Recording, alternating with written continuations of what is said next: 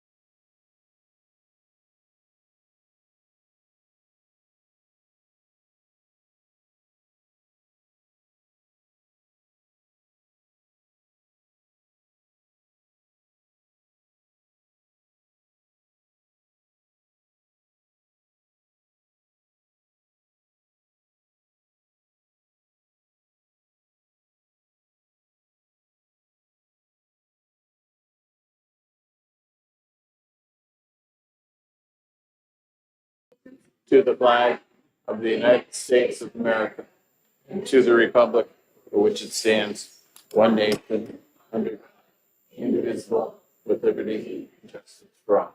Thank you, Senator Reardon. Representative Katab? I know I saw you earlier. Okay.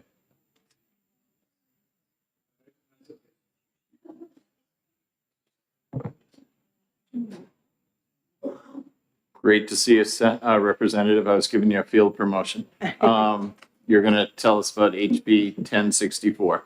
Yes, thank you, Chairman Gannon and honorable members of Senate Judiciary. I'm here to introduce HB 1064. Last year, a student at a public high school in New Hampshire suffered a serious injury while participating in a career technology education programming involving work on a barn. The student fell from a ladder at a height of nearly 30 feet, resulting in paralysis and a traumatic brain injury. Despite the significant height at which this student was working, his teacher failed to adhere to basic safety requirements and to ensure that the students were utilizing the proper equipment necessary to safely perform the work.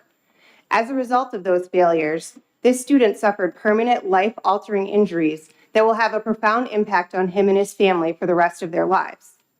The law as it currently stands, however, so significantly protects and limits the liability of the school that this student and his family will likely be left with no financial recovery.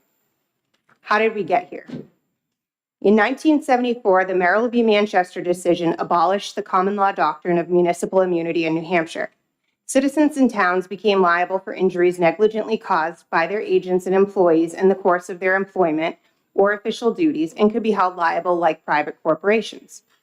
In response to this decision, the legislature introduced SB 4 in 1975 to address the issue of municipal liability. Originally, the bill included both political subdivisions and the state.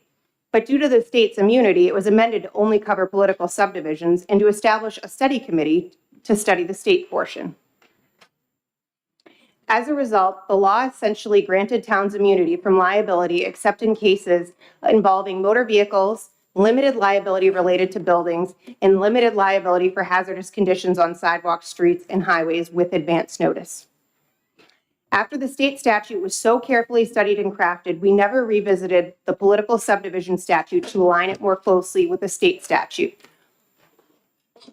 There were attempts to try, but language could never be agreed upon, including there was a study committee on it in 2015, which Senator Carson had actually chaired, where they unanimously agreed that the law did in fact need to change. They just couldn't agree on the language. In that same Merrill decision, the Supreme Court emphasized the importance of liability in promoting responsible government and ensuring that parties are held accountable for the injuries that they cause to others.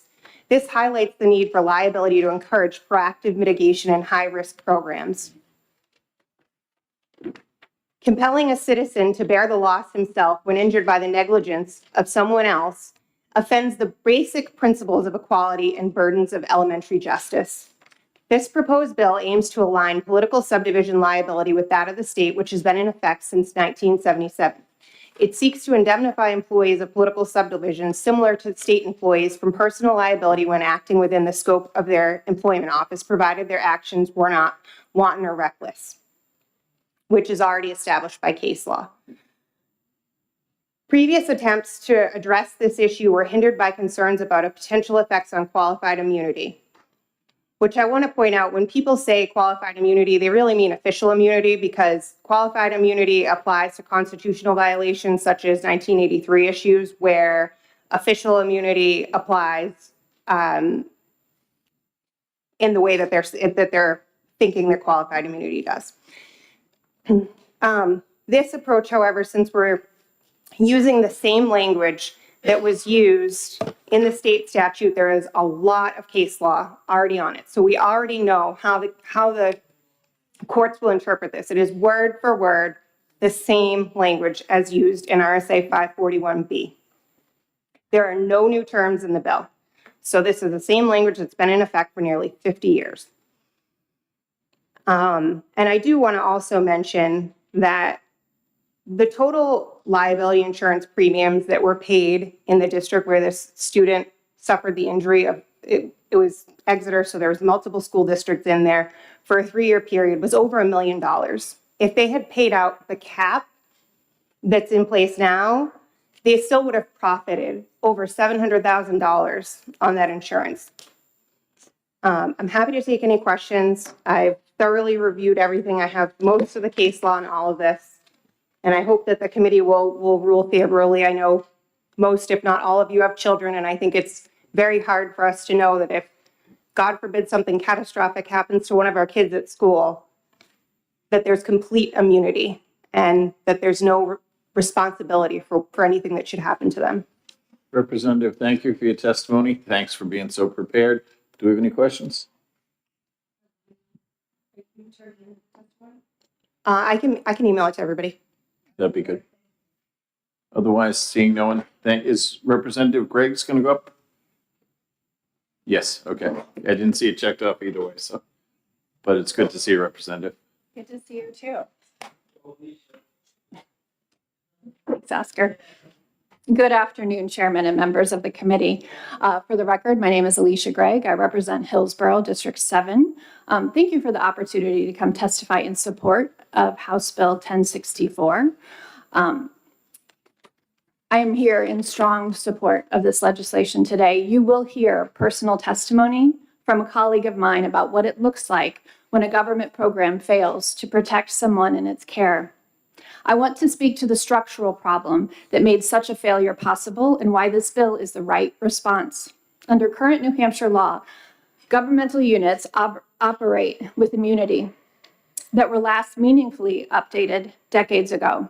The practical result is a system in which the financial consequences of negligence fall almost entirely on victims and their families, not on the institutions responsible for maintaining safe conditions. When the cost of a lawsuit is capped well below the cost of a catastrophic injury, there is simply no financial incentive for governmental units to invest rigorously in safety protocols, staff training, and risk prevention. This is not a theoretical concern. When liability exposure is low, the calculus for cutting corners shifts. Safety reviews get deferred. Supervision gaps go unaddressed. Warning signs are underweighted, not necessarily out of malice, but because the legal framework does not demand better. HB 1064 changes that calculus. It makes 3 targeted and reasonable changes. First, it clarifies the negligence standard so that the governmental units are accountable when they fail to follow an appropriate standard of care owed to the people they serve. This is the same standard we apply to private entities. There is no principled reason government programs should be held to a lower bar when lives are at stake. Secondly, it raises the liability caps. These updated figures better reflect the true cost of serious injuries, years of medical treatment, rehabilitation, lost earnings, and diminished quality of life. A meaningful cap creates a meaningful incentive to prevent harm in the first place. Third, it requires political subdivisions to indemnify employees acting within the scope of their duties for negligent conduct excluding wanton or reckless behavior. This provision protects the frontline workers who implement safety programs in good faith while ensuring the institution behind them shares accountability for the conditions it creates. It is worth verbalizing what this bill does not do. It does not eliminate governmental immunity. Discretionary functions, policy judgments, and planning decisions remain protected. This bill is narrowly focused on situations where a governmental unit owed someone a duty of care, held the ability to meet it, and did not. In those situations, and only those situations, it ensures there are real consequences. Safety cultures within institutions are shaped by incentives. Right now, New Hampshire law sends the wrong signal. HB 1064 corrects that. It tells governmental units, take your safety obligations seriously because the people in your programs are counting on you, and the law will hold you accountable when you fall short. I urge the committee to vote ought to pass on HB 1064. Thank you. Senator Abelson has a question. Yes. Thank you, Mr. Chairman. Thank you for taking my question. My interpretation as read, and I understand, when we're talking like basic premises liability, a slip and fall, a wet floor, where somebody questioned why the government entity has, immunity. So, but as is written, if a first responder is responding to an emergency, let's say driving really fast, double the speed limit with their emergency lights activated, and they were to get in a car accident, I mean, would they be liable to that person they got in the accident with? So I'm not an expert in this, but it certainly does not, it excludes wanton or reckless behavior. So I believe that that would not fall under that. But that's not my area of expertise. I think that the main sponsor of this bill would be better apt to answer that. Thank you. Further questions? No, we're all set. Thank you Thank very you. much. Gabby Grossman, Representative.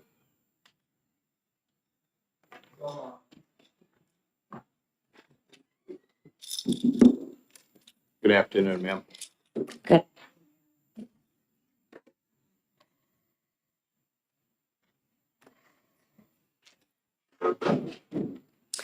Good afternoon, and thank you, Chairman Gannon and honorable members of the Senate Judiciary Committee for the opportunity to speak today in support of House Bill 1064 relative to the liability of governmental units.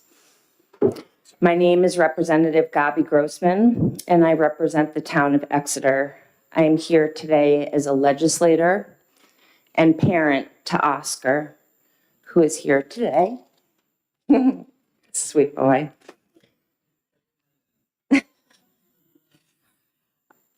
Oscar is my 17-year-old son that suffered from a traumatic and devastating 30-foot fall while working at a job site through our public high school program on February 5th, 2025. He sustained multiple life-threatening injuries. Thanks to a med flight and his care team at MGH, Oscar is alive today.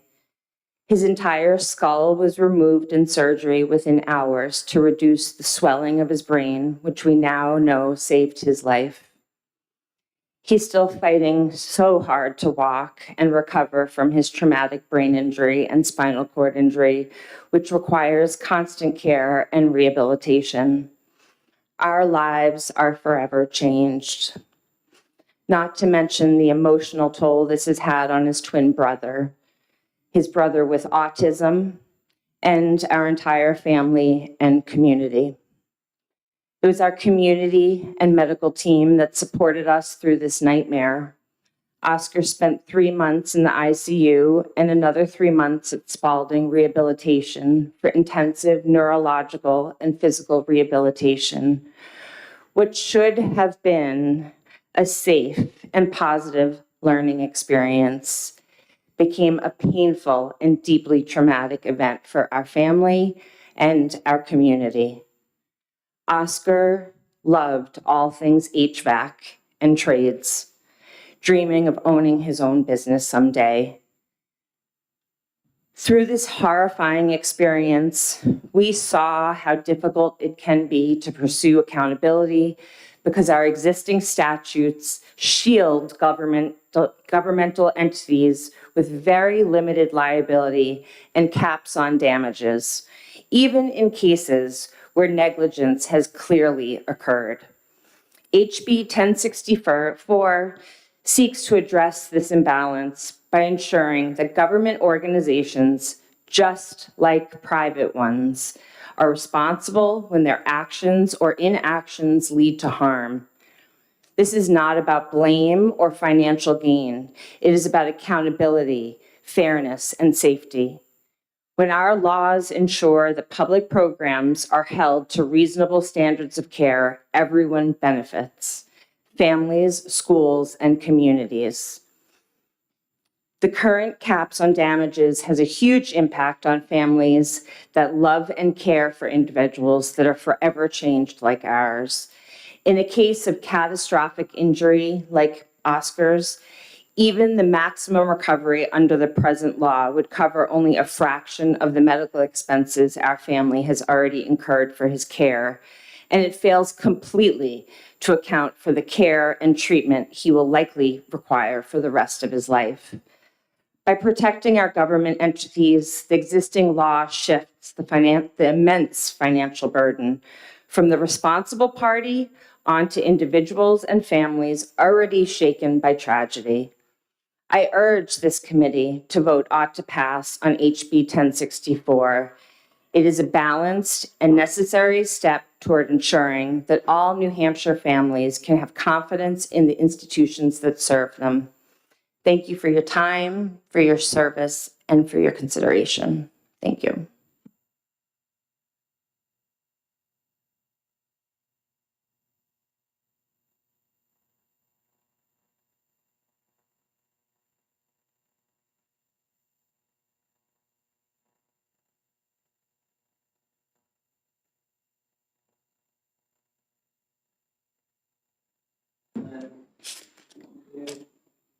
Thank you.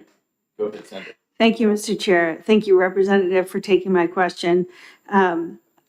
When in the process did you learn that you were bumping up against this hard cap? Thank you, Senator, for the question. It's all quite a blur, but I do remember when we found out that the law firm in New Hampshire, that was the best law firm that's supposed to handle all these cases, realized they had no case for us. It was that there was no way to go forward legally with the case. It was probably a couple months after the accident. In the beginning, it was complete survival in the ICU. Everything was focused on that. May I follow up? So Oscar has had this 30-foot fall, and from what I understand, unharnessed, so safety procedures were not followed. And you're now caring for him in the ICU, have reached out for legal help and are told your child with a traumatic brain injury, spine injury, internal organ injuries has no case? Yeah, yes. I sent my most prized possession. I have 3 boys. They're all my prized possessions, but I sent my son to school that day, and we are forever changed. And I'm not sure what changes have been made moving forward in terms of safety. And last follow-up? Yes, ma'am. So this legislation doesn't eliminate the cap in any way. It just raises it, correct? Am I reading that correctly? So this isn't, you're not asking for everybody going forward to have unlimited damages, potentially unlimited damages to be associated with a case, but just to raise the cap that exists now. Yes. I'm so sorry for what your family's experienced. And rock on, Oscar. We are pulling for you. Thank you. Just Thank a quick you. question. What are your costs foreseeable and the lifetime going to be? What I can tell you right now is Oscar requires 24/7 care for all his needs to be met. Is it So- projected like the 1.4, if it was to do over, would that be enough to fiscally cover his needs? I haven't done the Okay, calculations. just wondered. Thank you very much. We Thank you. appreciate you coming today. Kate Horgan.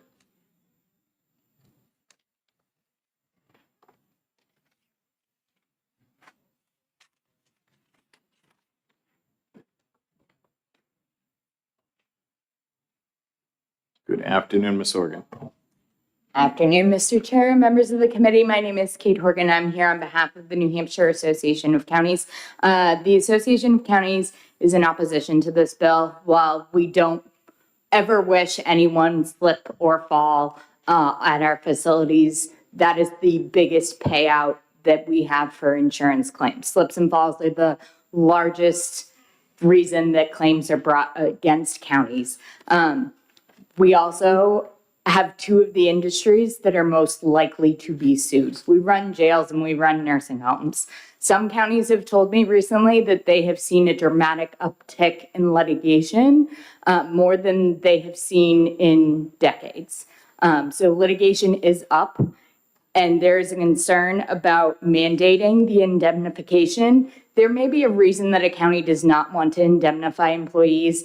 And in consultation with some of the legal counsel for the counties, they have pointed out that if everyone is indemnified, it may increase litigation claims because the individual isn't paying, the county would be paying.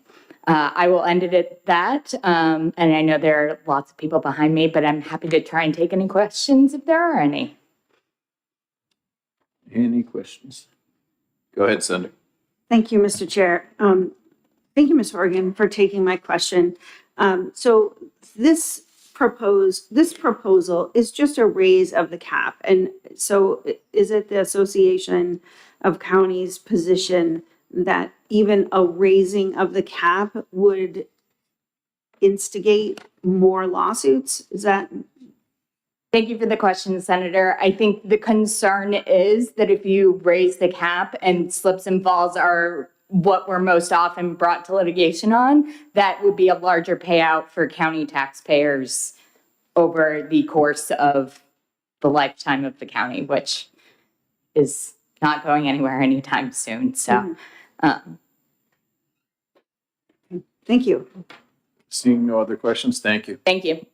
Is it Barrett Christina? Or would it be Christina Barrett? No? Okay, Barrett Christina. Oh, I'm sure you've heard that before. Thank you very much, Chairman Gannon. If I like to joke, if I had $1 for every time I've heard that, New Hampshire would not have a school funding problem. I'd be able to pay for it myself. So thank you very much, Chairman Gannon. Good afternoon, members of the committee. My name is Barrett Christina. I'm the Executive Director of the New Hampshire School Boards Association. We are opposed to House Bill 1064. When a public body is faced with increased risk of liability, the public body has a fiduciary duty to the taxpayers to take loss avoidance or risk avoidance measures. Some of those measures would naturally be increased state training for staff and routine inspection of school facilities and grounds. However, there may also include re-examining the public's access to school district facilities and grounds. We don't want to have to do that. Our schools are not just institutions of learning, but rather are community centers, places for communities to gather, and in some towns, the hearts of those communities. In terms of additional training as it relates to student safety, staff turnover, particularly among paraprofessionals and teacher aides, is frequent and routine, such that providing training sufficient to minimize or lessen the risk of loss that this bill proposes is a challenge in terms of human capital, cost, and effectiveness. Additionally, our school districts also utilize volunteers, primarily parents, on all sorts of aspects of school district operations: field trips, off-campus clubs, ski clubs, activities, so on and so forth. While there's an expectation that these volunteers may have some, experience dealing with kids, we need these volunteers to help fulfill some of these extracurricular activities that school districts offer, and providing the necessary training to all these volunteers, paraprofessionals, and aides to alert them and raise their awareness of the simple negligence standard that the bill offers. It may or may not be practical, but it certainly comes with a cost. In addition, our schools are intended to be places of learning. If this bill were to become law, school districts would have to shift their priorities and attention to risk aversion and defensive bureaucratic behavior rather than serving children and students. Conversely, if it's the will of this committee to pass the bill or some version thereof, NHSBA would respectfully ask the committee to consider adding language that would ameliorate the risk exposure. For example, the bill could have language imposing a penalty for frivolous or bad faith claims. In other words, the defendant school district would be awarded attorney's fees in such cases. Also, NHSBA would also recommend changing the causation language on page 1, lines 5 through 9 to read, quote, bodily injury, personal injury, death, or property damage which would not have occurred and were foreseeable and were the foreseeable result of the failure to exercise the appropriate standard of care. So with that, I'm happy to answer any questions. Thank you, Mr. Chairman. Thank you for taking my question. I think my colleague pointed out some of the details of this, the failure of the school to follow the most basic safety protocol out there, all right? I'm sorry, I didn't hear you quite, Senator, if you could repeat that, please. So when it sounds like the school failed to follow the most basic safety protocol for the instruction course that was being offered. In a case like that, I mean, in a private, if that was a private company, they would have no defense to any litigation whatsoever. And I assume it violates every OSHA standard out there for a job site. So in a case like that, why would there be any cap whatsoever? I mean, to me, that's gross negligence. Sure. Thank you very much for the question, Senator. I mean, I can't speak to the facts. I don't know the facts other than what's been represented here. I certainly take everybody at their word. But, you know, there's a reason for qualified governmental immunity. One, to prevent numerous lawsuits. Two, to recognize that governments are in the process, are in the positions of providing services and not necessarily, you know, for-profit entities.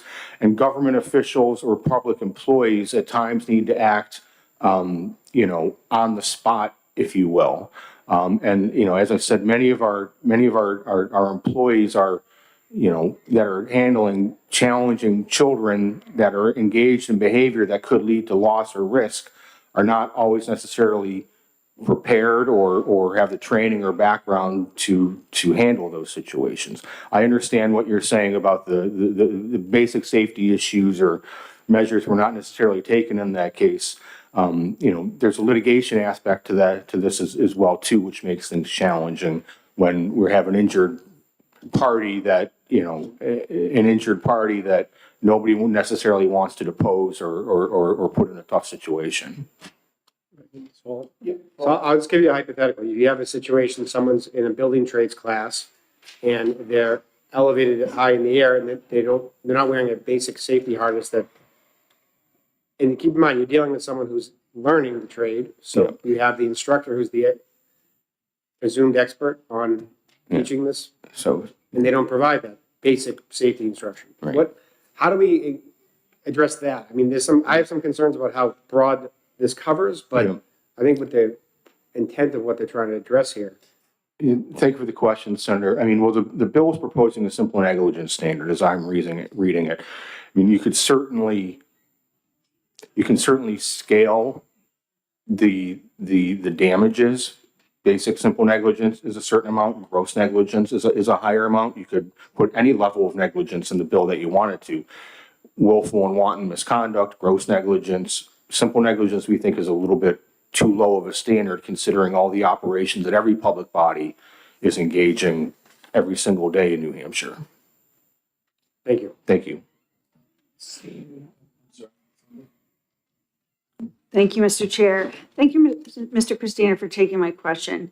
I'm not sure, you made an argument that high turnover of staff and volunteers is difficult to keep up with in safety training.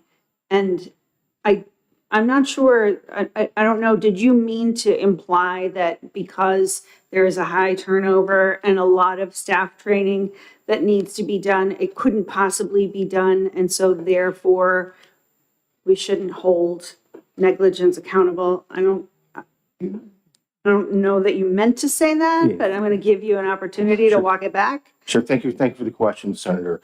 You know, school district staff undergo various trainings. Sure. Bloodborne pathogens, slip and falls, basic first aid, how to identify bullying.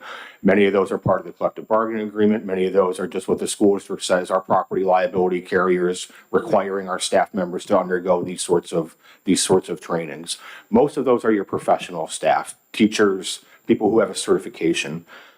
I can tell you just from experience, we have new staff coming into school districts every single day in New Hampshire, mostly paraprofessionals, teacher aides, so on and so forth. They may get a manual or a copy of the school board policies about expected behavior, but they're not necessarily taught or provided training about loss avoidance. One, because of the turnover of the staff. Two, is there a time to take formal training? Maybe Primex does some online videos.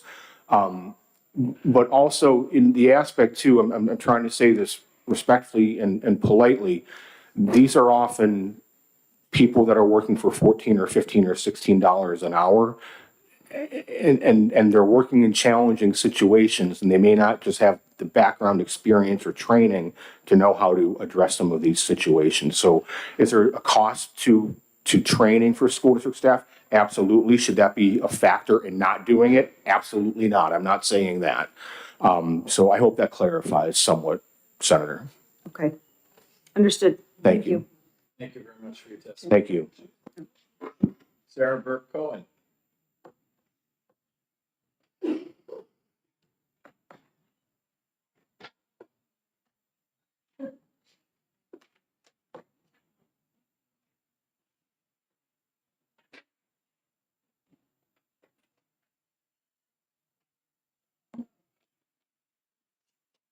Good afternoon.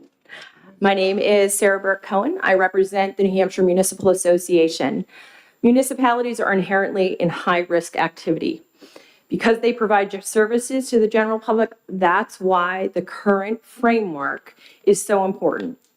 A balance between accountability to plaintiffs and taxpayers. We oppose this bill because it goes too far and shifts the immense financial risks onto local taxpayers, which in turn could threaten essential services, risk pool stability, and the fiscal stability of the town. Higher financial exposure with increased caps and potentially increased premium rates would mean risk pool contributions will have to increase year after year to meet the significant increases in claims, volume, cost, reserves, and exposures. Members will see premiums that haven't been seen before, which will be challenging for tight budgets. Small to medium towns will be impacted the most.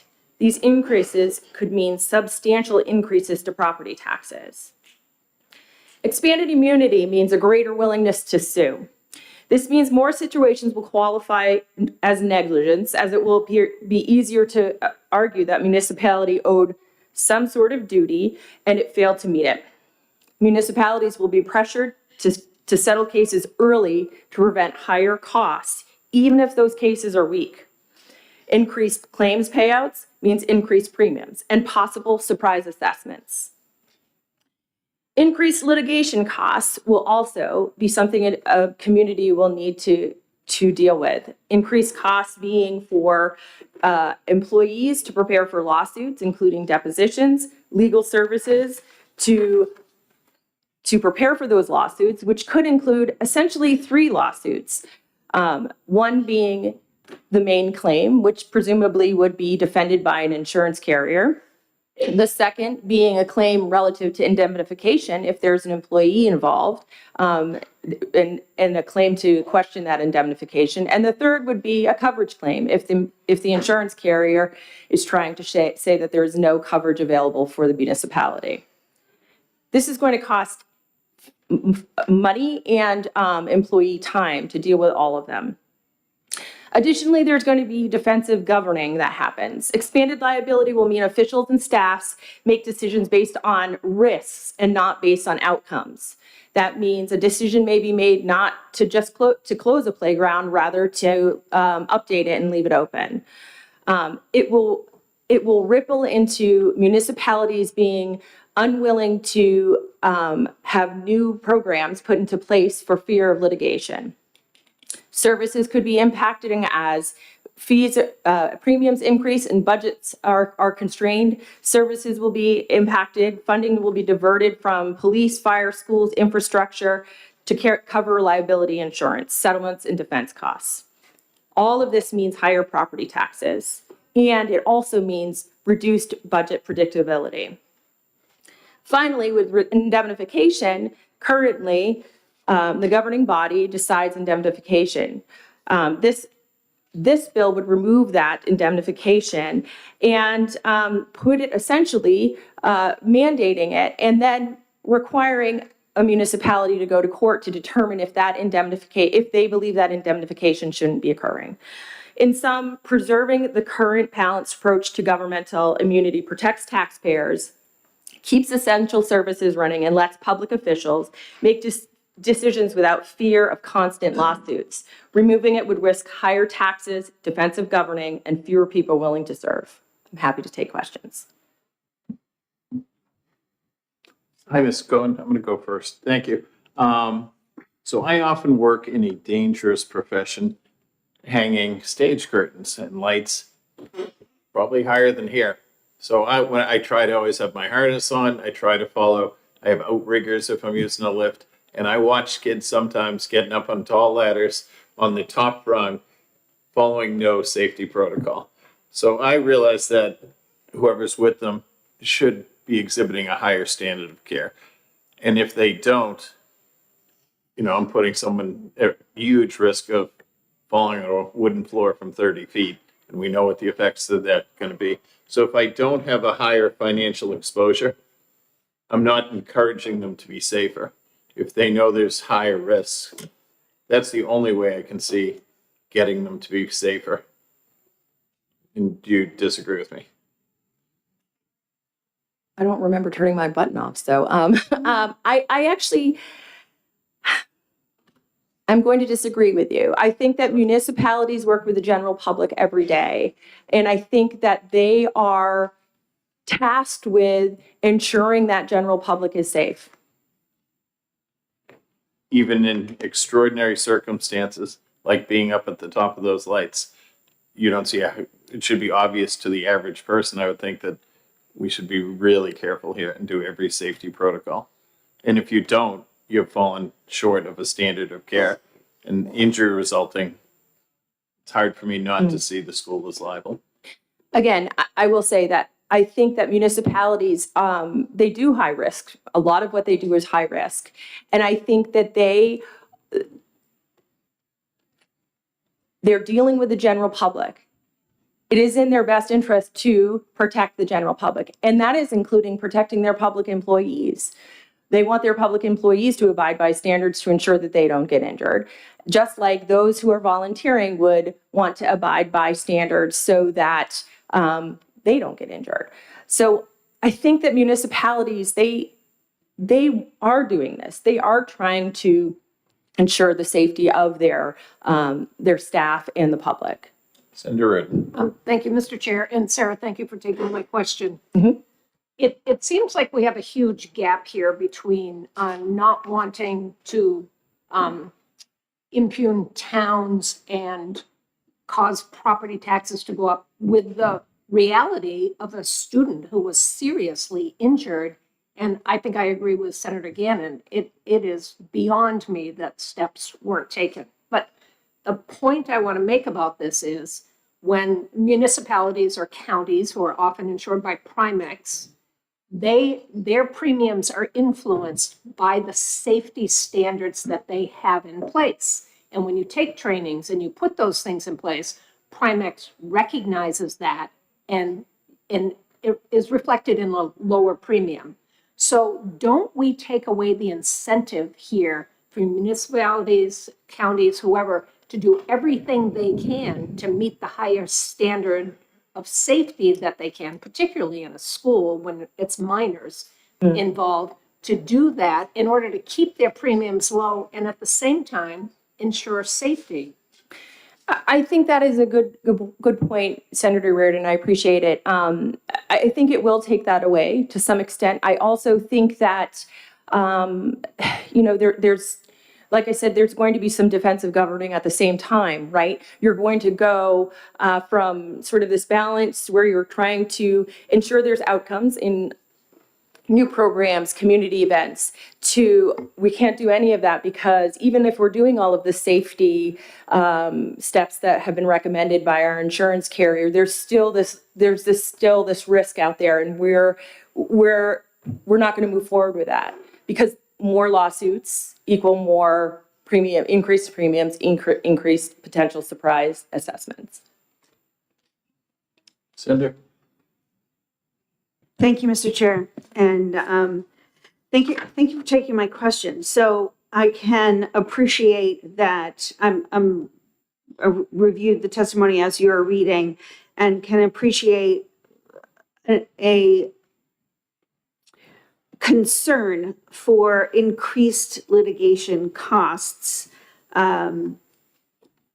because, you know, there may be more lawsuits. However, we are looking at a real life example right now where safety training that was available to a municipal employee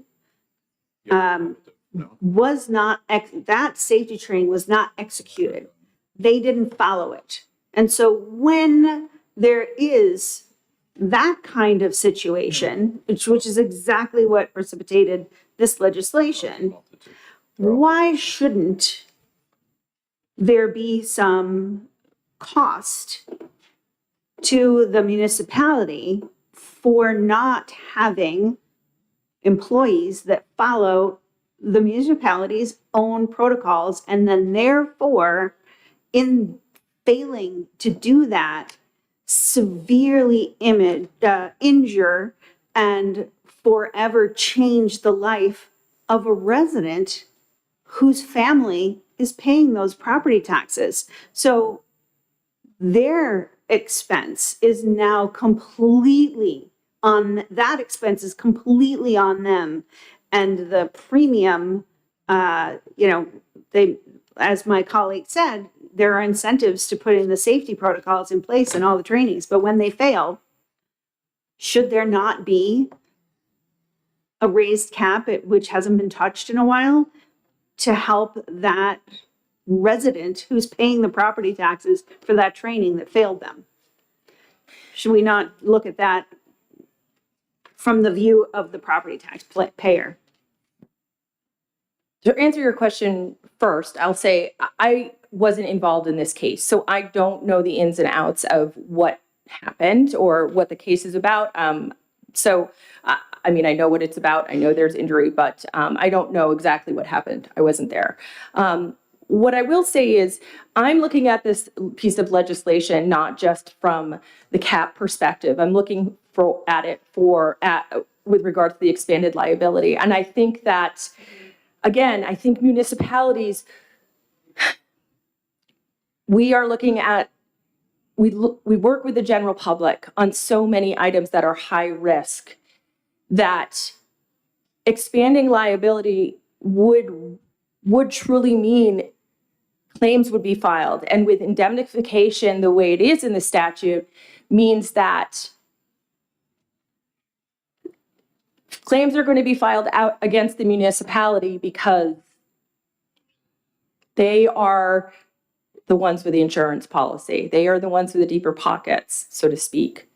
And I think that that's going to be problematic. That's where premiums are going to increase, and there's going to be, a big issue for risk pool stability and budget stability for municipalities.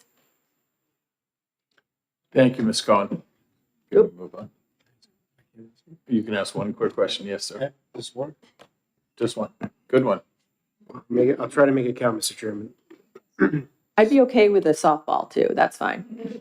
So if this was involved, if this wasn't a municipal employee that fell, they would have got workers' compensation, right? If this was so I guess maybe this goes too far, but I understand if they're performing, conduct or their duty that's necessary for them to carry out their duty, like an emergency response, like a police officer or firefighter.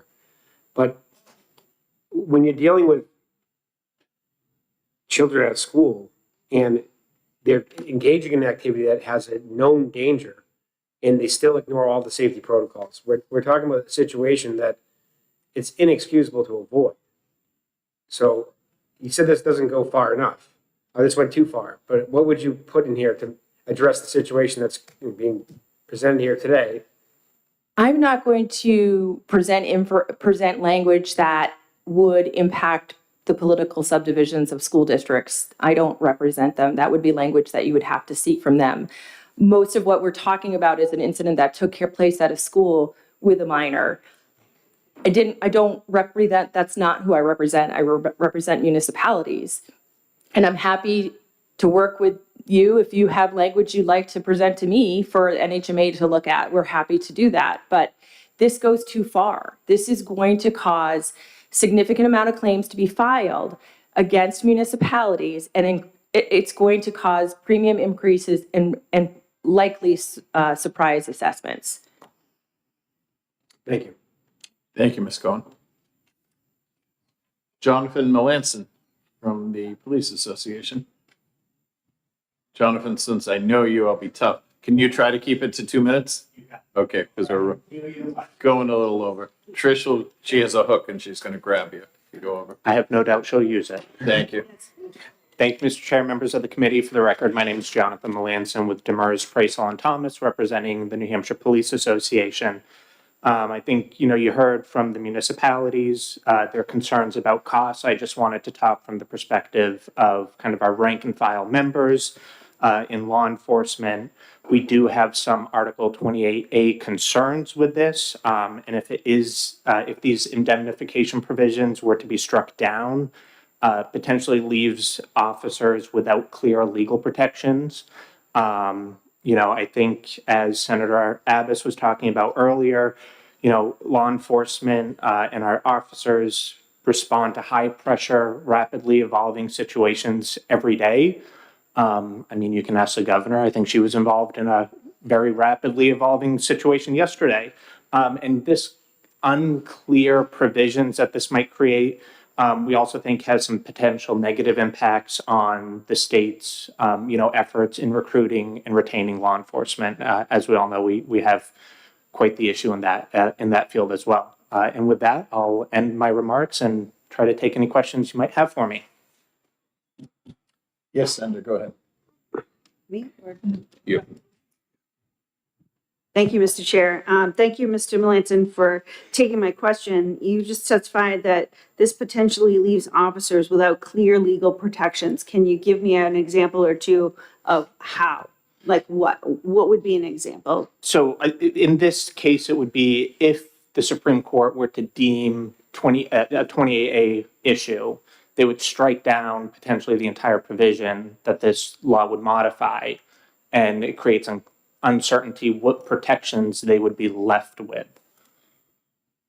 May I follow up? Yes. Okay, so just so I'm following your line here is that if this legislation passes, there is a concern that there may come a case that would put the police in a defendant situation, which then could potentially work its way through the courts all the way up to the Supreme Court, which at that point would be re-looking at 28A concerns? Like, kind of like, Sure. that's a long road. Are we Sure. on the Yeah. same road? And I think you're about 18 exits past where we are right now? I don't believe that's how it would work, but I'm not a legal expert myself. But what I'll do is I can check with our lawyer that we have with the association and circle back and provide better clarity to you on that. Okay, but that's the argument. They're concerned if it is found a unfunded mandate because of the increased cost to municipalities, there's a risk that kind of all the protections that currently are in law would not be there. Senator Abbas. Thank you, Mr. Chairman.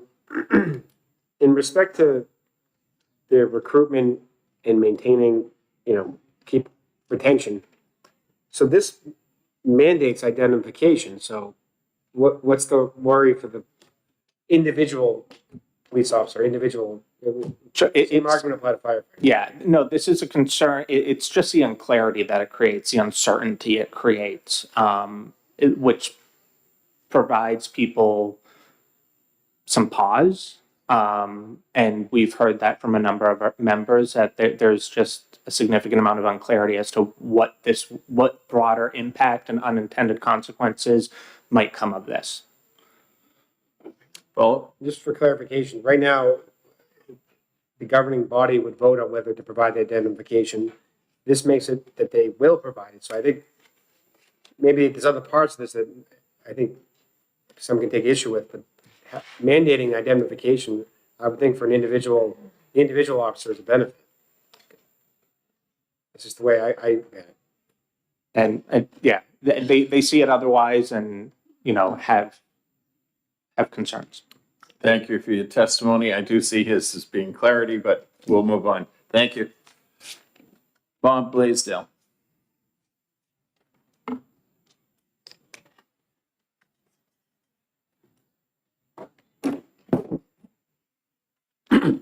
Thank you, Mr. Chairman, members of the committee. For the record, my name is Bob Blaisdell. I am representing the New Hampshire State Employees Association on behalf of Rich Gullah, the president of the SCA, who's across the way in Health and Human Services, another bill. What you have before you is our Rich's written remarks. I'll try and cover it as quickly as possible. This bill does far more than what's in the analysis. Yes, it's about caps, but it's about so much more. Anytime we are looking at repealing a statute and repealing it with another, we should pause and be very careful with the details. Section 1 of this bill fundamentally changes the long-standing liability structure and framework we have had here in New Hampshire for decades. Just a brief legislative history. In 2007, House Bill 882 increased the caps. They increased the caps from 150,000 to 275, and for total 500,000 to 925,000. Fast forward to 2016, Senate Bill 421. It was a much broader expansion.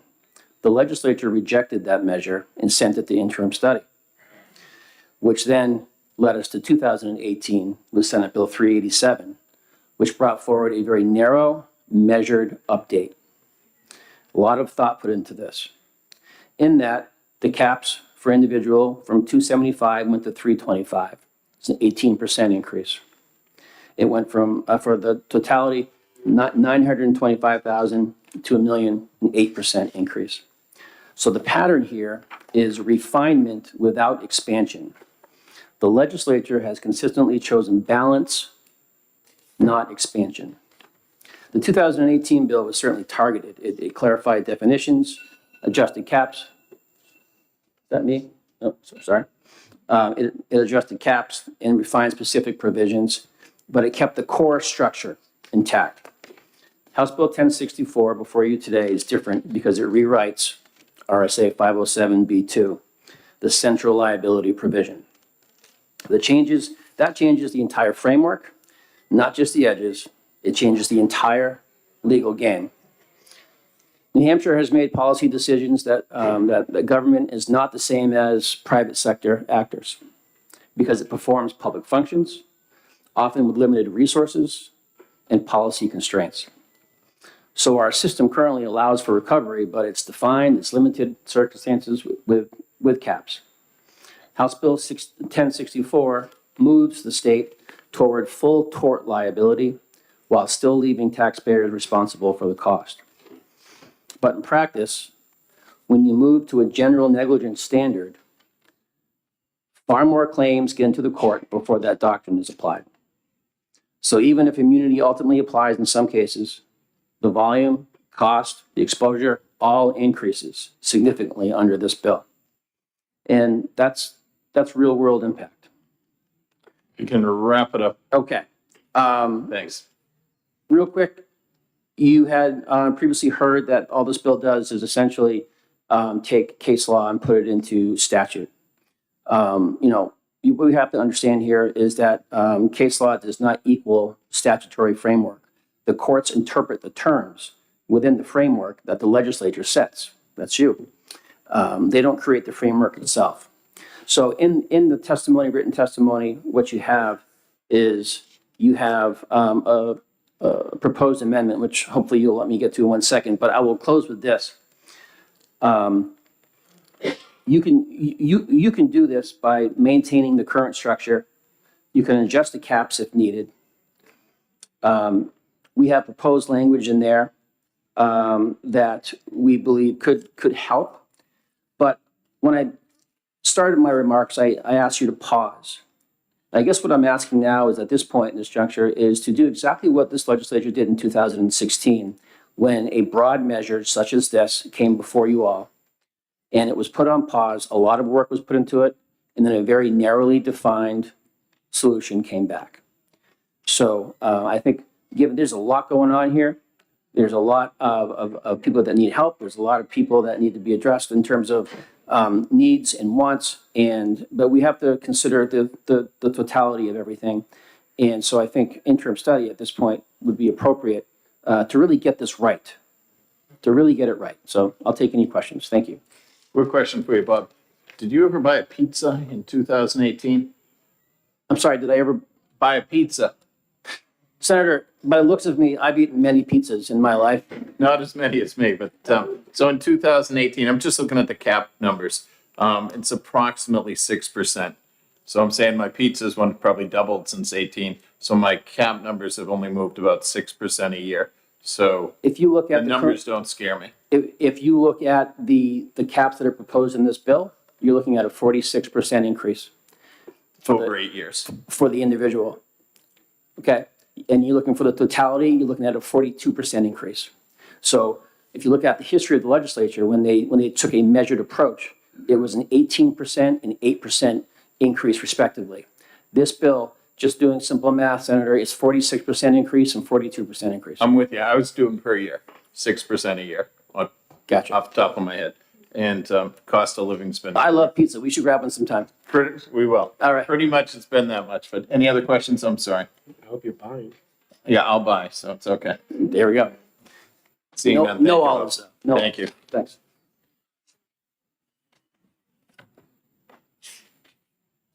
Commissioner Larkin. Commissioner Larkin? Okay.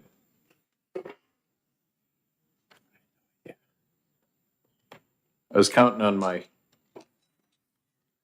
younger eyes of my council.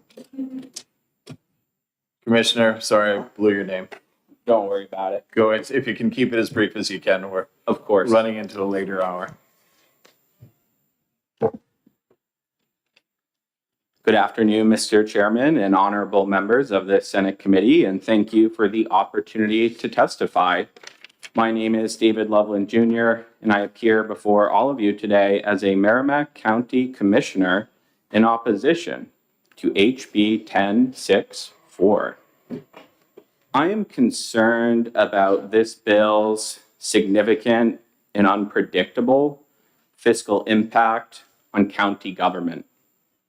Raising the liability cap from $325,000 to $475,000 per claimant, a 46% increase will very likely drive up our insurance premiums, costs that are ultimately borne by the taxpayer. I would also like to note that for most counties and municipalities, insurance costs have skyrocketed this past year across the board. I believe for health insurance, Merrimack County's insurance costs jumped over 20%, if I recall correctly. So another possible insurance jump in this category makes me very tense relative to my fiscal responsibility commitment to all Merrimack County taxpayers. The New Hampshire Association of Counties has noted that the fiscal impact is indeterminable, which itself concerns me. County government must budget responsibly, and open-ended exposure to increased claims and higher premiums makes that planning extremely difficult, affecting budget stability. For these reasons, I respectfully urge this committee to oppose HB 1064. Quick question, same time, I want to ask you about pizzas. 2018 till now, everything's gone significantly up. So 6% a year, again, doesn't stun me when I realize Oscar's incredible medical costs. That 6%, it should be borne by someone in severe circumstances. So again, 6%, do you know what the cost of living has been the last 8 years? I do not. I don't either, but I think it's in the range of 6% for goods and services. Okay, thank you. Other questions? Yes, Senator. Thank you, Chairman Gannon. Thank you for taking my question. So you're opposed because of, in the capacity of your position as a county commissioner. And in that position as a county commissioner, you are looking through, in your testimony, you're looking through the lens of somebody who has to manage budgets and how that's going to affect the citizens of the county.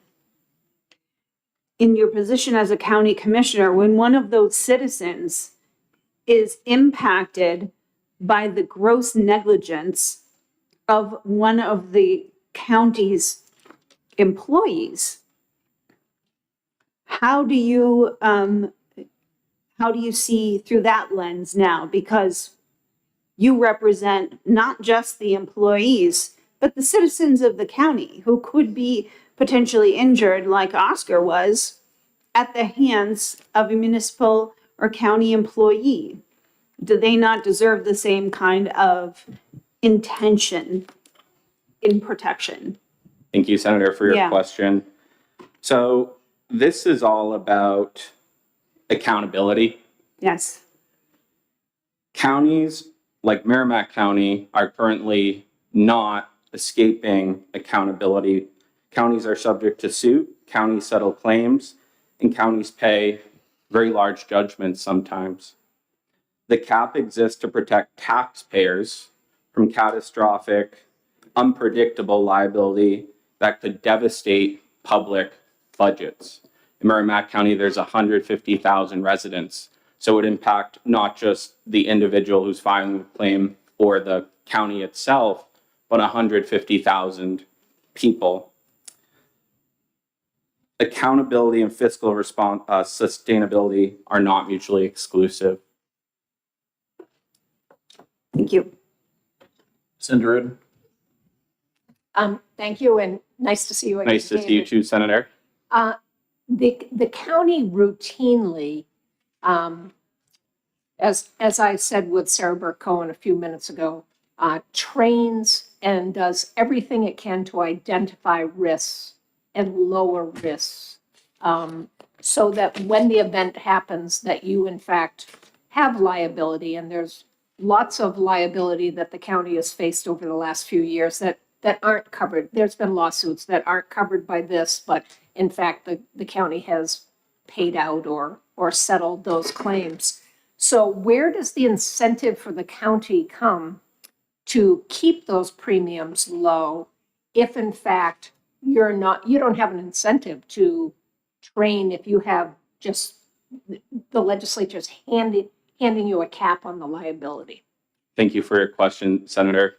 I think our number one accountability to train is to make sure employees and the public at Merrimack County facilities are always safe. I think that is a major incentive of itself. I don't know how schools do it, municipalities, other counties, but at Merrimack County, that's our largest incentive. Now, the financial incentive too, we already have that cap of $375,000, which is a lot of money. So we have both on the moral principle of that and then on the fiscal end as well as incentives. I'm good. Thank you very much for your testimony. Thank you. Nicholas Klein?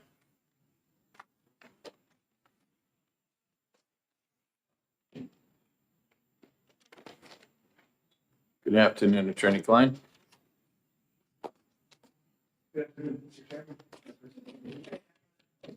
How about that? My name is Nick Klein. I'm an attorney with Shaheen and Gordon over in Dover, and I'm here on behalf of the New Hampshire Association for Justice.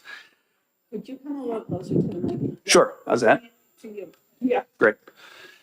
Regarding the amount, it's been observed that the last update here on the cap was in 2018. I guess two things I may be able to add to conversation. First, the longer that goes on without getting modified, the less of a deterrence effect the statute has for negligent conduct, and the less meaningful the recovery is as time goes on.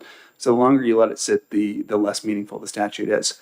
And I guess the other thing I would point out is that the claims that are valued at the cap are really few and far between. The vast majority of cases against municipalities are not cap claims. So by modifying the cap, what you're doing is making recovery meaningful in the most serious cases, most serious damages cases. Regarding the claim types, I guess, the way that the amendment is proposed, 507B currently prohibits all claims against municipalities except for those that are allowed, which are premises liability claims and claims related to autos. What this bill does is it flips that, so it allows all claims against municipalities except those that are prohibited. First of all, that matches 541B, which is the statute governing claims against the state. So it makes municipal claims match that. And second of all, it doesn't. That's not going to open up like a flood of claims against municipalities. Again, what is lost in the current statutory framework is these claims are kind of hard to define, just like Oscars, claims that arise out of fall protection and ladders. You would never enumerate that as a claim type that would be allowed, but by changing the statute, you're going to get in those few meaningful types of claims against municipalities by changing the way the statute works. Does that make sense? I'm happy to try to answer that further, speak further to Senator Reardon? I think it does, and I'm looking at the statute, and does it mean the injury has to be located at a municipal-owned facility or in a car or involve a car of one? If Oscar was up against a telephone pole on a city street on a ladder being supervised from somebody, would that remove it from this section altogether? I think your question is about the way the statute is currently written. Yeah. And it's always hard to sort of do this on the fly, but the only claim types that are allowed right now against municipalities are those that arise out of the operation of premises, which are typically slip and falls, and motor vehicles, which are typically car accident cases caused by. Falling down the stairs or getting hit by the car? Like the testimony earlier, that claim type, by the plain reading of the statute, is prohibited. There's no way to bring the claim. Okay. Beyond, and I guess speaking to that, try to go quickly here, there are, even as if this bill is passed as it should be, there are still a lot of other types of immunities that are applicable to municipalities. There's recreational use immunity, there's legislative immunity, there is immunity for volunteers that are acting on behalf of municipalities, there's fire and rescue immunity, not to mention sovereign immunity for police officers. Changing the way that 507B works is going to allow claims like Oscars. It is not going to open up a flood of otherwise claims that couldn't be brought. I am happy to take any more questions, Senator but Evans? Thank you. So my understanding of premises liability, if the student was engaged in, despite it being an academic program, if it was off the property of the school, then in that case, the premises liability wouldn't apply. So they would be barred from the suit. So if they were building a garage on a private property as part of their building trades class, then premises liability wouldn't apply. I think correct. The way the statute is currently written, that claim would just not be allowed. And the change would allow such a claim. Thank you. Thank you very much, Attorney. Thank you. Does anyone else wish to testify on 1064 who didn't or missed, or come on up? Just put the red light on and tell us who you are. My name is Leslie Dixon. So as short as you can, short as you can. Don't read anything if you have testimony. I'm not reading anything, and I apologize. I did sign the sheet, but I didn't first intend to speak, but I thought after listening to some of the testimony, I could offer something that is a little different. Because I am a lawyer. I live in New Boston. I'm a taxpayer, a very high taxpayer.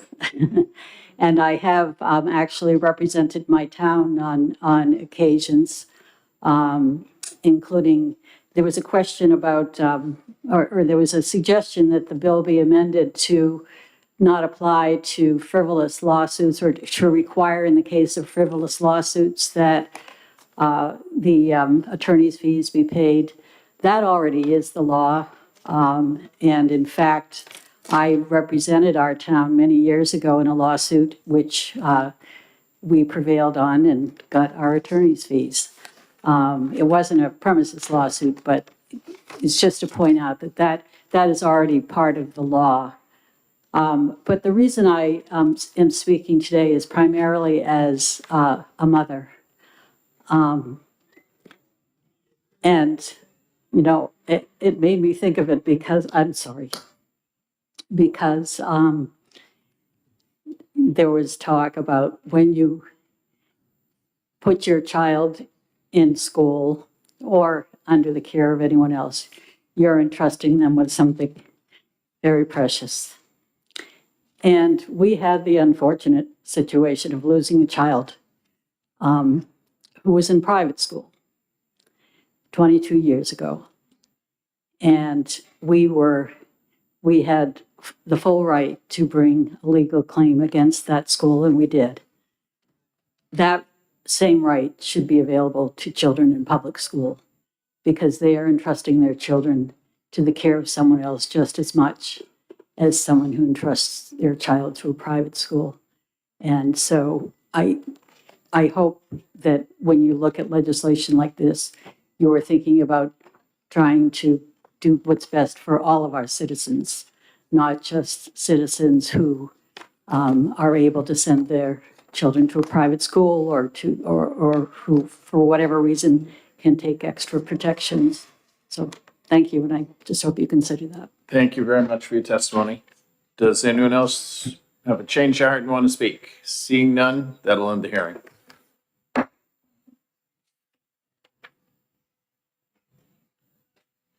Representative Scher, come on down.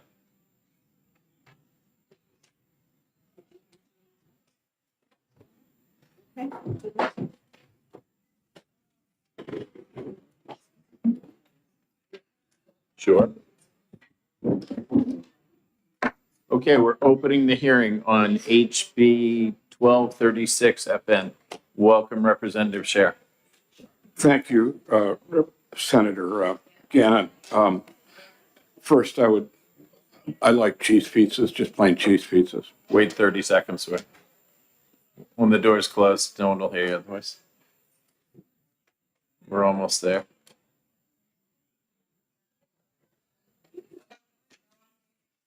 It's like a saloon. We got a swinging door here.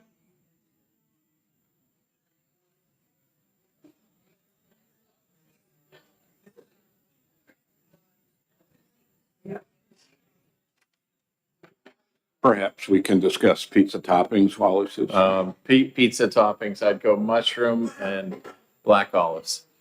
I would do onions and extra cheese. Okay, I would be happy to have yours if you're paying. Okay, we're there, Buzz. Go ahead. Thank you. For the record, my name is Representative Buzz Scher. I represent Rockingham District 26, Portsmouth Ward 3. I'm also the chair of the Portsmouth Police Commission, which, a brief plug, is the first police department in New Hampshire to have both CALIA accreditation and state accreditation. So on that note, HB 1236 does two things. It requires police departments to record all custodial interrogations, number one. Number two, and actually does three things. Number two, if they don't record the custodial interrogations, then there's a presumption of inadmissibility of whatever the defendant said. But number three, it has an override provision that when there's a reasonable explanation for the lack of recording, like the cell phone didn't work or the tape machine didn't work or the body cam didn't work, then the judge has the discretion to override the presumption of inadmissibility. So that's the basic idea. Several important points related to this. This bill has some history. It's been before this committee and the House on a number of occasions, and this is the best version so far. Some of the complaints we have heard is that it would be too expensive to the to police, particularly small police departments, to require that custodial interrogations be recorded. That is not the case because it requires only electronic recording. It does not require video recording. So the idea that even the smallest police department needs to set up a room that has video recordings is just not the case. So there is no extra expense. I think every police officer in New Hampshire, small town, large town, has a cell phone. And the storage cost, it's only temporary. That can be downloaded to the prosecutor's office or the police server. And so there's no storage cost to this. The second thing that has concerned, and I understand this, concerned police in the past, is that does this mean that a police officer has to carry with him a 1999 tape recorder whenever he's out in his cruiser? This only covers custodial interrogation. So let me go back a little bit and explain the circumstances. First circumstance, police officer stops Senator Reardon for some behavior. It's a hypothetical Senator Reardon. Stops Senator Reardon for some behavior, weaving on the road, maybe speeding, and asks her to exit the car and has a conversation with her. May ask her to do field sobriety tests and have further conversation. The U.S. Supreme Court, in a case that's been around for a long time and well understood, a case called Berkemer versus McCarty, says that encounter at that point does not constitute custodial interrogation. They've been very clear and unambiguous about that. So this provision wouldn't require the officer to electronically record that conversation. Next step, let's say the officer puts the individual in the cruiser and drives the individual to the police station. As long as the officer doesn't interrogate the individual in the police cruiser while they're driving to the police station, anything that the individual says spontaneously, which often is the case, particularly with those who are intoxicated or angry, doesn't constitute interrogation, doesn't constitute custodial interrogation. 3, even if the officer, which in my experience has not been the case, even if the officer reads the individual their Miranda rights before they put them in the cruiser or once they go in the cruiser before they drive them back to the station, as long as the officer doesn't ask questions, doesn't interrogate them, if the individual makes those spontaneous statements because they're angry, because they're intoxicated, that is not the product. That's not custodial interrogation because no interrogation has occurred. 4th, individual arrives at the police station and goes through the booking process and has asked a number of questions as a part of the booking process. The U.S. Supreme Court has said very clearly that does not count as custodial interrogation. Only when the officer starts investigating and asking questions does it count as custodial interrogation. So the concern that I've heard in the past from police, understandably, is ill-placed in terms of roadside encounters. It's just custodial interrogation is not what that circumstance is about. I'm looking at my notes. This concept of custodial interrogation is very, very, very well developed. It's been around ever since Miranda versus Arizona, because the standard for when the police need to read somebody their Miranda rights before asking questions, either getting a waiver and then being able to ask questions, or read them their Miranda rights and they refuse to speak, is there custody and is there interrogation?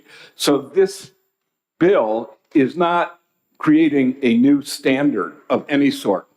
And every officer who goes through the police academy in New Hampshire and is certified as an officer, they teach what counts as custodial interrogation and what doesn't count as custodial interrogation, because it's critical to what they do and it's critical to their investigation. One of the things this bill will do is it will reduce the amount of Miranda litigation. A lot of, having been a public defender in olden times in New Hampshire for 13 years, there's a huge amount of litigation in criminal cases about, did they read them their Miranda rights? Did they read them correctly? Did what the person say actually constitute a waiver of their Miranda rights? Did they assert their right to counsel during the interrogation or not? What counts as an assertion of the right to counsel? Or did they assert their right to remain silent, and what counts that? If all custodial interrogations are recorded from the beginning, including the Miranda rights, a lot of that litigation is going to go away. Just like what we've seen since in those departments who have body cameras, which Portsmouth has recently got them in the last year and a half. A lot of DWI cases have started to plead because counsel and defendant will look at the body cam footage and say, oop, we don't have a case here. Same thing will happen with this, that it will reduce the amount of Miranda litigation. A little history, a prior version of this this proposal, Senator Carson asked that the Law Enforcement Accreditation Commission over at Police Standards and Training weigh in on this. It was sent to them. The two individuals from the Innocence Project, I think both of whom you'll hear from today, were there. And I also spoke with Representative Terry Roy, who was on that committee at that time. And they said two things. One, it's not our job to weigh in on policy matters like this. Number two, we don't have any problem with this bill. It doesn't concern us. The majority of police departments are already doing this. Finally, and you'll hear more about this, one of the major whatever, one of the major reasons for this bill, in addition to reducing Miranda litigation, is work done by the National Innocence Project and the New England Innocence Project. There was a survey done, again, you'll hear more about this, by the National Innocence Project looking at the first large batch of their wrongful convictions based on post-conviction DNA testing. And 28% of those wrongful convictions, the individual who was convicted confessed to a crime he did not commit. And this kind of legislation doesn't prevent that from happening, but it makes it less likely from happening. And that's a major reason for this litigation. I'm happy to answer any questions.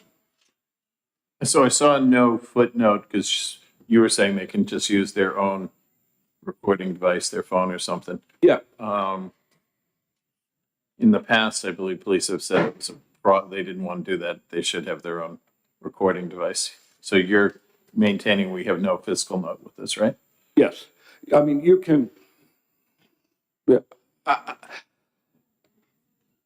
I can't say for certain, but every police department wants to record confessions because they're one of the gold standards for getting convictions.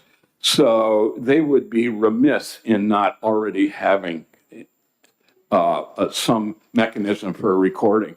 If they have their cell phone on them, if they go to a crime scene, I guarantee you, even if they may not want to use them to record a confession, they're going to take pictures of the crime scene. So they have them, and there's no fiscal note. Attorney Scheer, you did a great primer on this stuff. So that was good. Any questions? We have none. Thank you. Thank you. Captain Matt Amatucci.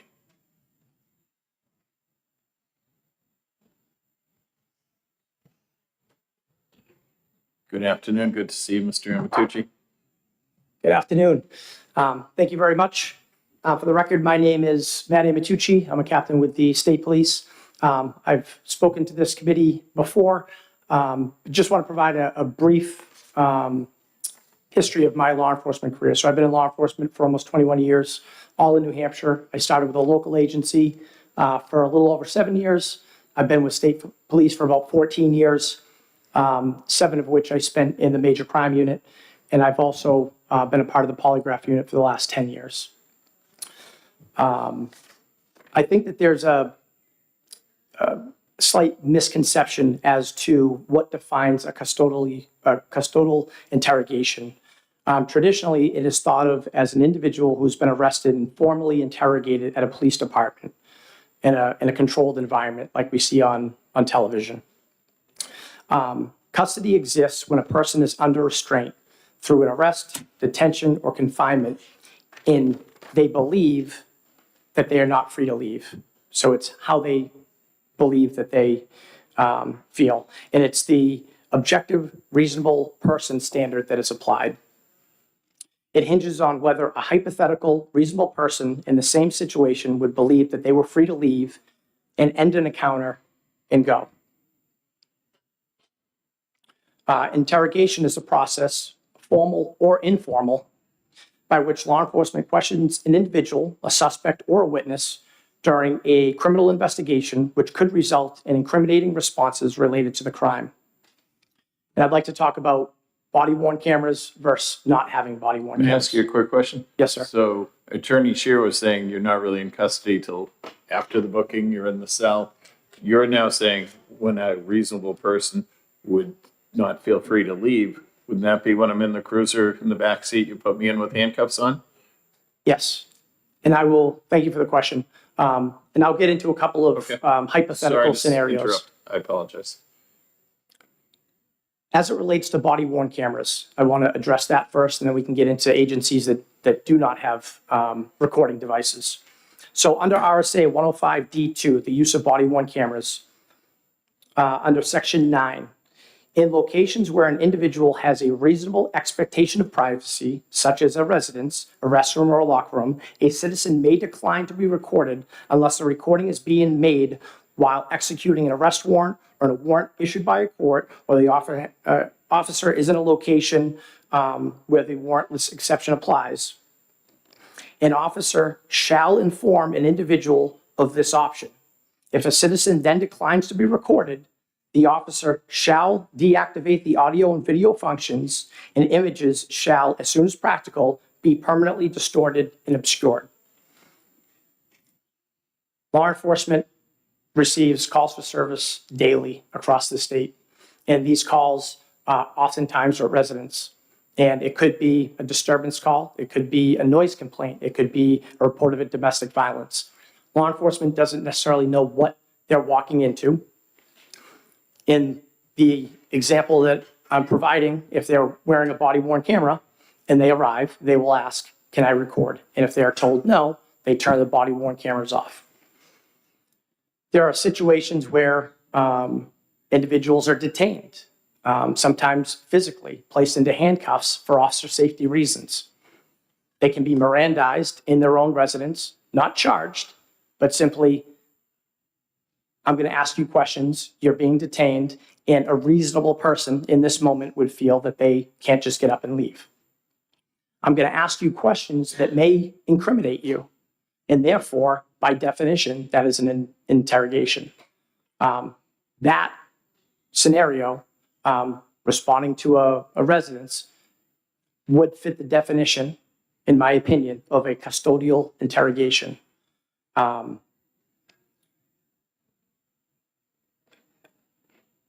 Other scenarios, I worked an investigation where there was a woman that was found deceased. We did not know where her husband was. He was located out of state. Once he was located out of state, he had injured himself. He had slit both of his wrists. He was IEA'd. He was brought to a local hospital where we went down and met with him. And in that instance, he's not free to leave. He's not charged with a crime. We certainly want to talk to him. He was the last person to see his wife alive. We read him his Miranda rights. In certain hospitals, don't allow recording devices. That can fall under expectation of privacy. You also have to be aware of what other state laws are, what facility policies are that may prevent law enforcement from recording in instances that very well can be perceived as a custodial interrogation based upon the inability for that individual to leave or the inability that they feel that they can leave and the line of questioning, the questioning that could be incriminating based upon their responses. We also have circumstances where, law enforcement is involved in officer-involved shootings. And the individual has been shot. They're transported to local hospitals, sometimes out of state. I've been to both. And there's two parallel investigations that are transpiring at the same time. We want to speak to that individual because we're investigating the use of deadly force by law enforcement. And we also want to speak to them because oftentimes they're being charged with criminal threatening, reckless conduct, whatever the underlying offense is. So their statements could be incriminating to themselves. And again, they're in hospitals, which may not allow law enforcement to record. It was stated previously that law enforcement can use cell phones. These would be personal phones for agencies that don't have body-worn cameras. I feel that it would be an unfunded mandate for agencies. You have to develop a policy as to how you're going to retain these recordings. You have to abide by CJIS compliance. You can't just record a statement and carry it around on your personal phone. There has to be a process. That's why our law is very detailed as to how we're going to manage digital evidence as it relates to body-worn cameras. So I think that that's something that the committee should consider as it relates to law enforcement agencies that don't have these capabilities. I will say that it is always best practice to record. I don't think that anybody would dispute that in a perfect world, we would want audio and video of all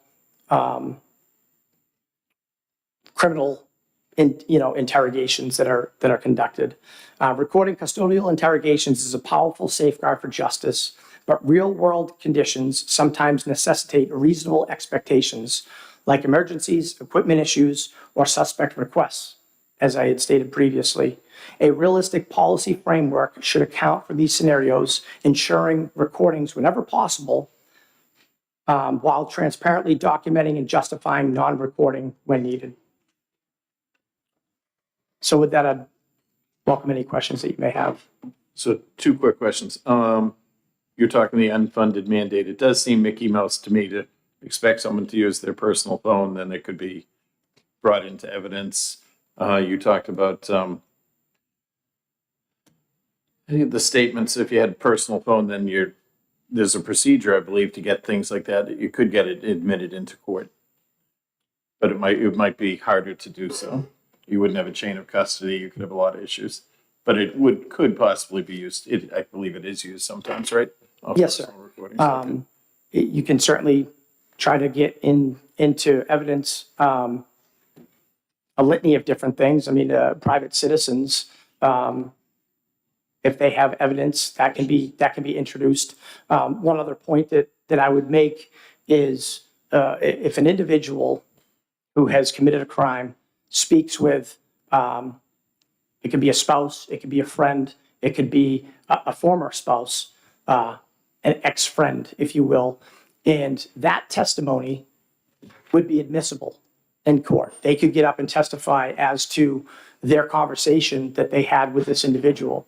Yet if law enforcement, under this statute, under this proposed bill, had the same circumstance, were to speak with an individual, and I would argue that the individual who knows the person would probably be biased either for or against the individual that they know, law enforcement would not be able to, under this statute, that would be inadmissible in court. And then there's all types of, which I barely remember, exceptions to hearsay rules that could get things in. Senator Reed, you had a real question though. I do have a real question. Thank you, Mr. Chairman. Go ahead. Thank you for taking my question. You went kind of fast through the body worn camera in places where there's an expectation of privacy. And I thought you said 105D, oh, it is 105D2, and it's too big for me to read it all. Yes, right if you now. go down to section 9, Okay, Roman 9? yes. Yep. Okay, so is that an absolute, you give whoever is in the locker room, the home, the restroom, it's their call, whether you put your body worn camera on? Yes, you shall do that. You shall, so if it's a obvious crime scene, the home or wherever it is that there's this expectation of privacy, you don't have the option? Those are exemptions. They're Yes. exceptions. Okay. Is it ever an exception that the person says they don't want it filmed, but you film anyways? Is there an exception for you to override what somebody's asking you because it's apparent that you need to be, this is a scene that's you've just encountered? If you're articulating that a crime is transpiring, then yes. Mostly a domestic violence or Yes. or something like that is what I'm thinking, yeah. Yes. So you would still be able to, even though nobody's detained, nobody's in custody, it's just a routine, Correct. you're just doing it. And I will just note for the record, I've been stopped for speeding before where that's the first thing they say, that I'm audio and visually recorded, and nobody ever gives me, my car is not, there's no expectation of privacy in my car. Yes, so the exception here is in private places. So in public, anybody can record. We just have to notify you that we are recording, but we aren't asking for permission. When you're in those private, intimate locations, such as your residence, a restroom, hospitals, isn't carved out specifically, but there are many hospital policies that prohibit recording devices in them. Thank you. Thank you, officer. We're all set. All right, Thanks. thank you. Winnie Yee.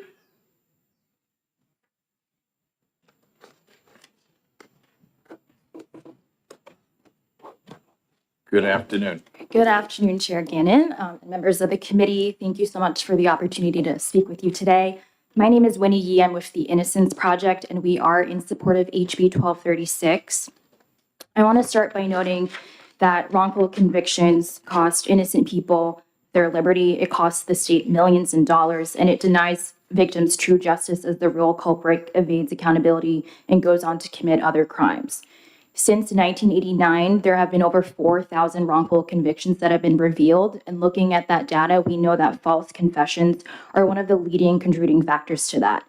Nobody wants to see an innocent person wrongfully convicted of a crime that they did not commit. And so thankfully, recording interrogations is one of these evidence-based practices that we can implement to prevent that. And I'm glad to hear that there is wide support for recording and ensuring that there is transparency, that it aids both law enforcement and the accused. It protects liberties and also reduces that pretrial litigation that we discussed.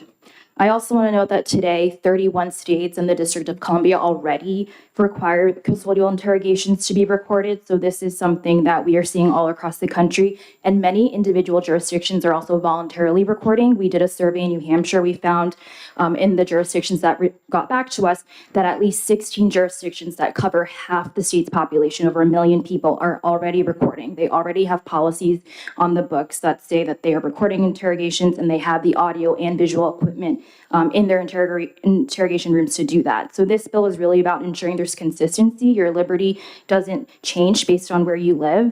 And just a brief legislative history, this concept has been before the legislature since 2022. In 2024, Senator Abbas carried this bill as well, and that's when we met with the Law Enforcement Accreditation Commission to speak with them. And again, they said they had no issue but do not take formal policy positions. And then last year before this committee, we had a different version of this bill that also did provide funding, but hearing feedback from the committee that it was a bit too broad. We did lay out a number of exceptions in that bill, and we got feedback to tighten it up, make it more concise. And because we heard that so many jurisdictions are already recording, we did eliminate that funding. And so this bill does have a very broad exception. I know there were a number of scenarios that were just shared and debated, and just so you know, there is that broad presumption of inadmissibility, so the state can overcome that. The court can review the individual details and circumstances of that situation and allow reporting in. So it doesn't say that recordings are out, period. The state can, again, discuss that in trial. And finally, I do want to note that the legislation is about requiring custodial interrogations to be recorded, and it is a broader framework. When it comes to those specific rules about maintaining recordings and stuff, that can really be up to the individual agencies to promulgate those specific rules. The legislature does not need to put, very stringent requirements. It can be up to those individual agencies to really decide. So in closing, I know we're tight on time. I just want to say that this is an evidence-based policy, and it is based on a number of studies. And it also did find, just speaking to one of the scenarios that were raised, there was a study done with the police department where half of the individuals were told that they were going to be recorded, half were not told they were going to be recorded, and there was no difference. Those individuals that were not informed that their interrogation was going to be recorded were just as likely to waive Miranda, were just as likely to cooperate, were just as likely to make confessions and admissions. So recording really is not going to impact that. Thank you very much, Ms. Yee. Senator Abbas. Thank you, Mr. Chairman. Thank you for taking my question. So when you have like a Miranda violation, normally any statements are suppressed because it's a constitutional violation. But here, if it's simply just they didn't record it, they can overcome it if it's otherwise admissible, fine. But it also requires the officer to provide a reasonable justification. Why is that part of the policy necessary? So a version of this legislation last year, Senator Addis did name a number of exceptions that did allow, if the recording equipment fails, if the individual requests that they're not be recorded. It did lay all of that out, and I think the feedback we received that having a broader exemption was better and more easier for the law enforcement. So that's why it does say if they do give a reasonable justification, the equipment failed, other circumstances, the court can allow that recording in. Well, but this is basically, it's excluded unless they can show a reasonable justification, right? It has to be admissible under some other rules of evidence. So there's two things they have to demonstrate to allow this to be admitted into court. I understand clearly under the rules of evidence, you need it clearly if it's not within the rules of evidence, if it's not admissible, right? So I guess the reasonable justification part is why, by not recording it, it's less credible of evidence in the first place. So if the police are trying to reach it, they arrest someone, it's because they're trying to uphold justice, right? And provide a public service. So by not recording it, they're making their own investigation harder to prove it. But now you want them to show a justification why they didn't record it. I mean, why is that in there? I don't need examples of it. I just why is that part of the policy so important? I appreciate your question. That is in there because we don't want to make law enforcement lives harder. So we know that there are going to be some situations when they really couldn't record, but they do want to proceed with the case. And so that's why that's there. It's not triggered automatically. So that would be up to the defendant to say, hi, that the interview should not be admissible because it was not recorded, and then that gives the state to respond. So that's kind of how that law works. It's not automatically going to happen in every case. It's up to the attorney. But yes, that justification, that overcoming the presumption of inadmissibility is there because of the feedback that we heard that they might not be able to do it every single time. Thank you. We are all set. Thank you, Ms. Yee. Thank you. Captain Dan Conley.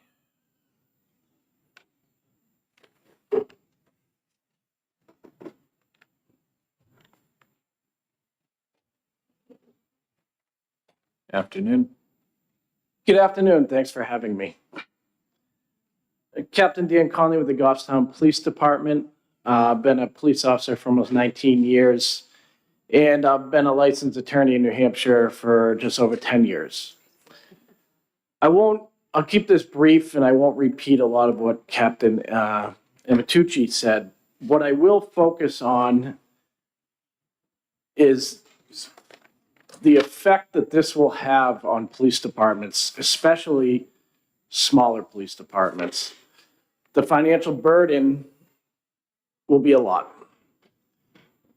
You can't expect a police officer to record an interview with their personal cell phone.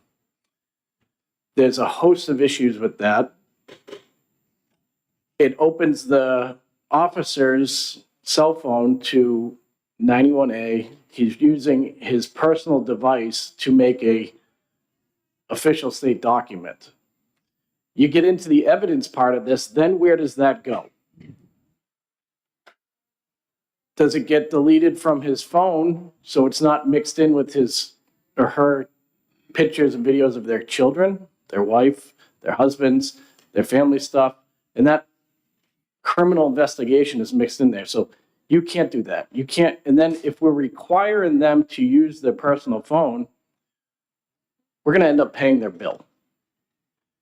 If the Goffstown Police Department is fortunate enough that we do issue a cell phone to every officer.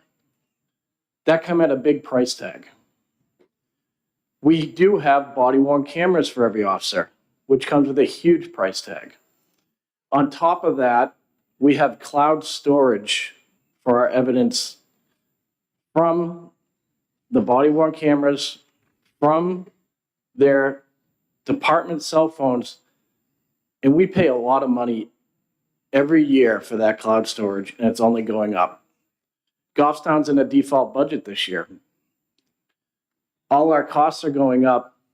Specifically, the heavy costs are coming from our tech stuff, our evidence storage, our body-worn cameras.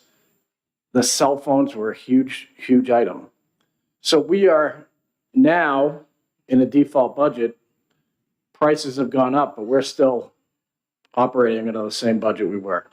If you're going to require this law, it's going to be on the taxpayers to find money to outfit their police departments with the sufficient equipment and sufficient storage to store this evidence.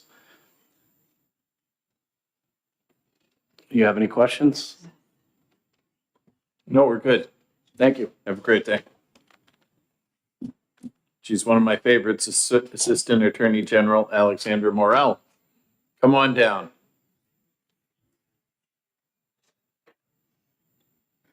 Doing a tag team. Good afternoon, Your Honorable Chair and Honorable Committee. Oh, sorry, yours is already on.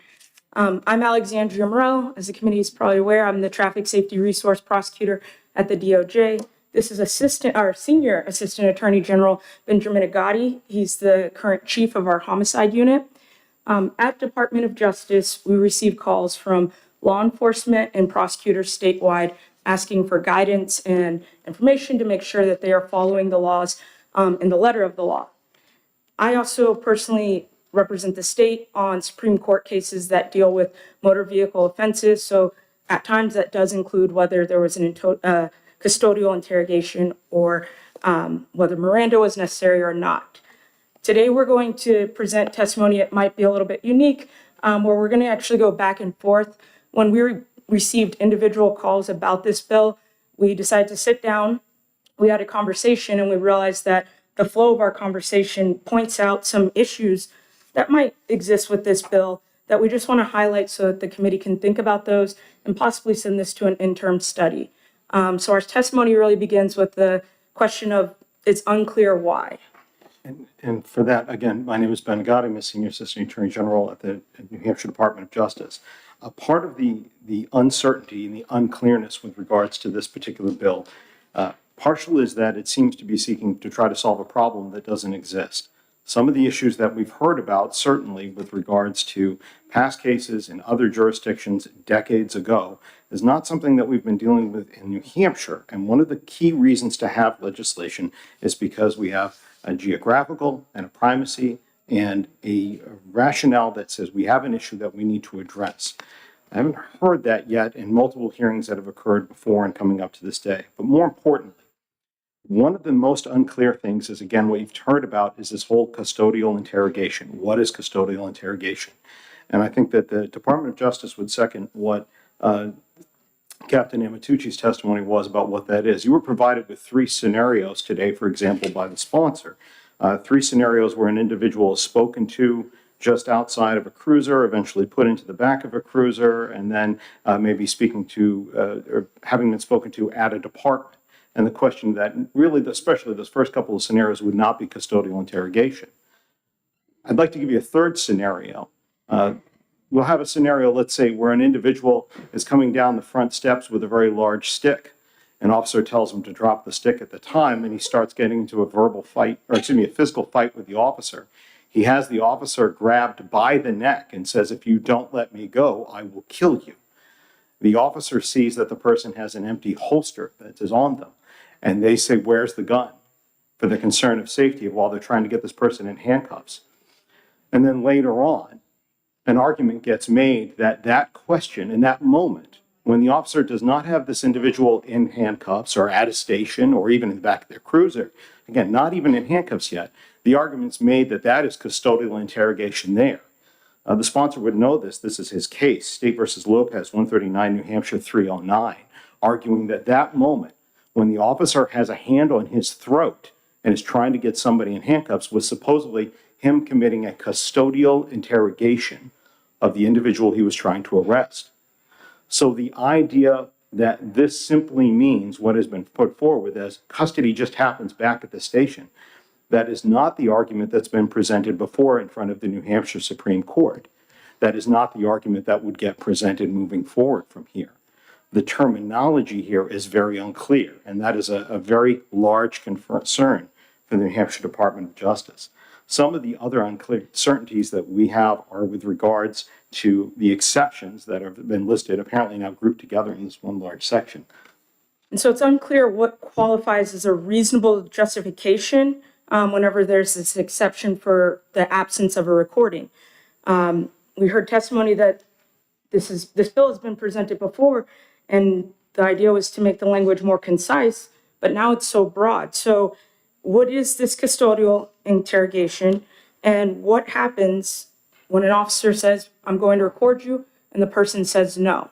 We don't have an exception in the current legislation that explains to the court, to the prosecutor, or to law enforcement what's supposed to happen if somebody refuses to be recorded.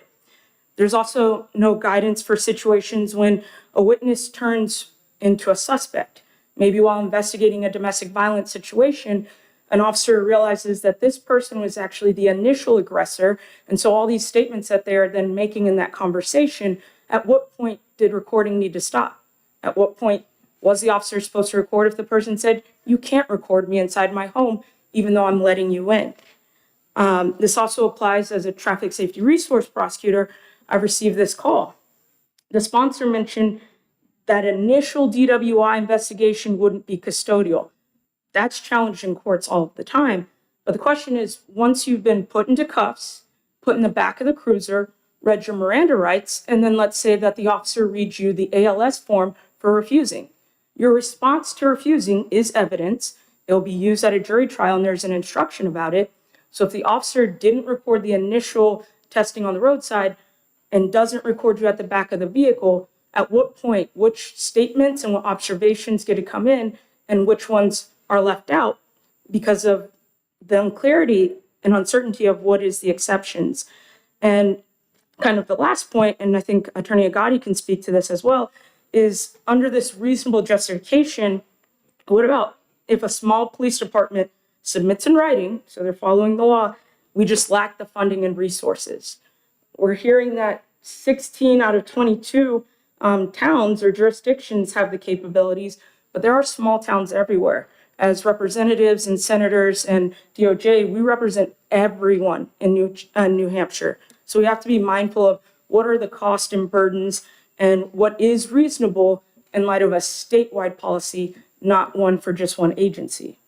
And from those costs also come the question of costs, not just on police departments, but also on prosecuting agencies, also on correctional facilities and elsewhere that would have to store devices. And as everybody here well knows, there are statutory mandates for how long these materials need to be kept pursuant to a 91A request that may come out at each one of these agencies, each agency which would then have to separately review and honor and process that 91A request. The data of an individual's phone sometimes can be tremendous.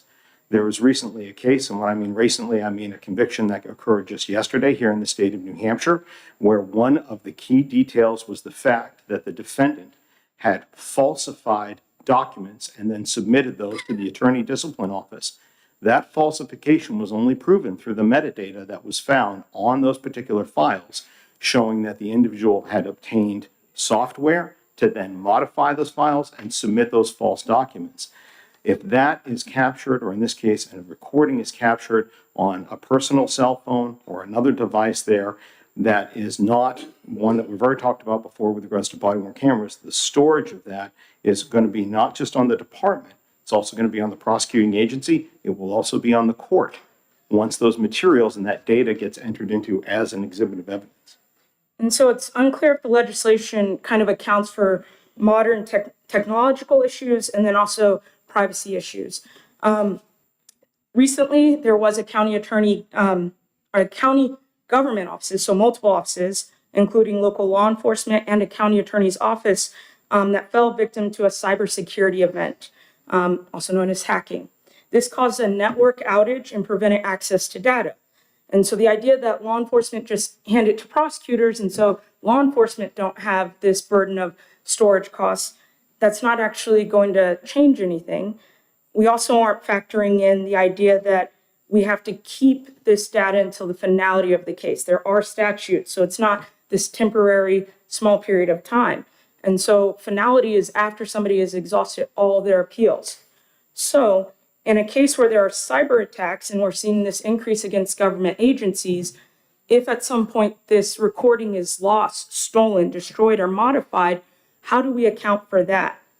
And as was recently testified to, what happens if an agency has a camera? So we have the funding, we have the resources, but they're unable to record through no fault of their own. I know many hospitals here in New Hampshire, because I get the calls late at night about it, they have explicit policies that officers cannot record conversations with defendants when they're inside the treatment facility. So somebody who's been in a DWI collision, they're charged with a felony serious bodily injury, they're at the hospital, they're getting treatment, and the officer is questioning them. They've been put under arrest. Those medical facilities are not letting that officer record those conversations. Sometimes just a blanket policy, no matter who's in the room. But you have to also remember some hospitals have 2 or 3 patients in the same room. So the idea is the officer's body cam would catch the statements of the defendant and any treatment going on for another individual. Part of the other uncertainty comes to why now, why the statute now, when it comes to the testimony of the witnesses. Every witness, and we take great efforts, every member of the judiciary, every member of the bar, doesn't matter which side of the aisle you sit on, everybody goes to great extents to make sure that the trier of fact, the judge or a jury, is going to treat every witness independently. There is no super witnesses and there are no sub witnesses. If a potential juror, God bless my mother, but when she was called to jury duty, she stated, I think I might tend to believe a police officer a little bit more than somebody else. And you know what? She's not on that jury. And I'm sorry, Mom, she's passed now. It was good that you were not on that jury. You should not be on that jury. You have to be able to look at everybody equally, no matter what they're wearing as they come into the courtroom. This bill would change that as it is written, because instantly there is this presumption that is in there that the officer, even if the recording device, let's say, was not working or they did not have it, that they could not testify as to what another person said. And Captain Amatucci talked about that earlier. So that a private citizen here who overhears a statement from what later turns out to be a defendant They can talk about what was said, but the officer cannot. That their testimony would be treated by the statute as less than anybody else. Constitutionally, that's not how we do things in New Hampshire. Every witness is equal. Again, no sub-witnesses, but no super witnesses either. And the constitutionality leads us really to our last point. And so I believe, Senator Abbas, we're hitting on this idea constitutional concern should control, not admissibility, because it's unclear why there's this blanket punitive ruling, even in cases where there's no evidence of any wrongdoing. Under current law, prosecution carries the burden. So we have to prove that the defendant's statements or confessions were made voluntarily, meaning that it wasn't forced or coerced. And that's before it can ever be admitted as evidence. The proposed legislation seems to change it from a suppression issue, where the question is whether a constitutional violation occurred, to whether law enforcement could follow a technical procedure. And so the result of that is that the consequences of this legislation would override the fundamental rights of fairness, as it creates this irrefutable presumption of coercion on the part of law enforcement. And so to provide some clarity and answers to some of these vital questions, we would respectfully submit that this honorable committee vote for an interim study. And we're open Senator for any Evans. questions. Go ahead, Senator. Thank you for taking my question. So what if you had this policy, but forget about the exclusionary evidentiary issue, what if it just, the consequence was a specific instruction to the jury that it wasn't recorded in the policy as a protocol as they should have recorded? I think with regards to that, Senator, thank you very much for that question. I would say that with regards to that, that's something that the beauty of the system that we have, the adversarial system that we have currently, allows both parties to do that. So defense counsel can certainly get up there and say, you've heard that this department does have body-worn camera or does not, and this was not recorded. So if I was defense counsel in that case, I would simply say, you heard it wasn't recorded, and you know what? Then we would really know. You wouldn't have to assess somebody else's testimony for it. I could easily go ahead and say that. So that whether that is an instruction that would need to be given, I think the judge is the best person to decide which instructions are appropriate, but certainly for an argument, that argument is available today to every defense counsel. And I was a public defender for over 10 years. I've personally made that argument.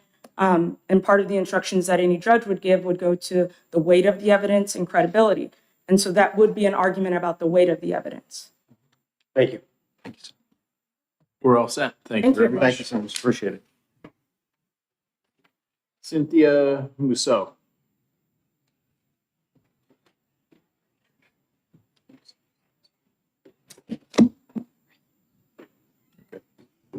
So we're running. Red is good, right? Okay.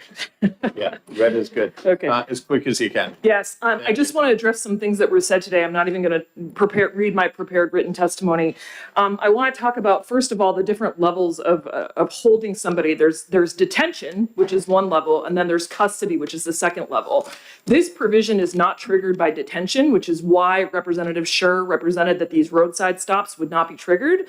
Custody is a higher level than that, and that would be the case where, and as Attorney Agati spoke, he mentioned that the first two scenarios that were discussed by Trooper would not be covered, and the last one would be, right? So it's arrest or its functional equivalent. You have to get to that custodial part. Detention is insufficient, so these lower level stops would not be. I want to talk about one major issue, which is this concept that things like stops in homes or discussions where people refuse, or going to hospitals, or somebody has sort of an emergency situation. These are all the reasons that we put in this specific catch-all, which specifically gives the opportunity for the police to say there's a reasonable justification. All of those scenarios would be encompassed by that option. Any of those real world conditions that are highlighted are covered by this. This is something that the police are free to argue and free to talk to the police about. And anything that's outside of custodial and direct custody questioning. So it has to be specific questions about the crime. Anything that somebody says in the car, or anything that somebody says anywhere else that isn't in response to a question, those are spontaneous utterances. We don't expect those to be recorded, and that would be something that could be admissible under the regular rules of evidence. The reason why we have this, and the reason why this is being brought here, when the question is, why are we doing this? We're doing this because I cannot litigate cases as the only person litigating wrongful conviction work in this state, the only person doing innocence work full-time in this state. I cannot litigate a case of a wrongful conviction without a recorded confession. I cannot make a record about that. I cannot make a determination about that. I cannot look at that. It's very, very difficult. That's the reason we're here today, and that's why we're doing this. And the reason why we're doing this now is because I'm the person that started here, and that we've continued to bring this since that point in time. There is no presumption of uncredibility of this police officer. No juror would understand that. It would have been kept out prior to trial. That would never be conveyed in that way. And the reason that we're doing this is because police are given the additional powers of being able to arrest somebody and to hold them in custody. Somebody like a spouse or somebody like a store owner or some other witness does not have the ability to arrest and hold somebody in custody. We give accountability to people that are given additional authority, and that's why we give this, that's why this bill is necessary. When we talk about this as being punitive, it's really frustrating because I don't see who's being punished. The police are already, as they said, recording and know that it's the best practice.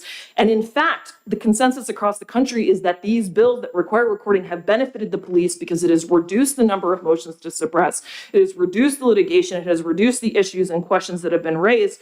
But the people that are harmed if we don't introduce these bills are the people that I cannot serve, who are wrongfully confessing in these wrongful conviction cases.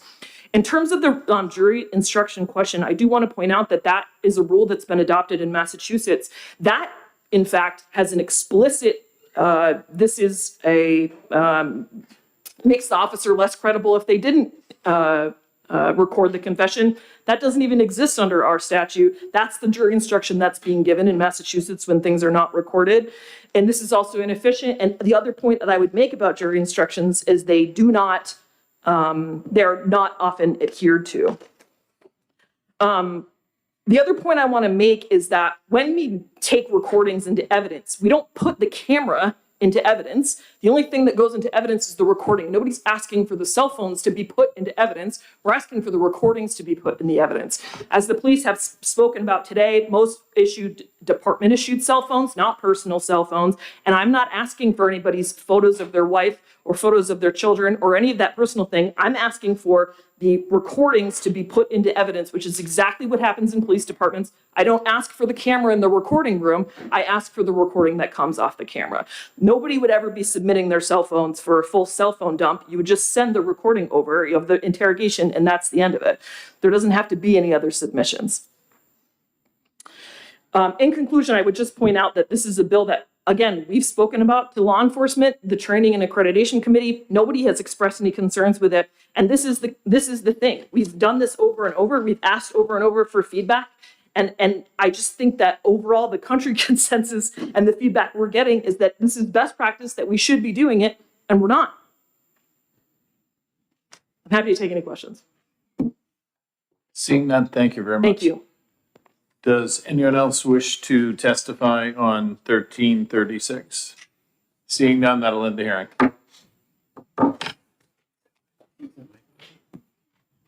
Which one? Right there. This one. No, coffee. Oh, coffee. I'm like, coffee. No. Josh got it for me. He takes care of me.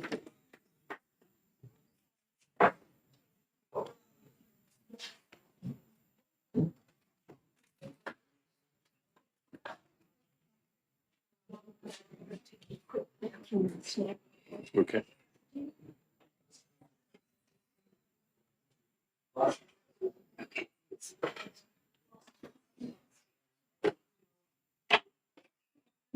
Scheduled too many for today, sorry. I'll have to buy you dinner soon. Tomahawk steak. Yes, ma'am. Okay, we're about to start the hearing on 1356 FN. Representative, thanks for being sick. You weren't there, now you're there, so. Is it? Okay. Starting the hearing, go ahead, tell me about the bill. Thank you, Mr. Chair and honorable committee members. For the record, my name is Robert Ware. I have the privilege of representing Hillsborough District 13, Great Town of Hudson. I'm testifying in support of this bill to extend the statute of limitations from 2 years to 10 years to bring a private right of action before the courts when a statute has been violated by administering medical procedures and or treatments to alter a minor's gender. Why is this extension necessary? 2 recent court cases have provided substantive information as to why such an extension is needed. First, in February, Varian versus Einhorn, a New York jury found for the plaintiff awarding $2 million in damages for inadequate mental health assessment that led to an affirmation-only model of psychological care and followed by so-called transitioning plastic surgery. Just this week, on another case, SCOTUS decided in favor of a plaintiff in Childs versus Salazar. In this second case, the psychologist Childs had sought to offer psychological care other than the affirmation-only model. However, the Colorado law had forbidden the psychological talk therapy, referring to it as conversion therapy and equating this talk therapy to coercive and aversive practices, which the psychologist had never performed. The fact that both cases are the first being decided in these areas suggests that until now, the harm caused by administering medical procedures and or treatments to alter a minor's gender has not been adequately recognized within the proper legal frameworks. Regarding Varian versus Einhorn, the first case, this was the first such verdict involving gender-affirming care. Varian alleged that before undergoing a double mastectomy at the age of 16, which she later regretted, she did not receive adequate informed consent or proper diagnosis of her psychological evaluation. So why was the informed consent inadequate? She was not informed of the risks involved with the surgeries and the other hormonal treatments. The risks are and were well known. A key study was performed in 2011. I provided a copy to the committee. That study followed 324 sex reassigned persons between 1973 and 2003, 30 years. The conclusion was, forgive me, I'll read this part, persons with transsexualism after sex reassignment have considerably higher risk for mortality, suicidal behavior, and psychiatric morbidity than the general population. So despite a temporary alleviation of the gender dysphoria, the study concluded that the sex reassignment surgery alone was not sufficient to resolve the elevated risks of suicide, psychiatric illness, and so on. In plain language, Varian was likely told the surgery and treatments would fix all her problems, and she was not informed of the well-documented risks. So why is this an improper diagnosis? And this gets to really the heart of the matter, is the lawsuit claimed the defendants failed to adequately evaluate the mental health of the plaintiff. They didn't identify underlying issues. They failed to inform her of the long-term risks. She received a skewed approach where the only care the therapist offered was gender-affirming care, this singular model. This is a case of a hammer seeing everything as a nail. There are some therapists who have approached the case of gender dysphoria with the only solution being gender reassignment through a progression of social reassignment, hormonal reassignment, and ultimately sex reassignment surgery. Rather than the proper psychological treatment of a poor body image and underlying issues such as anxiety, depression, and suicidality, a one-size-fits-all solution of gender transitioning was being offered. So these young people are drowning in pain and desperation, and the only life preserver that's being offered is this gender transitioning.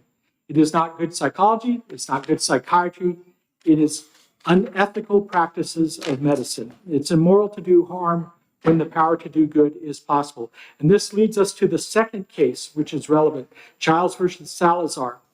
There have been professional and institutional pressures, and in Colorado, governmental pressures to provide the one-size-fits-all gender transitioning affirmation-only model of care So adolescents are given the false promise that this transitioning is a panacea remedy for their pain and suffering, and the parents and guardians are coerced into this agreement with fear and the threat of their child committing suicide. So again, I would raise the question of why is this extension from 2 to 10 years necessary? We must change the RSA to enable those who've been harmed to be able to seek redress. I have spoken with a representative and others who are aware of people within Manchester and some other areas who this has happened to. A 20-year-old person, the 2-year period, may still be struggling with and working through their identity issues. They may not yet recognize the harm that has been done to them. An extension to 10 years gives a far greater opportunity to recognize the harm and to respond as needed. New Hampshire needs to extend this private right of action so that other young people that have been harmed may seek remediation. At the current 2-year statute of limitations, the consequences may not yet be apparent. The irreversibility of what's been done may not yet have dawned on them. The consequences of never being able to fully live out their life in their original biological gender may not have fully coalesced in their conscience. They may still be trying to validate a decision that they subconsciously regret. So I urge every one of you to support this bill for their sake. Thank you for your time. I'd be glad to try and answer any questions you may have. Thank you, Representative. Senator Evans. Thank you, Mr. Chairman. So my understanding in New Hampshire, we've already, sorry about that. My understanding here in New Hampshire, we already prohibit this procedure from being performed. Correct. So if this were to pass, I mean, my understanding, you talk about medical malpractice, it wouldn't apply to any retroactively. So it would only apply to new procedures, but we don't do those procedures anymore. Well, we hope they're not being done. I mean, they have been done in the past, and this would be a deterrent against any sort of desire to override the requirements that prohibit it. Thank you. Yes, Senator Elsha. Thank you, Mr. Chair. Two questions. One just popped up right now because you just testified that you think that you hope there are no gender reassignment surgeries being done. So do you suspect that there are medical practices happening in New Hampshire that go against this law that we passed? Do you have any evidence of that? I have talked to people who have had those surgeries done in the past. I have not talked to someone who has had that recently. It also, I'm aware that there are people who are taken across the borders for reassignment surgeries. May I follow up? Sure. Thank you very much. So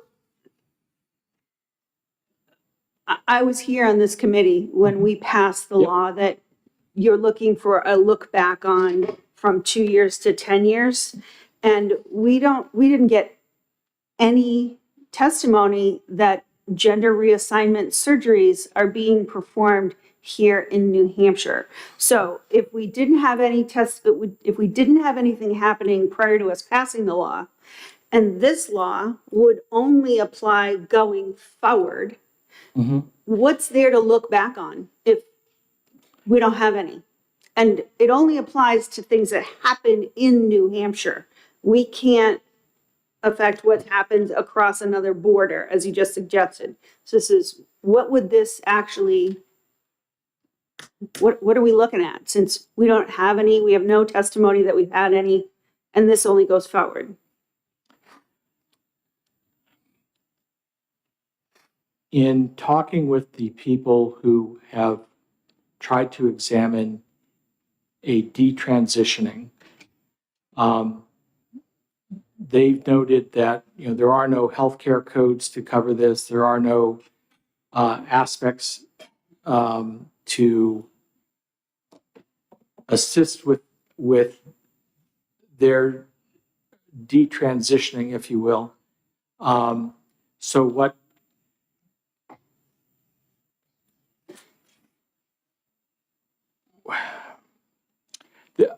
I think fundamentally, it's should this ever occur, there is a provision to counteract it. I'm sorry, last follow-up. Should this occur, it would be a crime. Yes. Because it's a crime in New Hampshire.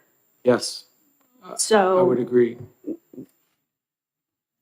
I think, it seems like a hypothetical that isn't possible. So Representative, on that train of thought, so Yep. we see no actual case in controversy or possibility there. That it will ever Are we occur. missing something that you're saying?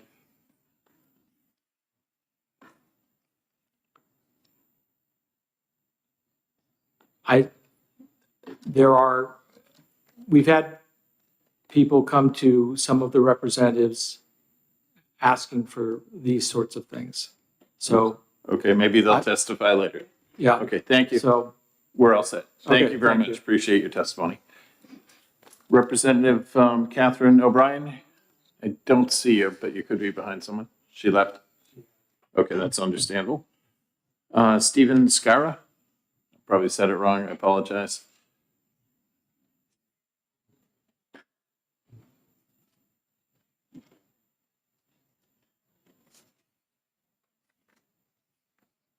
Good afternoon, sir.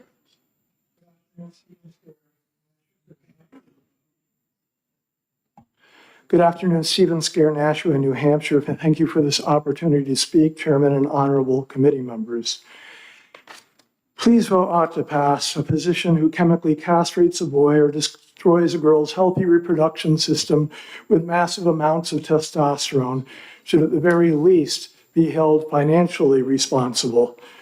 Moreover, no one can give consent when they're provided with false information. There's no such thing as a transgender child. I'm not a physician, so I encourage you to ask medical experts the obvious questions. What is a gender identity? Can they define gender without relying on circular reasoning or stereotypes? What is a boy? What is a girl? Our medical institutions are captured by ideologues who have traded medical science for an incoherent religion that teaches that a boy's soul can inhabit a girl's body, and this ethereal gender identity, not her body, is her authentic self. We can't trust them to abide by our laws. They have presented to state committees and the legislatures false information, and I've documented that by written testimony. This law discourages doctors from continuing to harm children and holds them accountable if they do. Please vote ought to pass. Any questions? Seeing none, thank you, sir. Simon Price? I'm sorry, Tim Horgan, are you in the room? Yes. I didn't see you, so I was skipping you in. Sorry about that, I apologize.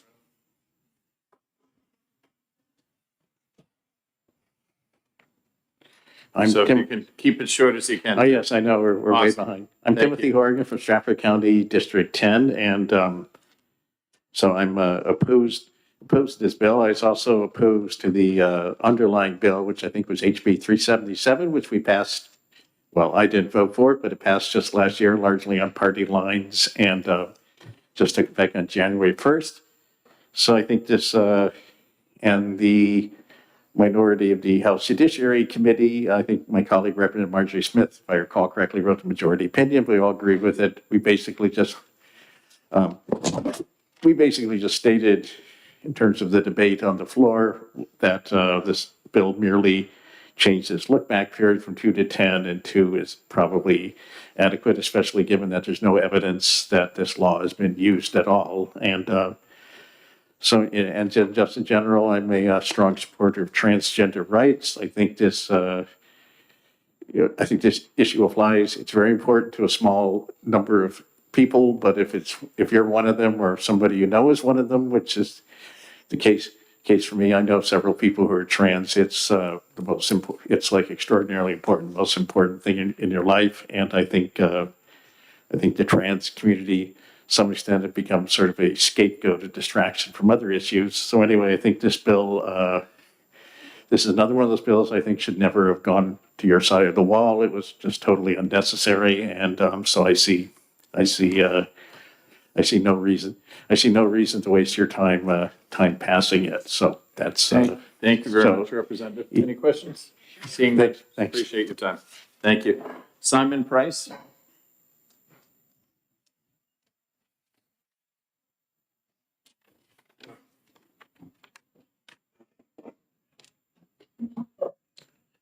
Good afternoon, committee members. My name is Simon Amaya Price, and I used to be trans. I've had the privilege of working with and befriending many detransitioners over the past couple of years. I have heard stories of pain, suffering, and obvious medical malpractice, while those who have heard detransitioner stories on the radio or TV are aware of how they've been mistreated. If you really get to know them, you become aware of a frightening reality. It takes most detransitioners years to fully understand the extent of the harm they have endured. A couple of objections have been brought up to this bill with the testimonies before me, specifically having to do with its necessity. Let's say we didn't have any murders in New Hampshire. Would we still want to ban murder? I would think so. And that would just be, if we passed a law against murder and nobody was murdered, that would be an extra indication of the efficacy, the deterrent effect of the justice system working properly. Additionally, according to a series of surveys of detransitioners, it was found that the average time that their transgender identities persisted was 7 to 10 years, putting them well outside the current statute of limitations. As investigations by Etan Heim and the Federal Trade Commission have found, these treatments are rushed and regularly diagnostically miscoded, making it exceedingly difficult for victims to recognize the harm and then connect it back to the treatments administered. Please pass this bill to give the approximately 8,160 disproportionately young adult transitioners in New Hampshire a chance to receive justice for the harm done to them. Thank you very much. Thank you for your testimony. Senator Oshler. Thank you, Mr. Chair. And thank you for taking my question. Did your experience happen here in New Hampshire? Are you a It resident? happened in Massachusetts. Okay. All right. Thank you. Seeing no further questions, appreciate your coming in today. Thank you. Claire Abernathy.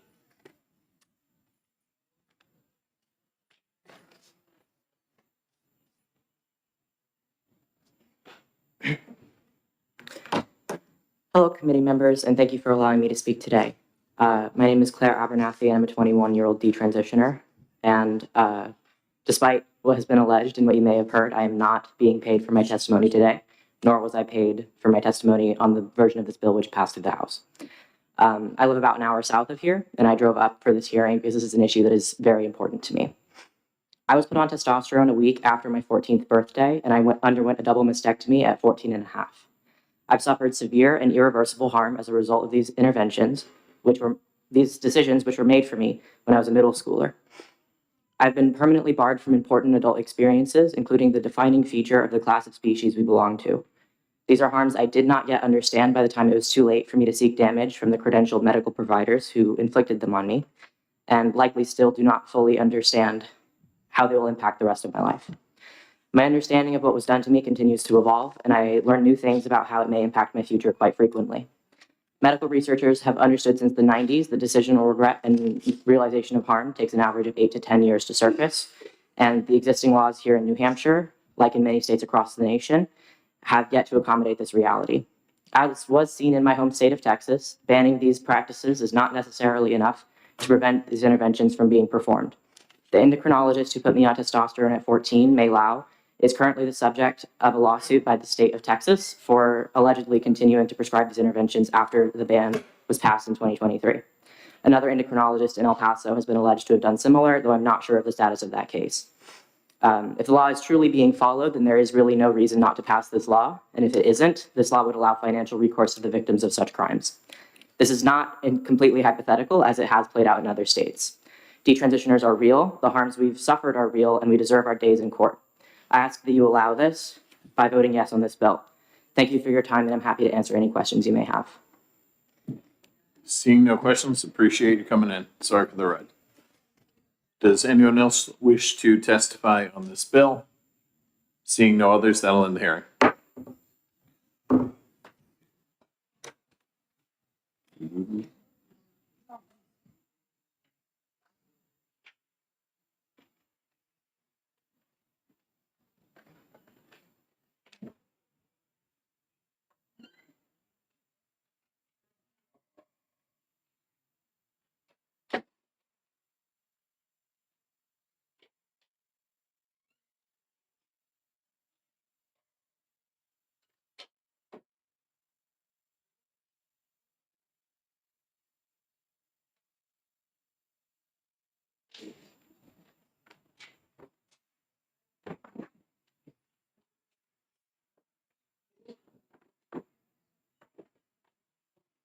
Hey, Rachel, you are always regulated.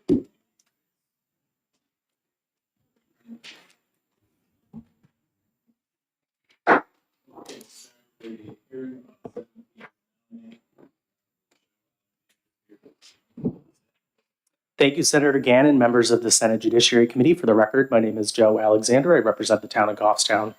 I want to apologize to the committee. I was not here on Tuesday to introduce HB 1499, which is a companion bill to this bill. Both of these bills are very critical. So basically what this bill does, the Senate knows that there is a housing shortage, and there's a lot of units that may be unavailable because they are being rented out by criminal illegal aliens. So I filed this bill to address that issue. So as we know, we passed a number of important zoning reforms last year, and that's helping to move the needle on the housing shortage. But we do know that there are units that are being taken up by people that do not belong in the Granite State and do not belong in the United States of America. So I filed that bill for this purpose. So basically on the House side, the original underlying bill would say that an individual who commits an offense is guilty of a felony. We condensed it down to Roman numeral 1, which basically says an individual commits an offense under this chapter if the tenant of the property is an illegal alien present in the U.S., has previously been convicted of a felony in the U.S. and deported or left the U.S., and the status of such individual is confirmed by the Department of Homeland Security.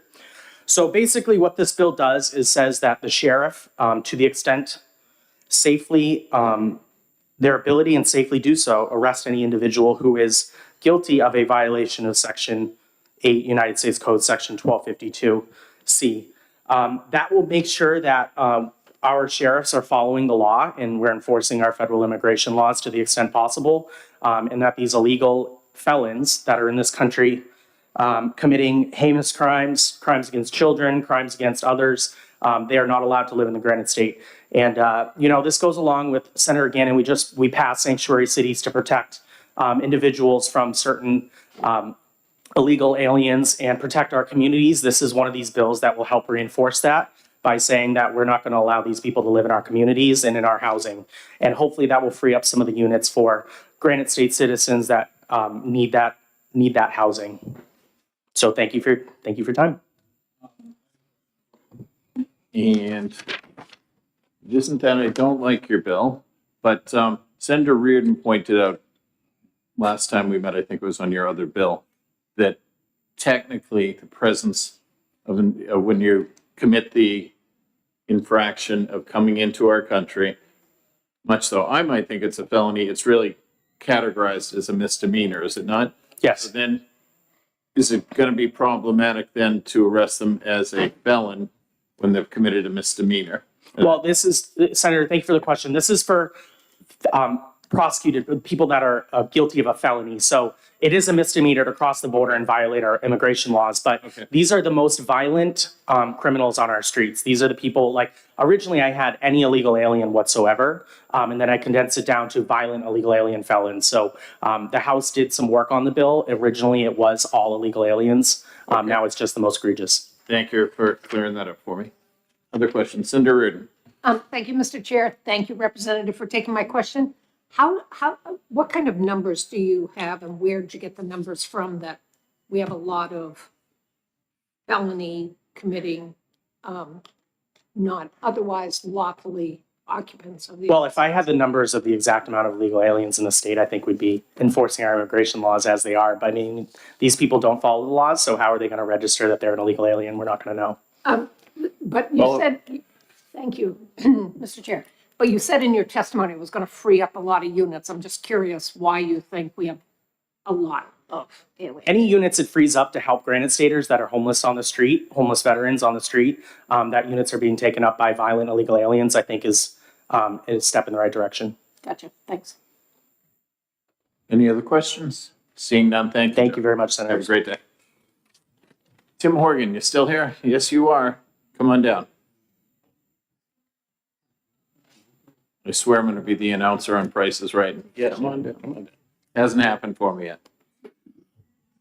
Well, I continue to be Representative Timothy Horgan. I continue to represent Stratford County District 10, which is the town of Durham.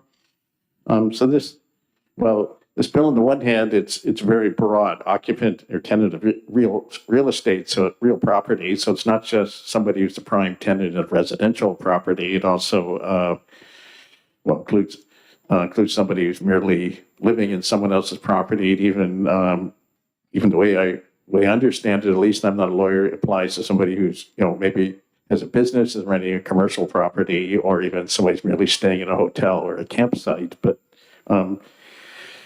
then there's other restrictions. So it's a very small number of people. So I'm not exactly sure what scenario would lead to somebody being subject to this bill, because first of all, they would have had to have been previously convicted of a felony and deported or left the United States, which means they have to go away and then come back. And then also they have to be confirmed by DHS. So it seems to me somebody who this applies for is already, I understand, I can imagine the scenario where somebody's subjected to it, but this is somebody who's probably already in a huge amount of legal trouble, is quite probably going to be deported, possibly not even deported to their home country. They could be one of those unfortunate people who get dumped in like South Sudan or El Salvador. So I'm just really, I'm not really sure why somebody who's taking that big a risk and that much trouble, why it matters if they have a Class 8 misdemeanor at the state level. And the previous representative brought up a larger issue, which is the shortage of housing, which immigrants are being scapegoated for. I think that's, I don't think that's the cause of it. And probably, if anything, the immigrant community in general, very few of whom would actually be subject to this law. But the immigrant in general probably helps the supply of housing by helping to build and maintain the building new housing, existing housing. So I think this bill, is basically should be inexpedient to legislate. Although if it is passed, it's really not going to apply to very many people, probably nobody at all. So thanks. Thank you, Representative. Any questions? Seeing none, thanks. Rachel Potier. I know I'm seeing you many times, so I should get it right sooner or later. How you doing? I'm all right. Good. Good afternoon. For the record, my Potter.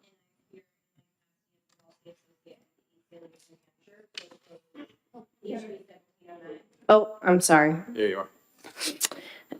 So HB 1709 radically changes the way that immigration is enforced here in New Hampshire, and the way that evictions operate here in New Hampshire. At its core, this bill does something very significant and very concerning in that it turns housing law and the eviction process into a tool for enforcing federal immigration and criminal law. And traditionally in New Hampshire, as I said a couple of days ago on 1499 to this committee, eviction law has been about what happens on the property, the non-payment of rent, property damage, nuisance, other safety issues. But this bill really changes that. It makes eviction and criminal penalties based on immigration status and past conviction history rather than their behavior as a tenant pertinent here. So under this bill, a person who's an otherwise good tenant, paying rent, following the lease, and causing no problems could be charged with a Class A misdemeanor.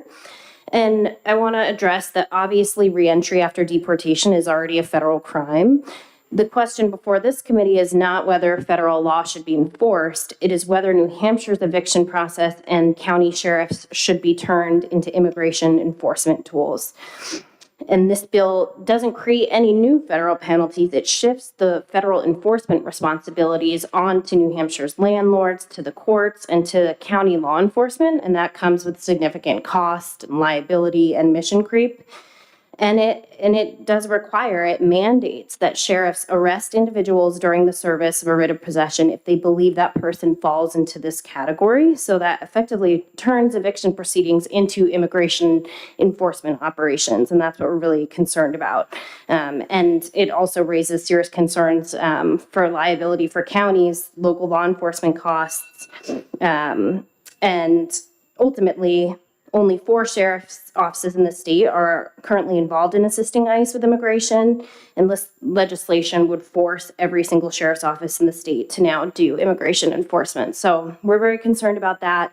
Lastly, I know I have to wrap up here. Recent polling in New Hampshire shows that a majority of people in New Hampshire think that ICE enforcement has made the U.S. less safe, and most people in New Hampshire actually support the abolishment of ICE entirely. So I don't think they're asking for this bill. They're not asking for landlords to be doing this enforcement or for our local police to be doing this enforcement.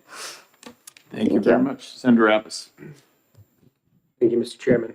Thank you for taking my question. Do you mind sending the committee that poll that you just referenced? Yes. Thank you. Senator Oshler. Thank you, Mr. Chair. Thank you, Ms. Potter, for taking my question.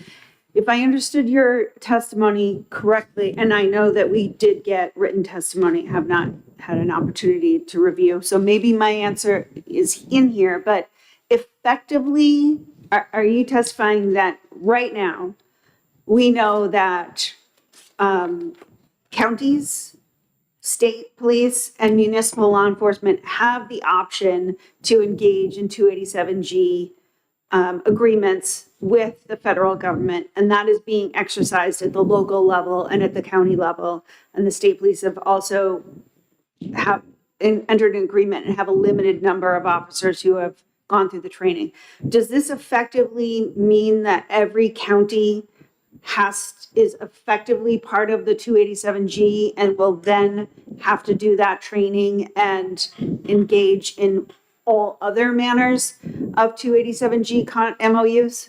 Not exactly. This would be, as I read the bill, it would be very specific to this immigration enforcement during evictions. But my point in saying that, only 4 sheriff's offices are currently involved in assisting ICE with immigration under 287G is just that that decision has been made on the local municipal level, as you point out. And so this bill would mandate that all sheriff's officers now be engaged in some form of federal immigration enforcement and supersede that local control.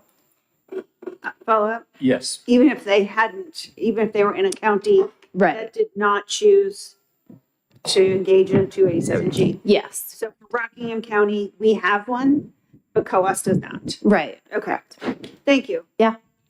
Thank you. Seeing no other questions, have a great day. I think that does it for 1709. Was there someone else who wished to testify?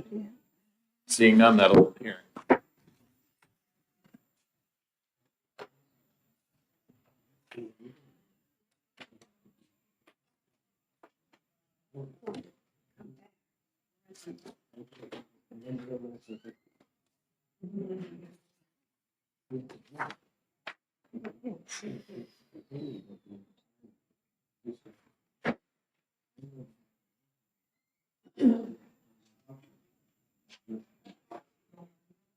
Representative Rick Nelevenko.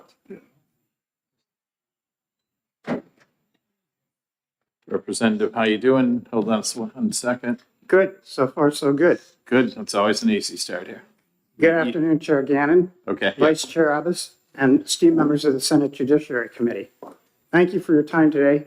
My name is Representative Rich Nelevenko, and I sit as a member and clerk of Division 3 of the House Finance Committee, representing Cheshire District 9, which includes the towns of Alsted, Gilson, Marlow, and Stoddard. I'm here today as the prime sponsor to introduce House Bill 1788 to your committee for your consideration and review. Since the content of this bill represents clarifying language to existing legislation, as well as an addition of good governance provision, which is both straightforward and self-explanatory. My hope is to minimize the committee's time in recognition of the heavy workload we all face this session. As proposed, this amendment to RSA 21-I:112, Roman numeral 2, adds clarifying language to the definitions section to eliminate any possible misinterpretation as to what is included in the definition, and perhaps more importantly, what is excluded. H. Bill 1788 also amends RSA 21-I:114 by adding a new section, Section 2, that voids any contract in violation of this subdivision as a matter of law, and further, that a court of competent jurisdiction shall order the full rescission of any such contract, and a new section, Section 3, that enhances the enforcement provisions in the existing legislation by providing that any citizen is entitled to bring a cause of action against any public entity, state agency, or political subdivision that can demonstrably be shown to be in violation of any provision of this subdivision, and shall be entitled to injunctive relief as well as reasonable attorney's fees in any action brought against such entity. I should note that what this effectively does is actively engage taxpayers in ensuring that any violations are brought to the attention of relevant state agencies to ensure that they're doing their job and complying with the law. I would characterize this as good governance by engaging the public, and something that we should all encourage. I hope that this committee will support House Bill 1788. And on that note, I conclude my formal introduction. I'll be happy to answer any questions committee members may have. I'm sorry, Senator Ridden, go ahead. Thank you, Mr. Chair. Representative, thank you for taking my question. So this law hasn't been quite in effect for a year yet. Have there been a lot of violations? Senator, I would say that, as you know, some of the law is currently being litigated. Portions of the underlying legislation that were included in HB 2 from the first session, most of that having to do with the school side of this as opposed to the contract side of it. And I would say that as an initial observation, certainly there have been efforts at a cosmetic level in any event to remove a lot of the DEI-related provisions on websites. University of New Hampshire is probably a good example of some of at least the perfunctory steps taken to comply with the law. For example, there was in existence at the University of New Hampshire a department called Diversity, Equity, and Inclusion that I think employed 12 people. Cosmetically, they changed the name of that. And in addition, I met this morning also with the Chancellor of the University of New Hampshire system, Chancellor Provencher, and she assured me that they took steps, and I've verified that, to remove stuff from websites, from some of the literature that they have. But there still is evidence, and it's more than just anecdotal. I've got a lot of constituents who have said they still see evidence that the DEI language is still prevalent throughout the state of New Hampshire in a number of jurisdictions. So I would say, in answer to your question, so on one level, you've seen a lot of, I think, good steps taken to remove some of the, what I would say, obvious evidence of DEI. On the other hand, as I said, in the case of the University of New Hampshire, certainly they changed the title of the Department of Diversity, Equity, and Inclusion. But in fact, all of the people are still in place. And so one of the points that I raised with the Chancellor in the meeting that I have heard with her just this morning was, look, people are policy. What are your intention is to comply with the letter of the law, the spirit of the law, or both? So I would hope that the intention over time is complying with the law, not only to the letter, but to the spirit. So I hope that answers your question. Follow up, Mr. Chair. Yes, ma'am. Thank you. If I have a contract with the state of New Hampshire and I rent them real estate for $20 a square foot.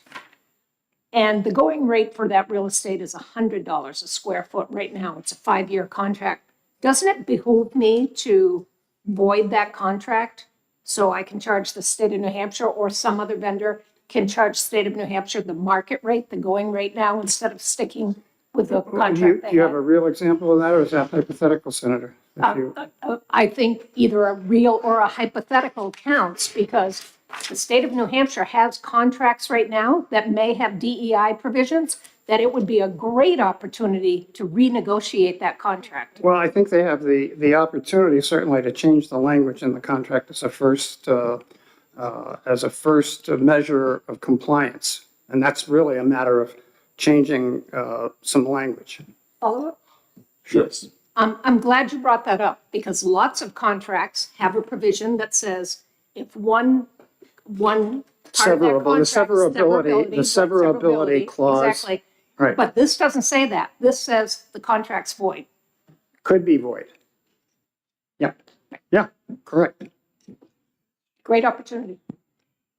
Senator Abbott, so you're. If I could just inquire, and I'm on page 1, line 16 and 17, and it just says a court of competent jurisdiction shall order the full rescission of a contract in violation of the subdivision. Whether I agree with the policy that you're aiming for is one issue, but do we as the legislature have the authority to order the court to rescind a contract? I mean, we can create a cause of action where it can be filed and they can go in there, but we're basically telling the court exactly what they have to do and how they have to rule. And to me, I'm not a lawyer, but I've had a lot of experience with contract law in the course of my business career. And I think actually that's appropriate because the legislature has the original jurisdiction on the law. If I can just follow. Yep, follow up. But it could be written in a way that the court could void it, but saying that they shall do it as a matter of law. We're basically telling the court, this is going to be filed and this is what you have to do. But the court's just basically performing an administrative function at that point. I just think, can we do that as a legislature, or is that a separation of powers issue? Somehow the court can't order the legislature to do stuff. Well, I'm not a lawyer and I'm not here to give legal advice, but I think there are instances where, and I can't cite any offhand, but I think there is the power for the legislature to do that. What it does is clarify, and actually it doesn't interfere with it, it clarifies what the intent of the law is. So I would say it's more of a clarification point to describe exactly what the legislature meant when they passed the law, and in a certain sense, remove some of the latitude without interfering with the right of the judiciary. Thank you. You're welcome. Senator Oshler. Thank you, Mr. Chair. Thank you, Representative, for taking my question.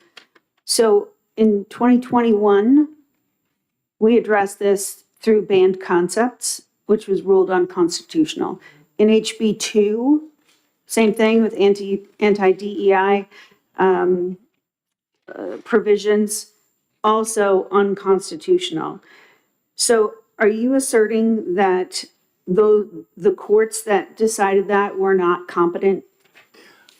I'm not asserting that at all. I think one of the assertions is that if you look at what's been happening at the national level, and there, again, I'm not here to make a judgment on what the courts will or won't do, but there are certainly things going on at the national level, and I would say across the spectrum, both in industry and in government bodies, state legislatures across the country that are dealing with this, and the question of whether or not it remains constitutional. And again, there may be different circumstances, and it's in front of the courts again, and I don't want to make any comment or judgment on those matters. But, I mean, time will tell. But I expect that, I'm not saying that they weren't competent in making the decisions. I think some of the material that's evolved since that time has changed. And so that's why it's in front of the courts again. May I follow up? Yep. So, let's go in a different direction. Sure. Why would, you mentioned in your testimony that you spoke with Chancellor Provencher today.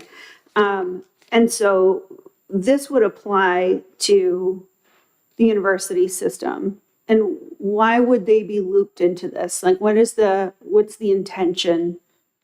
Sorry, say. What's the intention with having the university system as part of this? Like, why are you looking at the university system? Because the legislation that was included in House Bill 2 that passed last term covers all state agencies, and that would apply equally to the University of New Hampshire as a state agency, and it would apply all the way down to county and local governments. So it's across state government. Does that answer your question, or? Well, and not particularly, because it was already ruled unconstitutional, but let's move on. May I have a follow-up, Mr. Chair? Sure. Thank you.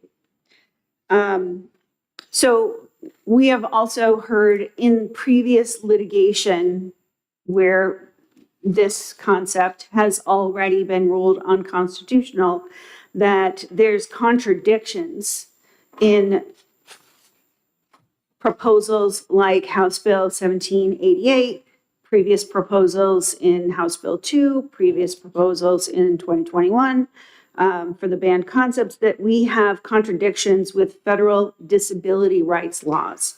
So the language in there actually, and there was a misrepresentation during some of the testimony that went on for the legislation that passed as part of HB 2 about, oh my God, this would apply to people with disabilities. And I think one thing that the definitions change in this bill seeks to do is clarify that. But in addition to that, there's adequate federal legislation that says doesn't cover people with disabilities at all because they're not a definable uniform class. So I think the federal ADA legislation removes any issues that are related to, boy, does the original underlying legislation cause people with disabilities to be covered under this or not? Totally separate matter covered by separate federal legislation. last question, Mr. Chair. Thank you. So we've got a testimony here, and I'm not talking about what happened in the House. I'm just talking about what's happening right here, because obviously the House has done their work. And here we are. And so I've got testimony from a town administrator in Durham, and very concerned that this opens up, and from what I understand in your legislation, this gives any citizen in New Hampshire standing for a private right of action to sue their town, their school, the university system, their municipality, because they believe that there has been a violation of a diversity, equity, or inclusion policy. That there might be something that would promote a diverse workforce or an inclusive workforce or equitable access to public accommodations, that if that's done, then a citizen can sue for that. Senator, while that's an interpretation of this, you'll note in here, you'll note in the legislation as it's written, and which is the intent, is that only to the extent that it can be demonstrated that it's not a frivolous claim. They bring it to the attention of the relevant authorities, whether it's the DOJ, whether it's any government agency that's charged with complying with the law, that they have to actually, before they take an action to take it to court, bring it to the attention of the relative authorities. And I would say that to the extent that this encourages people to do their job from the enforcement side of it, you won't have a cause for legal action.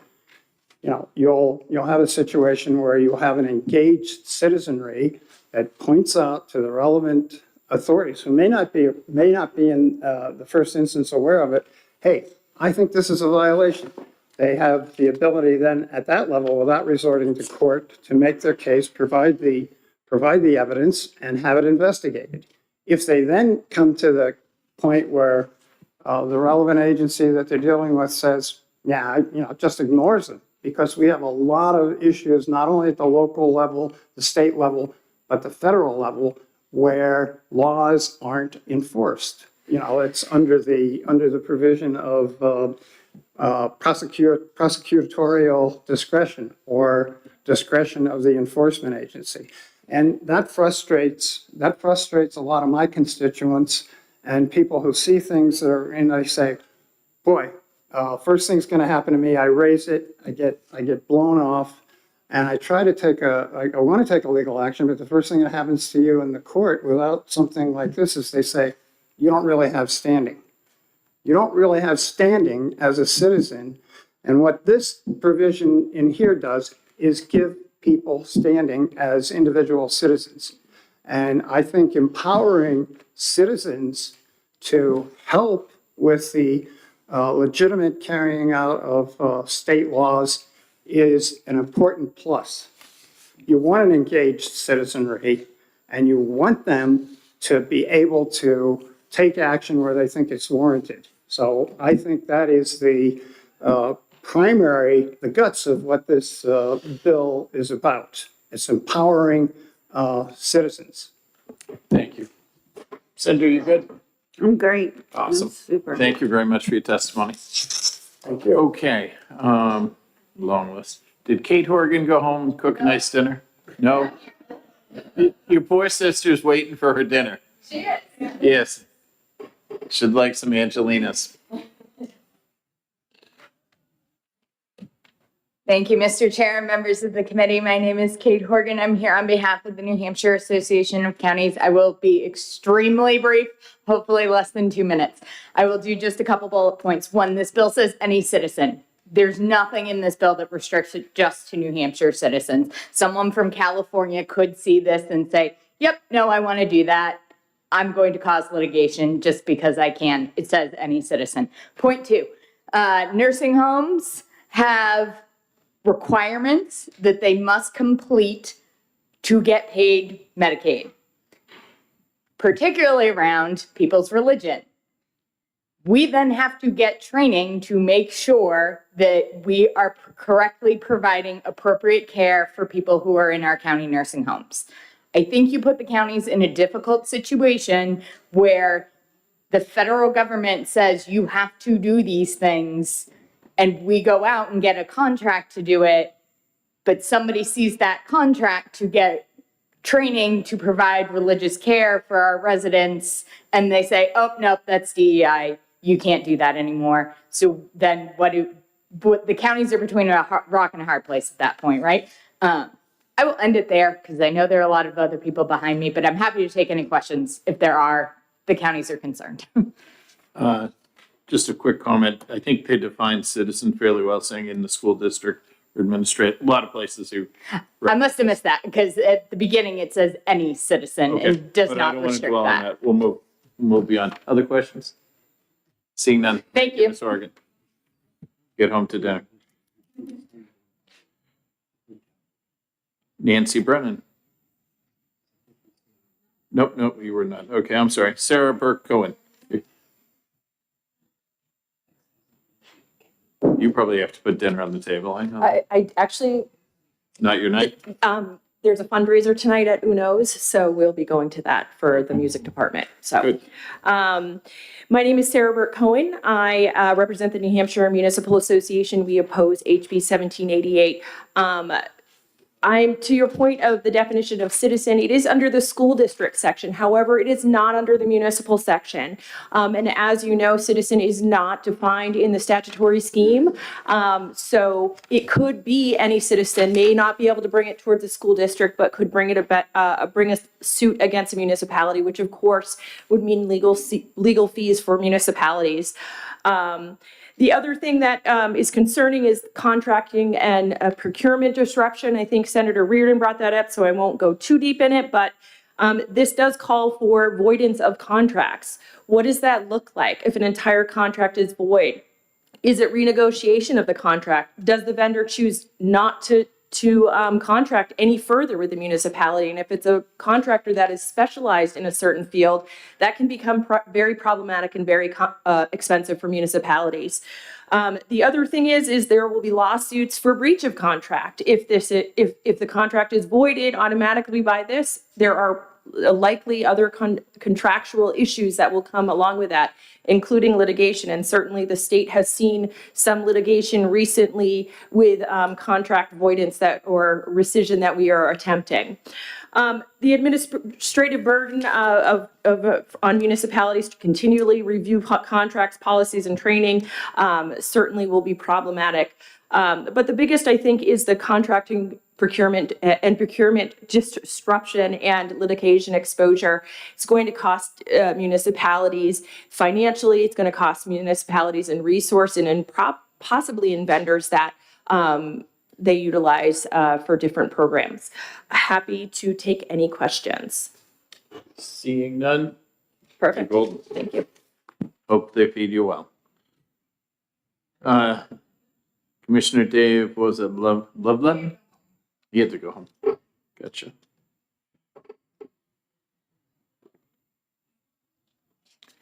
Representative Horgan, you still here? Awesome.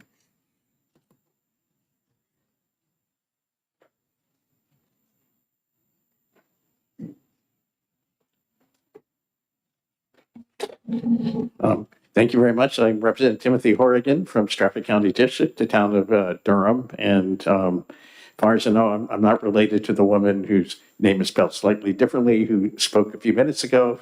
It was probably the same name back in Ireland. But so obviously I'm against HB 1788. I did write up some written testimony, which I emailed, and any members of the public who want to see it and don't want to wait until the bill file is published, it's pretty much the same as what's available on the website for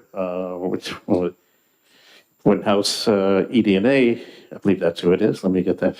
House ED&A considered it. So one thing, my constituents strongly supported DEI and the existence of the Office of DEI, and they did change their name and restructure, and that was probably may have been unnecessary because apparently nobody on the other side of this issue was fooled by that. But it's mostly this. Others have mentioned this 21I 112 through 115 was passed during the budget. I believe that language is unconstitutional. It's certainly something that should not have been in the budget, and there are similar provisions in 2021. The only reason we didn't have it in 2023 is because we had to reach a bipartisan agreement, which is pretty to even have a budget passed. But anyway, it's an attack on several major principles. I'm going to go in a different order than in my written testimony because I'm probably running out of time. There's freedom of expression. I know, for example, the New Hampshire Association of Public Libraries, they have written testimony in the House file. You probably got one. They're opposed to it, and it protects other institutions where people express and examine their beliefs, disability rights, but also fairness for all people. Well, the rule of law, we heard about that. Fairness for all people. So what DEI means, it's diversity, including those who are different. Equity means being fair to everyone. And inclusion this is sort of tautological, but the act of including everyone. So DEI, those three things are all good. And I think they're still good, even if you combine them into acronyms. So I would say either don't pass this bill at all, or actually there was a bipartisan agreement during the House process that the language that was snuck into the budget didn't really work. And this is an attempt to make it work better. I think the best thing to do with it is delete those provisions from the RSAs altogether. So I don't think that's what you're prepared to do this fall, but that's really the only solution in my opinion. So thank you. Representative. Do we have any questions? Seeing none, have a great. Yeah, sorry to run over. Thanks. No, you're good. You're good. Sean Locke. Sorry to keep you, Sean. Not to worry. Thank you, Senator Gannon and members of the Senate Judiciary Committee. I will try to reprise my education performance and finish this before the buzzer goes off. I am Senior Assistant Attorney General Sean Locke. I direct our Civil Rights Unit, which is part of our larger Civil Bureau at the Attorney General's office, including civil litigation and client counseling. We're here to provide some technical guidance on House Bill 1788. This amends laws recently enacted, as we've discussed, as part of House Bill 2 last year, prohibiting DEI and, among other things, state, municipal, and school district contracts. Shortly after the law took effect, the state was sued, and portions of this law are currently enjoined from enforcement as part of a federal court order. At the moment, portions of existing law are, yes, preliminary injunction, so we can't enforce this law, we can't pursue these kinds of actions.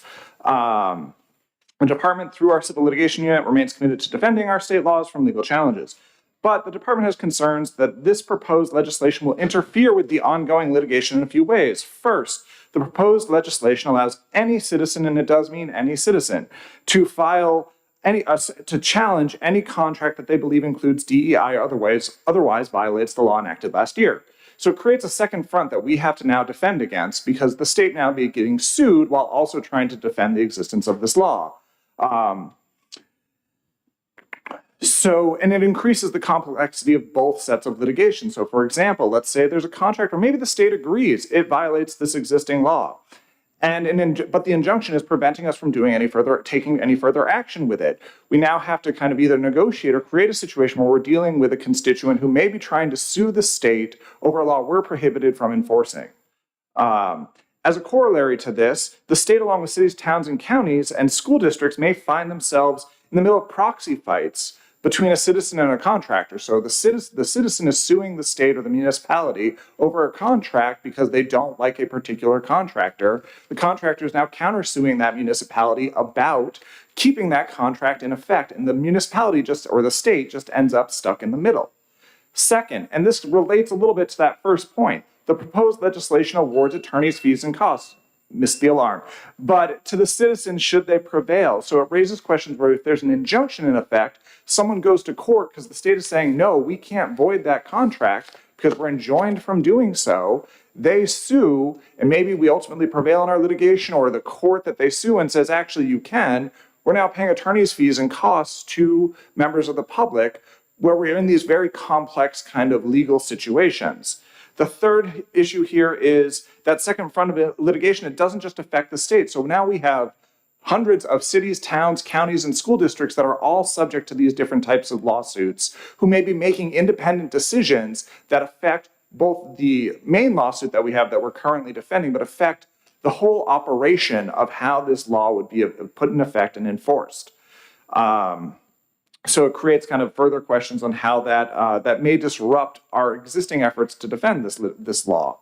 The last piece here, and this concerns the piece of any citizen. This is citizen standing. It goes beyond taxpayer standing. It's not something that the New Hampshire Supreme Court has ever endorsed. It's not something recognized or permitted under the state constitution. At the very least, you have to be a taxpayer and to have a harm that affects you. And it would allow someone who, if they have an issue with a particular town where they don't reside, they don't have to live there. They can sue still because they are a citizen for those purposes.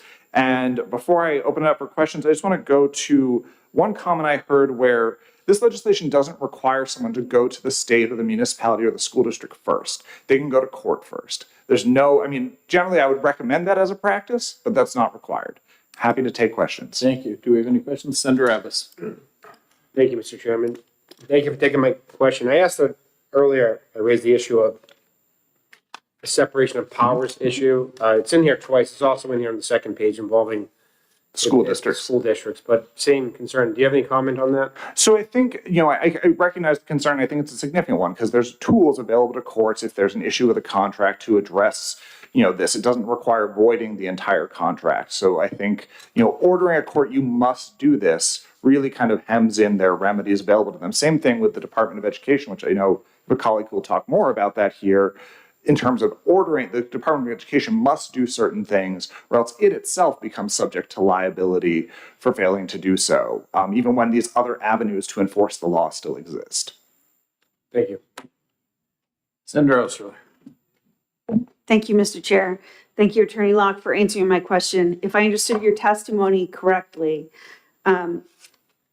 although the intention of the prime sponsor would have been for a citizen who feels aggrieved to go through a non-litigation remedy before running to court, this bill doesn't require that they do any of that. And so anybody, anywhere around the country can come to the state of New Hampshire and file suit. I certainly not, recognizing there's no definition of citizen in some of our statutes, I would say certainly anyone in New Hampshire could come and file suit, perhaps outside, but certainly anyone in New Hampshire could file suit, with the exception there are definitions for school districts. So it has to be someone who resides within the school district. But yes, so it really opens the door to these types of challenges. Follow up? Yep. So just to be clear, there's no recommendation in here or procedure for going through any other steps other than going straight to court. Correct. The statute doesn't require that. Thank you. Thank you very much. Thank you for your testimony. Thank you all. Wayne Buston, representative. Oh, Burton, I knew you. It does not look like an hour. It looks like, I thought there was another. I'm like, wow, he's really close to Burton. How you been, buddy? I'm good. Good. Good to see you. I just remember our rookie year when you were sat next to me in house. That was a few years ago. I would have, if I had seen him. No, you were a wealth of information. He still sort of helps. Okay, go ahead, Representative. Thank you very much, Mr. Chairman. My testimony can be very brief. This bill is contrary to the Constitution. I sat in court with when Judge Landia McCafferty issued her very embarrassing edict against the state of New Hampshire. And what she said then applies now when she asked the Attorney General, what don't you understand about the Constitution of the United States? The problem with the bill, it could be improved in one way, but I'm absolutely opposed to it because it would terminate 32,000 IEPs in the state because it would ban DEI activities, which includes the federal requirement that schools identify students with disabilities. That's a federal requirement. And Judge McCafferty was almost, she really felt very strongly about that. Now, there's two lines in the bill, I think it's 19 and 20, which identifies exemptions, but they do not exempt IDEA. They exempt other things, but not IDEA. So this bill is written, if passed, would end special education in New Hampshire. It's a very brief story. I filed a bill to do special ed for higher ed last August. And we worked on it with the attorney in the Office of Legislative Services. And he liked the bill because students that graduate off an IEP don't lose their disability when they go on to post-secondary education. And that bill actually was well received.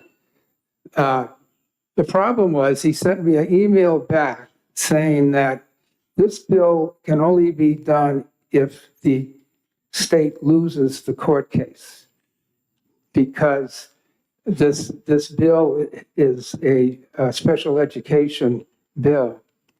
So he said, you have to wait. Now, at the time, I was representing the Oyster School District on this lawsuit right along And so not only the email that was sent to me by the attorney in OLS became the only exhibit that the ACLU included with their brief, and the judge specifically mentioned that email as proof that staff in the Office of Legislative Services in the legislature found that passage of that bill would end special education. And therefore, he was holding on to my bill until the decision was reached. And if this bill does get any further, which I hope it doesn't, I would hope that the language would be included so that special ed would be one of the exemptions in line, I think it's 19 and 20 of the bill. And I'd be happy to answer any questions you may have. Thank you. Questions? Thank you. We're good. Thank you, Wayne. Good to see you. Deborah Hawes? What, the camera? What? I didn't see him right now. I can't see him right now. I don't know if we were next to each other. We were close. No, you're good. I'm sorry. I apologize. Deborah, good to see you. Thank you for your patience. There we go. There you go. Yeah, good afternoon. My name is Deborah Howes. I am president of the American Federation of Teachers, New Hampshire. And it's good to be here with the Senate Judiciary Committee, Chairman Gannon. I am here to mostly address the education impacts of HB 1788. And obviously AFT New Hampshire opposes this bill on behalf of all of our members who work in pre-K through 12 public education and all of our families in the communities we serve. We strongly oppose this. This bill has no place in our New Hampshire schools. It harms our students and their right to get a robust, accurate, and honest public education for all of our students. It also harms teachers by putting them at risk of punishment simply for doing their jobs well and supporting all the students in their schools. The bill expands rather than repeals the anti-diversity, equity, and inclusion provisions that were added to HB 2 last year. Those provisions were declared unconstitutional by a federal court right here in New Hampshire. In October 2025, as you heard, Judge McCafferty issued a preliminary injunction blocking HB 2's classroom censorship provisions. She found they've likely violated due process and conflicted with federal disability civil rights laws. As you just heard, it would end the ability to provide special education, the ability to identify students as a group as having disabilities.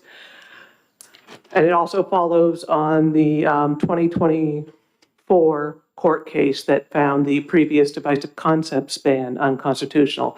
So we do have to wonder, why do we keep going to this same place where the legislature passes laws that violate the Constitution, that affect public education and make us have to fear for our jobs? If we are doing our jobs well and supporting our students and teaching honestly and giving them what they need in the schools. The greatest harm from HB 1788 falls on the students. Schools may hesitate to provide needed supports for students with disabilities. They may hesitate to provide the needed support for English language learners because that's a identified subgroup. You're categorizing students by what they need to help them succeed, but you are grouping them together in a category. They may avoid teaching accurate history. Counselors and support staff may hesitate to address bullying and related issues that have a racial or religious component to it because you might fear that you are crossing a line with this law. The bill keeps the vague language. It does not tell educators what lessons, materials, or conversations violate the law, and allows any citizen to sue. So you'll always be looking over your shoulder, wondering who's going to think I have crossed that line that I can't see. It is difficult to interpret. Litigation has already cost the state a lot of time and money, and that's taxpayer money. And this law, if it's passed, will invite more lawsuits. So we are going to urge you to find this inexpedient to legislate. I do want to respond to one thing that was brought up by the prime sponsor. He mentioned lots of things going on nationwide. The underlying language that was put into HB 2 has been overturned by courts in various places in the country, and it's now enjoyed nationwide, including in AFT et al. Versus U.S. Department of Ed, That was a case out of Maryland. So the anti-DEI contracting language has been found by numerous federal judges to be against the Constitution, and the Trump administration has declined to appeal that latest ruling. They've acknowledged we've lost enough times on this. Let's not add to it. Thank you. Thank you. Thank you for your testimony. Yep. Senator Oshler. Thank you, Mr. Chair. Thank you, Ms. House, for your testimony. And do I understand you correctly from your testimony that this is enjoined not only in New Hampshire, but also enjoined at the federal level? Yes, it is. It's in Maryland, but also there was another case that was combined with it. So it is nationwide. It's not just one of those that, it was only the particular plaintiffs in that case. It's broader than that. And I can look up that third case. I just wasn't quick enough to respond to that. Point. Very good. Okay, thank you very I do much have for your copies of testimony. testimony that will send her out. Rachel Potter.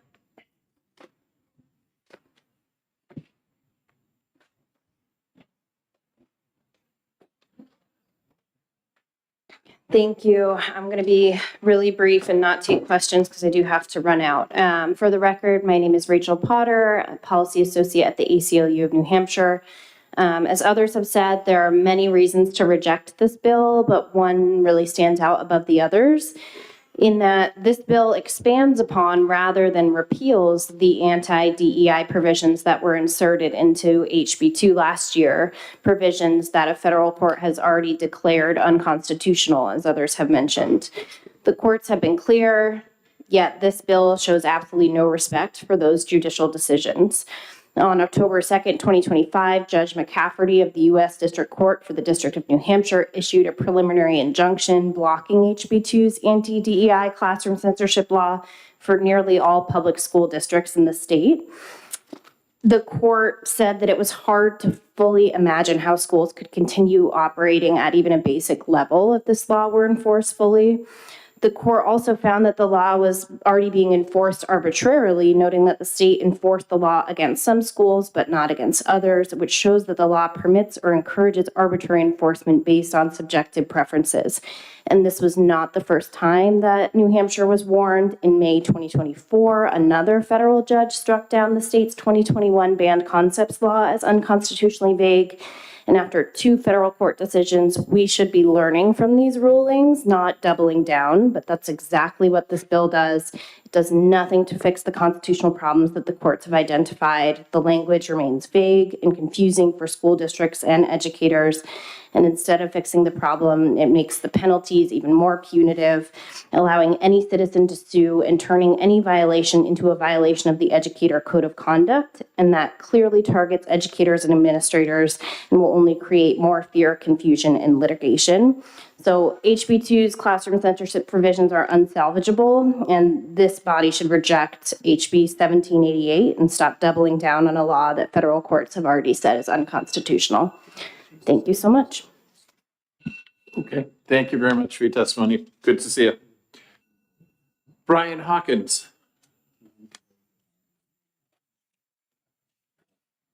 I don't know, Brian, you've never kept it to 2 minutes, so this could be a problem. Good to see you. I'll consider that a challenge, Mr. Chairman. There So we go. good to be here. Brian Hawkins, representing NEA New Hampshire. What's going to help me keep it to 2 minutes is that a lot of what I was going to say has already been said. I concur with the last couple of speakers who talked about the fact that this underlying law has already been deemed unconstitutional, and we're here to ask the Senate to change course, to defeat this bill, or to even repeal the underlying law that we're talking about. And so I'll just focus on the fact that this bill proposes adding more penalties to what is already a vaguely written law that has, that as the court noted, has language in it that invites arbitrary enforcement. And the way this does that is by specifically targeting professional educators' licenses through the Educator Code of Conduct. Sadly, this is a method that has been used in a number of bills that we've seen pass through the legislature. This was not the purpose of what this code was brought forward for. So this means that running afoul of this broadly written law was already a high stakes situation for an educator, with the threat of state funding being withdrawn. Now we're talking about also asking, we're talking about the risk of the status to their professional licensure. And in the court decision, they referenced the anti-DEI laws authorize the arbitrary and unequal application of harsh penalties.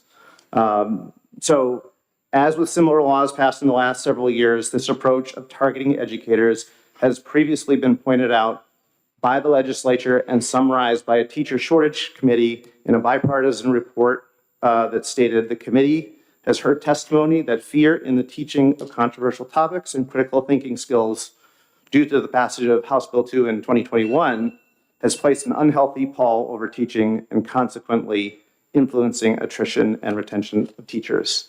And we're asking not to go further in that vein. Thank you very much. Thank you. Senator Abbas has one very quick question. Thank you, Mr. Chairman. And I apologize, it's been a long day up here, but on page 2, it covers the schools. So it does reference the Educator Code of Conduct, but what I'm asking for, if there's a contract that the district entered into, isn't it just the district being sued? So where does the Educator Code of Conduct come into that? If you can maybe explain that. But near the top of section 4, line 6, Roman 3, it adds a violation of this subdivision shall be considered a violation of the Educator Code of Conduct, meriting disciplinary sanctions by the State Board of Education. But who's the educator that's violating? Because the teacher doesn't enter the contract. I'm just wondering who enters the contract. Well, this portion is under 186.77, and so this is in the education section, and so not in the municipal contracts portion. Yeah, policy aside, I'm just asking, like, practically speaking, there's a contract that violates this provision, which is say that court in Northern Federal Court ruling, who is the defendant that you're suing is the district, right? So I'm just wondering, like, how does that then translate to the Educator Code of Conduct? I guess that's one of the unclear portions of the legislation. And sort of to add to that point, this also wraps in beginning in line 17 in Roman 4, inserts itself into the investigatory and processes of the Department of Education when investigating a potential code of conduct violation, which the department can speak to more about that, but that also seems problematic to us. Thank you. Yep. Thank you very much for your testimony. Seeing no other questions. Thank you, Mr. Chairman. Thank you. Isidora Rodriguez Legendaire? No? Okay. Written testimony. Okay. Sounds good. Elizabeth Brown, did you sign in late? Good to see you. I hope you're getting billable hours, so. Something. All right. Sorry, it's late in the afternoon and not enough coffee today. Elizabeth Brown, I'm General Counsel for the Department of Education. Maybe I can try to answer some of the questions. I'm going to keep my comments solely to page 2 under Roman numeral 3. Your first question was a violation of the regarding who is would be the target of a code of conduct violation. I think we would have to construe it as the department. It would be whoever signed the contract. Often contracts on behalf of school districts are signed by a superintendent, or possibly at the building level, they might be signed by a principal. That would be the only way, because we don't obviously license school districts. We license educators, and educators under a code of conduct isn't just teachers. It also includes business administrators, superintendents, principals, and those people at the administrative level. One thing that I want to point out, and I think it's important, is in Roman numeral 5, it says that citizens residing in a school district or SAU can have a cause of action against the school district or SAU. However, if you drop down into the provisions on line 19 that discuss suing the Department of Education, those are not limited to somebody who's living in the district or even in the state. We can be sued, the Department of Education can be sued again by any citizen, which, as Sean Locke, I think, very clearly pointed out, that is broader than taxpayer standing. So I think this is very problematic because it's giving way too many people the opportunity to ratchet up attorney's fees on behalf of the department. Looking specifically at line 17, where the Department of Education is supposed to require a good faith investigations of any credible reports of violations of this law. We don't have that. If we were doing this, we would need to have additional staff to investigate these. We are currently operating with only one staff member who does any of our investigations, and those are all of our investigations under the Code of Conduct. This would be another burden upon the department that we are not staffed to be able to handle. The other beyond that is, if along the line is that any citizen who can demonstrate that the department has sustained a pattern of categorically declining to investigate credible reports can bring a cause of action against the department for failing to investigate those reports. So if you kind of think this through from the department standpoint, we're not given the staff that we would need in order to be diligent in investigating the allegations that come to the department, but yet we can then be sued for failing to be able to have the staff to adequately investigate. And then when we're sued, we go to the Department of Justice, who as well as many demands upon their time, and could possibly end up with, cost to the Department of Justice, but also if there is a case where we lost, would be additional attorney fees that would be given to the citizen. And again, this could be somebody who is completely outside of the state of New Hampshire. So I think those are our biggest concerns, is lack of clarity and also lack of the necessary staff to do our duties under this with fidelity. I'll take any questions if you have any left. Thank you very much for your testimony. We're all set. Thank you. Have a good night. Anyone else wish to testify on 1788 who wants to or didn't sign in? Seeing none, that'll end the hearing.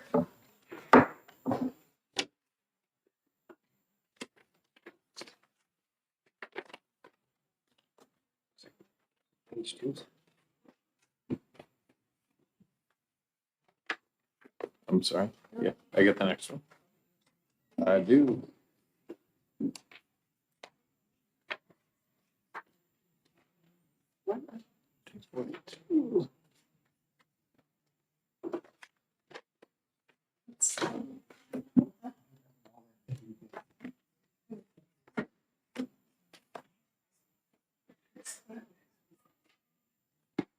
$14.42.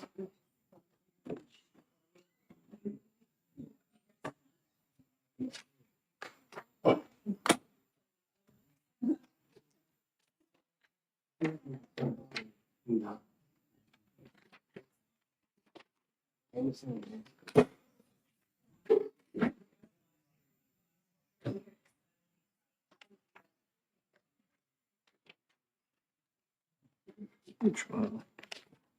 Circumstances. Yeah.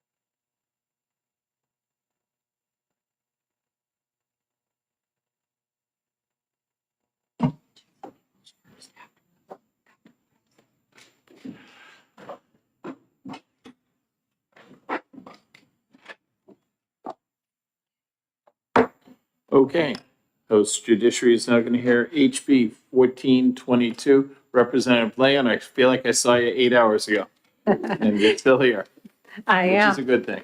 Good. Introduce this for us. Thank you, Representative. Thank you, Mr. Chairman. For the record, I am Representative Erica Leon, representing the town of Derry, which is Rockingham 13. And I'm here today to introduce House Bill 1442, which limits the use of certain facilities on the basis of biological sex and provides a clear statutory definition of gender identity that aligns with biological reality. The bill does something that shouldn't be controversial. It answers the question of what is a woman. And it does it the same scientifically valid way as the Olympics, by use of genetics and the SRY gene. That is a pretty simple test with a cheek swab or a blood test. And this bill handles the complexity of disorders of sexual development, I'd say a little better than the Olympics are, because this allows for the 46XX and 46XY karyotypes to be treated based upon the presence of ovarian tissue if it gets to that level of detail. To make it easy to remember, if you don't have a functional SRY gene, sorry, you are not a male. At the same time, here in New Hampshire, the U.S. Department of Education's Office for Civil Rights has opened a Title IX investigation into the Conval School District. The complaint alleges that a biological male student's access to the girls' locker room created a hostile environment for the female students and violated their rights under federal law. This bill was motivated by the reality that today state law doesn't allow us to give the fourth grade girls who come to this historic building a bathroom free of males. This bill is timely, as the Olympics are taking a similar approach for determining who is a woman and the federal investigation into bathroom policies at Conval. The message is clear: sex is real, it matters, and ignoring it harms women and children. This bill also addresses a big gap in our gender identity law, as it references improper purpose, yet the state does not feel comfortable prosecuting a person who does not have a long demonstrated, deeply held gender identity contrary to their biological sex, and will not hold a male who does not show this longstanding history of presenting as a female to account if he goes into the women's room, despite not presenting as a female in ordinary day-to-day occurrences. This bill makes sure that the sign that says women or girls outside a bathroom means it. It requires public buildings to ensure that places labeled women or girls is just for women or girls, and allows private facilities to do the same. And for those people who don't want to go to that level, don't want to worry about policing somebody's gender, the option of an all-gender restroom is right there in the bill. I have to say, I experienced that up in Maine at the Maine Organic Farmers Scion Swap just this last weekend.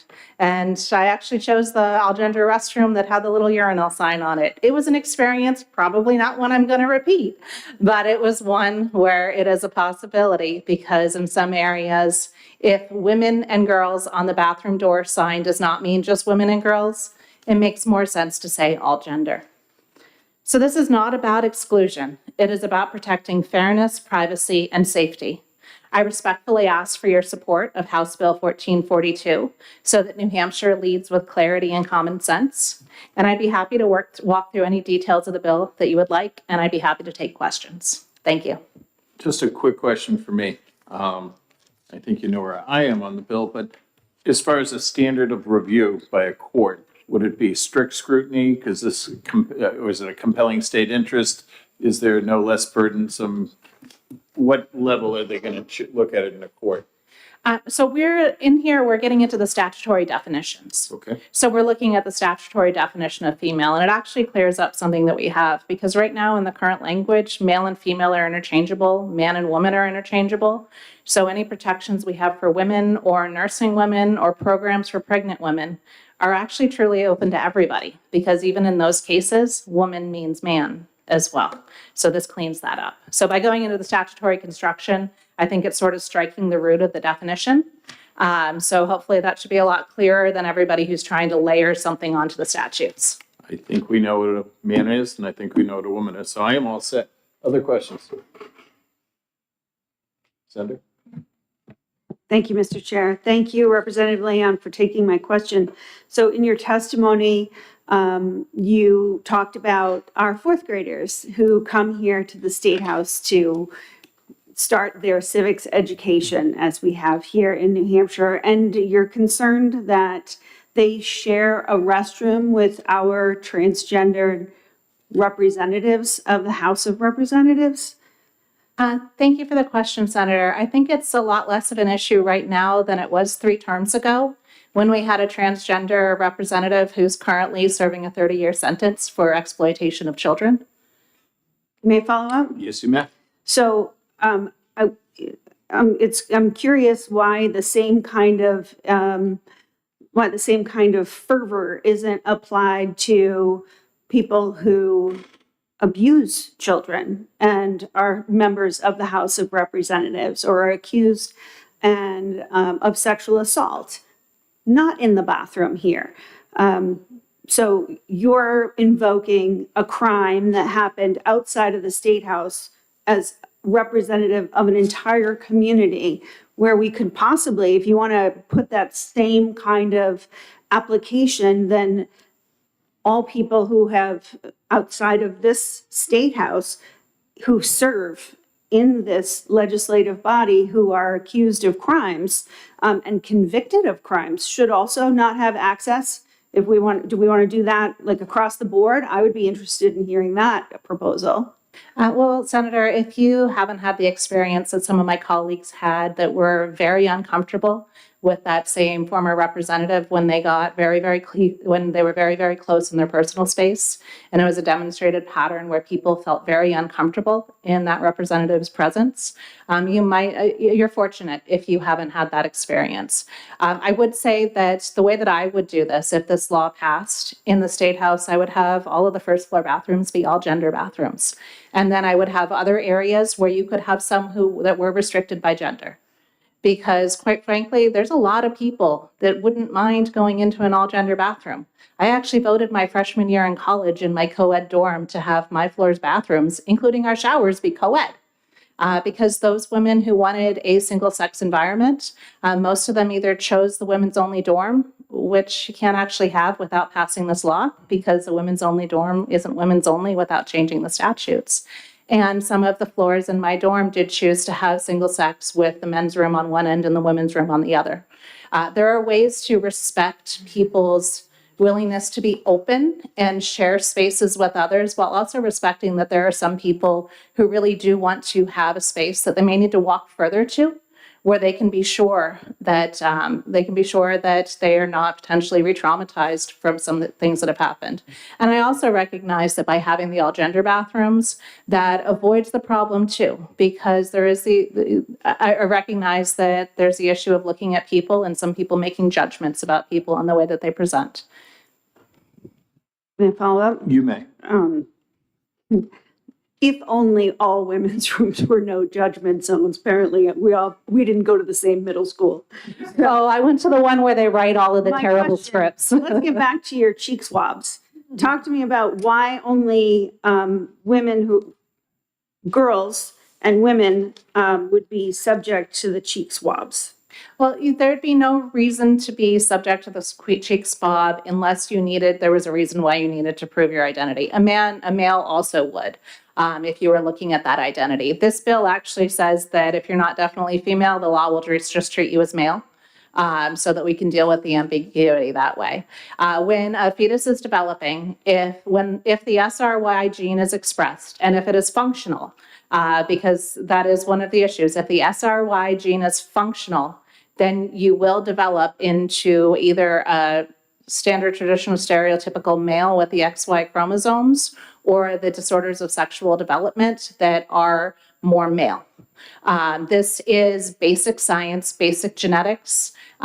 Sometimes it does need to go beyond the cheek swab because if you do have the 46XX or 46XY karyotype, then that is a situation where if you have functional ovarian tissue, you are female, even though you express the SRY gene during your fetal development. I know that it's splitting hairs, but every time we've tried to do this in a less complex way, the question becomes, but what about intersex? What about this? This goes down to the deep science. It looks at all of the disorders of sexual development that we know about. And it has a distinct line on the way that medicine would treat somebody if they were dealing with a medicine that impacts those that are sensitive to estrogen or sensitive to testosterone in a different way. These are the ways that are known and validated. But traditionally, you'd look at it, and for anybody where there's not a question, you don't have that issue. And if we're going to draw a line, we need to have a way to draw a line. Quick question, Representative. So I have 3 daughters, so you already have a record at the school if there's no question, of their sex, what they are biologically. So you're not going to do this cheek swab to everyone, or you are? No, I would have no intention of doing this cheek swab to anyone. My thought would be that the cheek swab would come into play, that if somebody's denied access to a place that they believe that they have access to, that then doing the cheek swab is a way to demonstrate I am female. Because in the absence of, if you look at this, it says that a female is defined as an individual with a reproductive system of the type of which in normal function produces ova, and specifically defined as an individual who lacks a functional Y chromosome. So that'd be XX, XXX, any of these that are the female karyotypes, and then it allows for the functional Y chromosome and those definitions. But it says that male is defined as an individual with a reproductive system of type of which in normal function produces sperm, because now we know not everybody has normal function. And a male shall include any person who does not meet the definition of female. If somebody doesn't want that, if they don't want to go to that extent, you don't need to take the cheek swab. Just don't access the spaces that are specifically reserved for women and girls. And I would hope that every place that follows this and has a women's or girls' room and a men's room also offers an all-gender option. And so one last question on this. So it's the privacy interest of women you're trying to protect in locker rooms, bathrooms, and places like that. So the state has an interest, a compelling state interest, some might say, to protect privacy for women. And that's what you're trying to do? Yes. Okay. Yes. Thank you. Last follow-up? Yep. Thank you. So, Representative, you have asserted on a multitude of occasions during your testimony and answers to questions that it would be great and probably a solution to what you perceive to be a problem to have gender inclusive restrooms. And that is not something proposed here in the legislation at all, is that there would be that places of public accommodation would be required to build those spaces. So while you've suggested it, why didn't you just include it in here and save us all of the cheek swabs? Senator, are you asking for all facilities to be all gender? Or are you asking for some? You propose that. Yes, if you look on page 3 on line 23, it has all gender as one of the options. Line 37 has all gender as one of the options. Page 4, line 14 has all gender as one of the options in order to do this and to fulfill this. And I do also want to say that I do have an amendment that we can have so that we can direct the Building Code Review Board to amend the state building code to be consistent with this, so that we can have that already in the statute, so we don't have to wait a year for it to follow up. But this would allow it to be a multi-user that is either designated by sex or is all gender. Are we all set, Senator? Thank you very much. Thank you for your testimony. Thanks for introducing the bill. Thank you very much, and thanks for your endurance for such a long day. No problem. That's why they pay us the big bucks. Stephen Scar.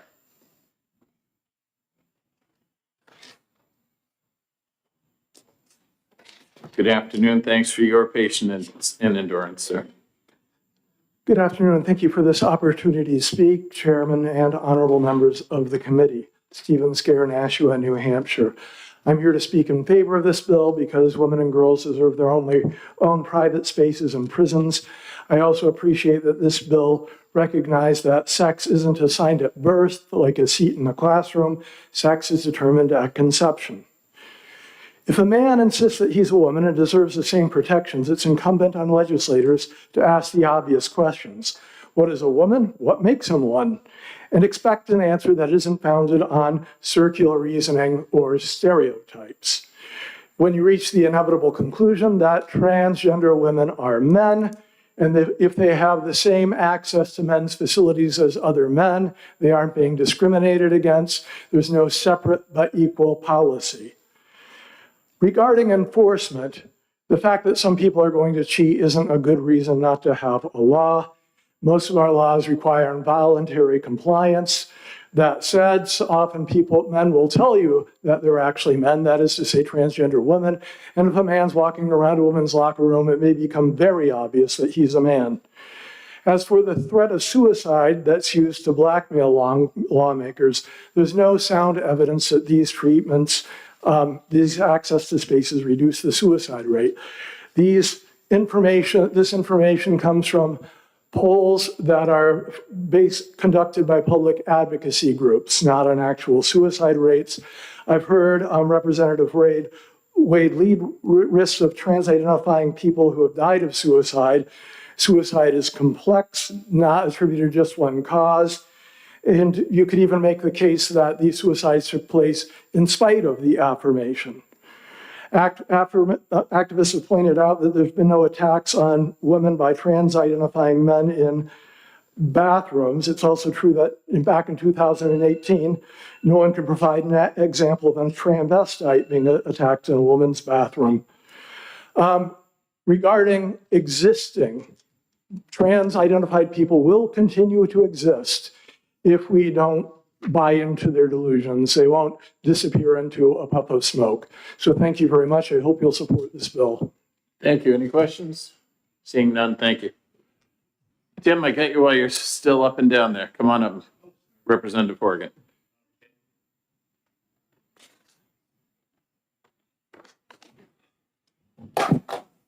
Well, thanks for your patience. So hopefully you'll get to go in a reasonable hour. I don't know whether so I'm Representative Timothy Horgan for Stratford County District 10, a member of the House Judiciary Committee. The first thing I'll say, which doesn't have much, well, I guess there aren't any all-gender restrooms as far as I know in the new facility, One Granite Place, but one problem with that is that we're locked out of the building after 5 p.m. Where you, which I guess you probably wish it was different, you can like stay here and have the hearing go on as long as you want, which hopefully is not too much longer. So I'm on the House Judiciary Committee, and we actually rejected this bill unanimously. I guess there were like a couple of different schools of thought, and also there were some, I think they were probably all Republicans who felt that there were other bills that covered the same topic, and this didn't add anything useful to the other bills. And there are some like me, mostly Democrats. I think there's some people crossed over which felt that this was like this was a bad bill. I do give the sponsors credit for trying to define biological sex. It's a very difficult thing to define. I don't think they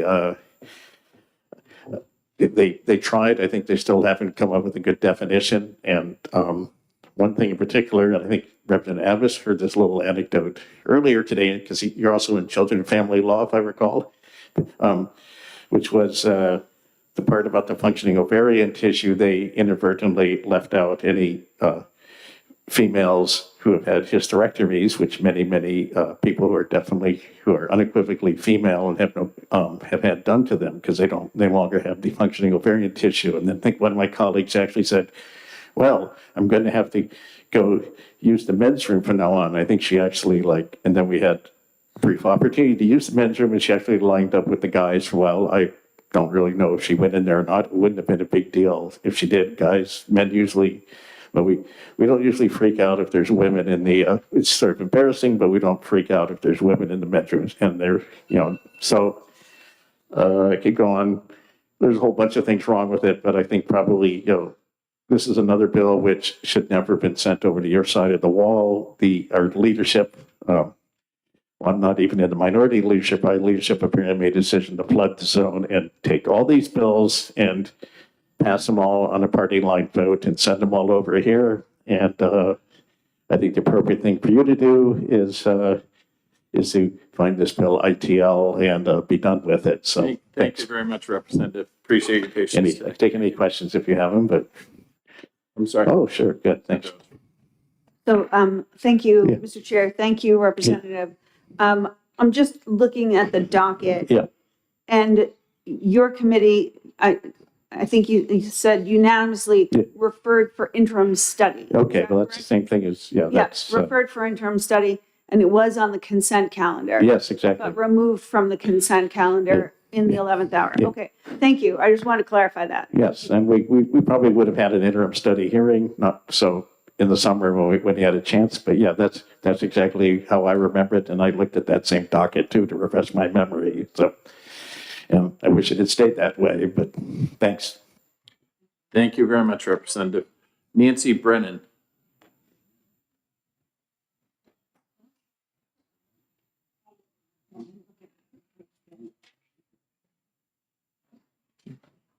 Good evening, Ms. Brennan. How you doing? Is it evening? I hope my husband's making dinner. I hope he's making you a good day. What do you have? We all might show up. Nancy Brennan from Ware, and I oppose this bill. What I would like to do, I have a couple things I'd like to share with you. One is when we look at what is transgender, this tries to be a little more specific. We all have learned a lot about intersex over the last years, but there are other studies being done, and although they're not totally conclusive, they should make us think, well, wait a minute, what's going on here? First of all, I don't know if you've ever read about the Raymer twins in the 60s, 2 boys born, one had a circumcision botch, his penis, and so the doctor said, we're going to remove the penis, you raise him as a girl. And they did, but he grew up and said, whoa, this doesn't feel right. And he found out what happened to him and went back to being a boy. And some scientists and others have looked at it and said, maybe we can't push people to be transgender. Maybe they are who they are. And speaking of twins, there's a higher incidence of both identical twins being transgender in a family than 2 siblings both being, or 2 fraternal twins, which is also something that scientists and people who study gender are looking at and saying maybe there is some reason that people are transgender. And finally, studies on trans brains show certain structures that align them more closely with their transgender identity than with their birth sex. And this is before they've had any medical interventions. Not conclusive yet, but they're looking into it. There are a lot of these studies. I'd be happy to send them to you if you want. I have a suggestion. Take the idea of interim study and expand it. Have some listening sessions where people like Senator Gannon, who I know the sports, you and I have had the sports conversation, people like the people that put this bill out there, transgender people, if we could listen to each other, really listen. This is my experience, without saying, there's no such thing as trans, or it's men doing this, or whatever, that we listen. I would love it if we could do that. Thank you. Thank you. Any questions? Seeing none, thanks for your testimony. Rachel Potter. She left. Okay. We'll read her testimony later, though. Is it Amy Teravaccia?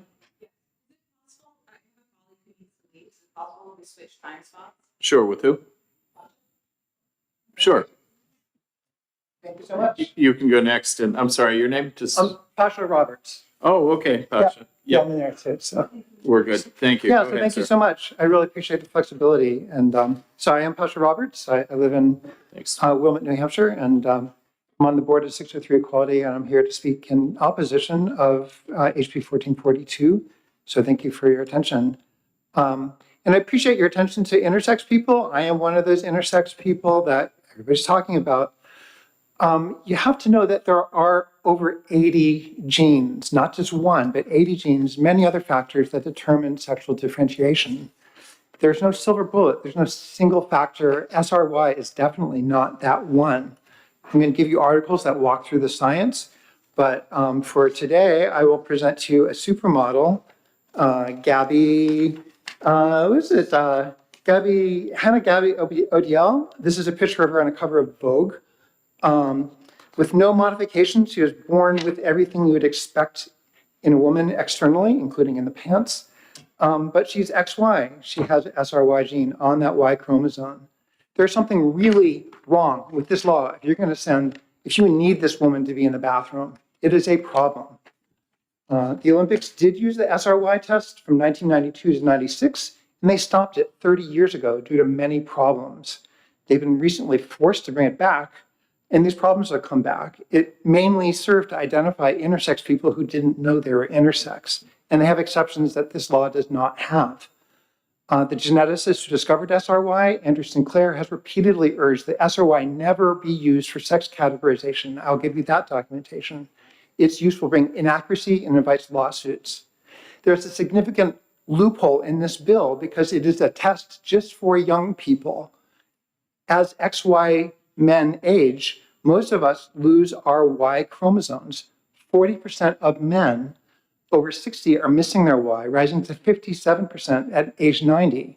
So this means that by the letter of this bill, they are allowed into the ladies' room.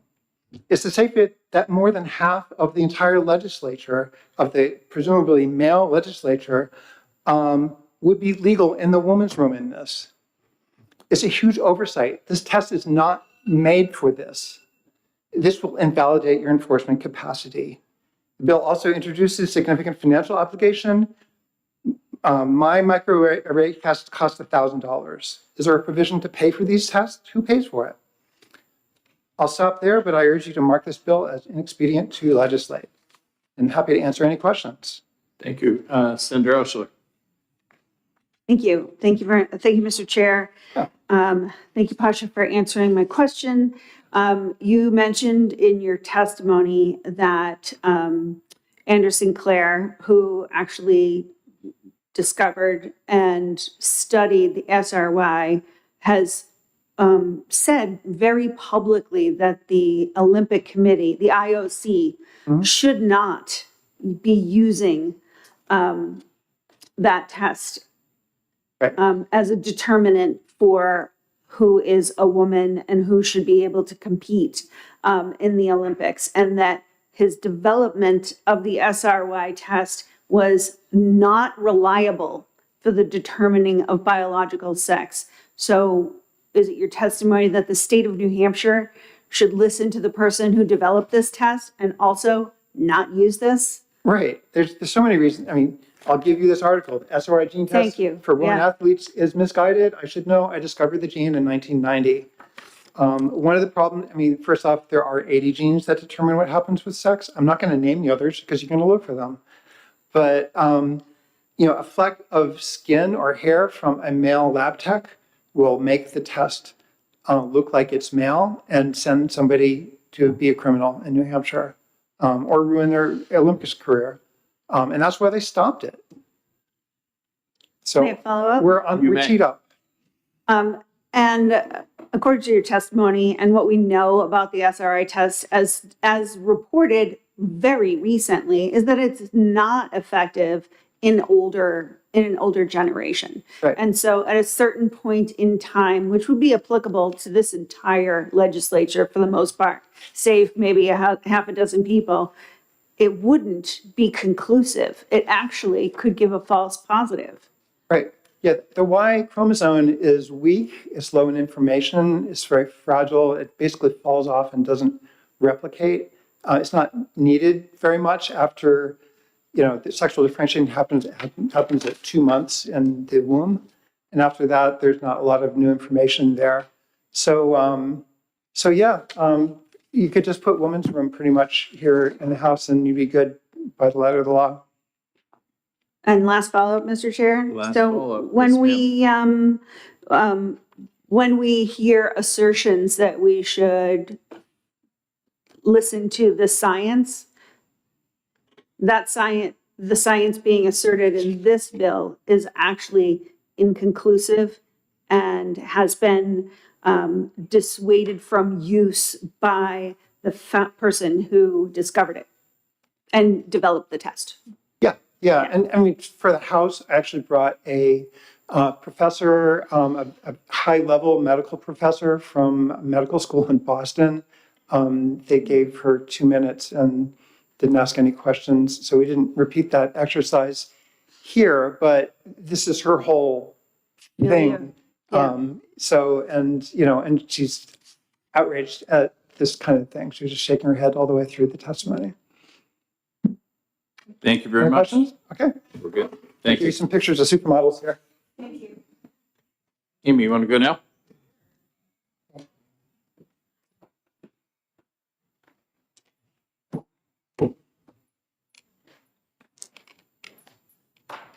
Good evening. Evening. I was really hoping I could say good afternoon. For the record, my name is Amy Teravecchia. I'm the Executive Director of 603 Equality. I'm here to oppose this bill. We've heard this bill and others like it numerous times. We've heard from multitudes of constituents why bills like these are bad for New Hampshire. I think it might be helpful right now to just kind of summarize what we've heard across two different legislative bodies, multiple years, and just 6 bills this legislative session. So we've heard from experts that have outlined that this rinse and repeat legislation is likely to be vetoed, just like its predecessors have. We've heard from scientists, doctors, and intersex individuals who have attempted to educate you on how both anatomy and gender are too nuanced to effectively legislate. We've heard from business owners who are worried about enforcement and the lawsuits that will surely follow. We've heard from New Hampshire residents who want government out of their bathrooms and locker rooms. We've heard from caretakers of young children who are concerned about how these bills would create situations where they could not accompany their minor children into the restroom. We've heard from care providers who are equally concerned about logistics of navigating a policy like this when needing to accompany and care for folks with mobility issues. We've heard from cis women, myself included, who have outlined the safety and privacy concerns of enforcing a policy like this. And yet, both legislative bodies seem to prioritize the voices of out-of-state interest groups and the same playbook as national party politics to distract from real issues and concerns facing New Hampshire. I talk to New Hampshire residents every single day, and I will tell you what they think of this. It is divisive identity politics. It's designed to distract us. It is dilatory. It is discriminatory, and they are tired of this nonsense. I urge you to listen to the overwhelming consensus of voices from your constituents, and I urge you to recommend ITL on 1442. Happy to answer any questions. Go ahead, Senator Abbas. Thank you, Mr. Chairman. Thank you for taking my question. If there is an issue with the definition that's provided here for biological sex, which is page 1, lines 21 to 28, is there an alternative definition that you would suggest for the committee? No, there are 40 different types of biological sex that have so far been discovered. It is too nuanced an issue to legislate. Thank you. Any questions? Nope, we're all set. Thank you, Amy. Claire Abernathy.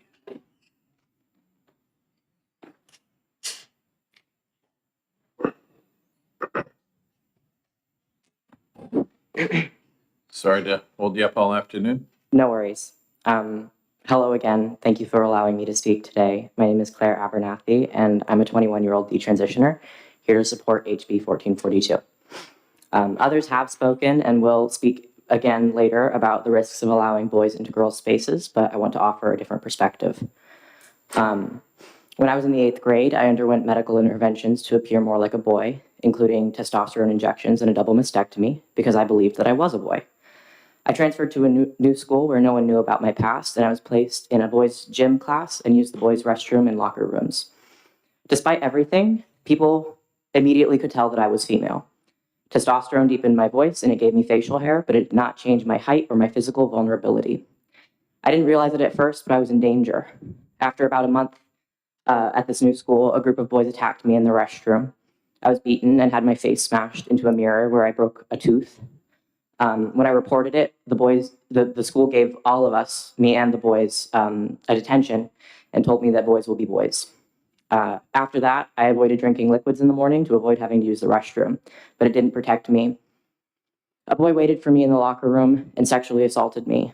He threatened to kill me if I told anyone, and I didn't believe that the school would help, so I stayed silent.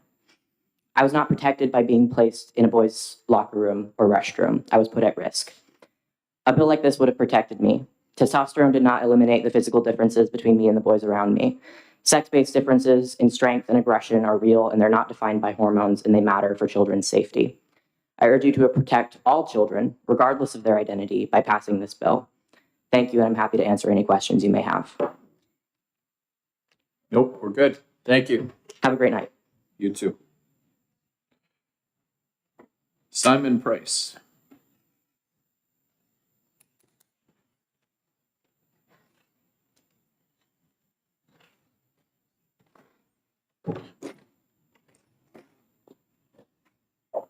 Good afternoon, committee.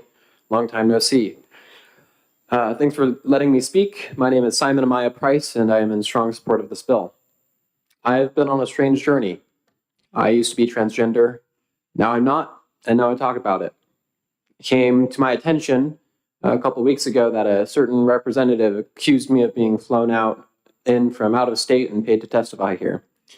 Not only was I not paid, but I'm losing money doing this. I drove here with my friend Claire today, and I'm paying for gas, and as I'm sure you know, gas is not cheap right now. While it is true that I'm here because I love the state and its people, my true motive is different. When I'm 75, I want to be able to sit under my own vine and fig tree and know that I've done absolutely everything in my power to make this country and the state safe for my children and my future children. I don't want my kids to go through what I went through. I don't want them to be lied to the adults they're supposed to be trusting or to be groomed into rejecting their sex. I don't want my future daughters and granddaughters to have to share bathrooms with men who we have no way of knowing whether or not they're predatory. The other side wants you to think I'm here out of malice and hate and cruelty, but that couldn't be further away from the truth. I see their pain. I see your pain. I know what it's like to be in the place you are. You can spit on my name and threaten my life, but I will choose every time to tell hard truths instead of easy lies, because I love each and every one of you, because you are my fellow man and you are my fellow Americans. I don't agree with many of your decisions. Many of the things you believe you want to do with all your heart, I am in stark opposition to. This bill is an example of one of those differences. I know you may not understand right now why it is wrong for men to invade women's spaces, or even what I mean when I say that, but I hope that this bill, if passed, will save you from future embarrassments and serve its primary purpose of protecting women's spaces and safety. We all have the choice to tell hard truths or easy lies. Join me in doing the former, and please vote ought to pass. Thank you very much. Thank you very much. We're all set.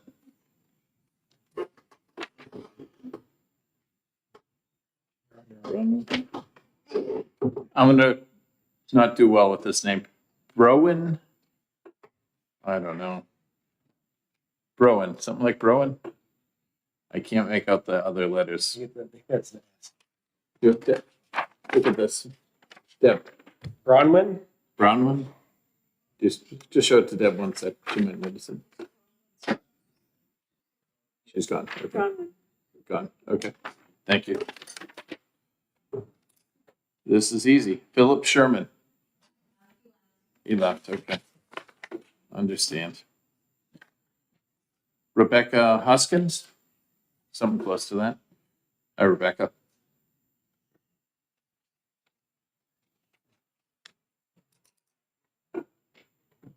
Good evening, ma'am. Good evening. Thank you so much for listening to all of us. My name is Rebecca Hoskins. I'm a lifelong resident of this state and I currently reside in Concord. I have come to speak to you today to urgently oppose this bill. This bill poses great risk of harm to all Granite Staters. I'm a gender non-conforming person, but biologically female. I can appear to be masculine or feminine presenting depending on my mood. Gender is a dress-up party and I do what I want. I accept any and all pronouns. I have spoken and written to other Senate committees and House committees about my experiences living in New Hampshire with this identity. This bill and other anti-LGBTQ bathroom bans like it are not going to keep public spaces or private spaces safe. In fact, bills like this make public spaces decidedly less safe. One of the reasons Governors Sununu and Ayotte have vetoed bathroom bills like this in the past is their inability to be enforced. How exactly are you going to stop all trans people from using bathrooms? Even if you believe someone in the bathroom is trans, you could be wrong. This was very much the case last year in Massachusetts when it was reported a woman using the bathroom in a Boston hotel was asked to leave the bathroom by a male security guard. Let's just think about that for a moment. Someone made a snap judgment about another person's gender and reported them for using the restroom. Then a male security guard walked into the woman's bathroom, banged on the stall, and demanded that woman leave the bathroom. As it turned out, the person who made that snap judgment was wrong, and that security guard had just harassed a cisgender woman. Are we about to make bathrooms in New Hampshire the Wild West, safe for no one? That story makes me fearful for something that could happen to me if I were to use the bathroom while wearing a suit. Would I need to submit to a cheek swab just because my clothing made someone uncomfortable? I understand it can be hard to understand a community that you're not a part of and that you don't necessarily have a connection to. However, that lack of comprehension doesn't give you the right to legislate a minority population out of existence. Thank you very much. Thank you for your testimony. Seeing no questions. Rachel, is it ST? Okay, there you go. I was going to be way off. Hi, thank you for taking the time Good to listen to afternoon. us today. Thank you. My name is Rachel Steidehar, and I'm here to speak to you about the real problems facing our state. We are in an economic crisis. UNH Durham has lost more than almost 1,000 students in the last 5 years, and a significant proportion of that is out-of-state students. We have had significant budget cuts over and over and over again caused by declining enrollment, and that will be worsened by this bill. 1 in 4 students rule out colleges based on state politics, and a significant part of that is LGBTQ rights. We will be driving away out-of-state students who make up more than half of our school's population and pay double the tuition of in-state students. We can't afford that. Additionally, we are a brain drain state. Considered by Congress, more people are leaving than are coming back in who have important skills to grow our economy. And many, many companies, 337 of them, have signed statements that it makes it significantly harder for them to recruit new candidates if a state has harmful or harsh LGBTQ laws. This is not about trans people, it's about the future of New Hampshire. In fact, there's precedent here. North Carolina passed a similar bathroom bill quite a few years ago, and they lost more than $3.7 billion in companies leaving their state, canceling contracts, canceling expansions. PayPal, for example, scrapped a $2.5 billion expansion that would have brought 400 more jobs to the state because of their bathroom bill. Deutsche Bank canceled $500 million in new plans. The NCAA relocated championships out. Can we afford this in the state of New Hampshire? I don't believe that we can. They paid $700,000 in lawyers' fees just to defend this bill. Is that something New Hampshire can afford to do? Can we afford to worsen our brain drain problem and spend significant amounts of our state budget defending a bill that really is not necessary in the first place? I believe not. And I will take any questions. Thank you. Seeing none, thanks for coming today. Todd Air. I'm sorry, are you submitting that testimony or were those just your notes? That's fine. Okay, thank you. Evening, Todd. Good evening. So, as far as I can see, this bill proves the current problem with the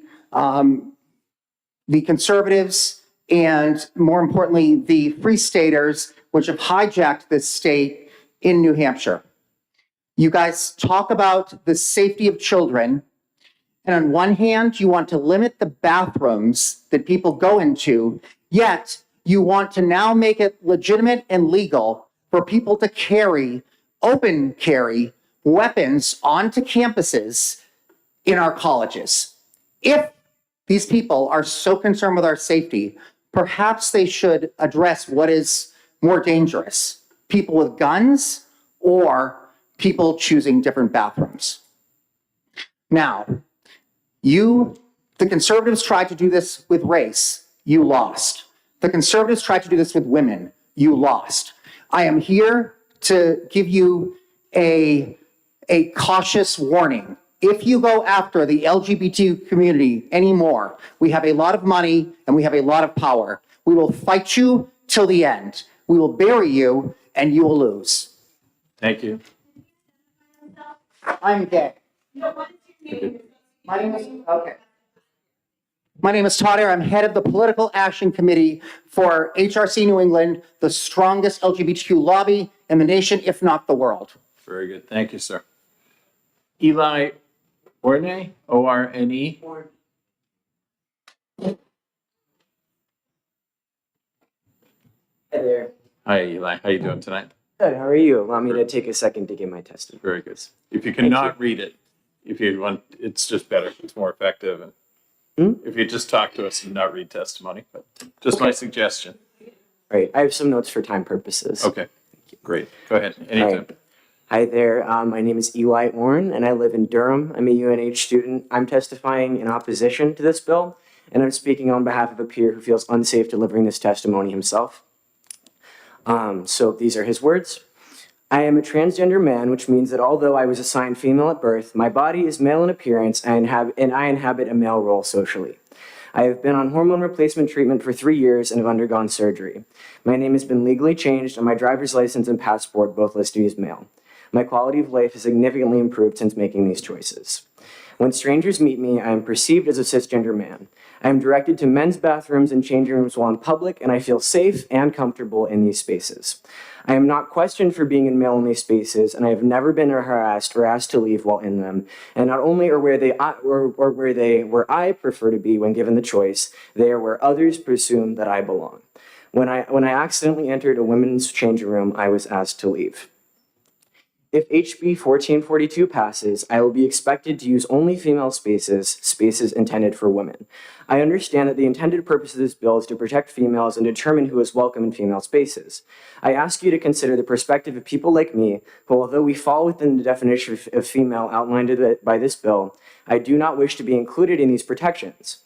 I do not belong in a female restroom, not only because of my own personal beliefs regarding my gender or my comfort level with being there, but because being forced into female-only spaces would make me and those who use them willingly uncomfortable. Women who perceive me as male and a man do not want me in their bathrooms just as much as I do not want to be there. If this bill becomes law, I am likely to have authorities called on me for using a female space. Being questioned would force me to disclose private medical information which I do not want to share. Also, how would people know that I'm telling the truth? People don't carry birth certificates or chromosome tests into restrooms, and inspecting genitalia would be unacceptable. At least I hope so. I should not face legal consequences for using the bathroom that makes me and others comfortable. This bill would make it impossible for me to access public facilities in New Hampshire safely or legally. Thank you. Thank you very much for your testimony. Sam Hawkins.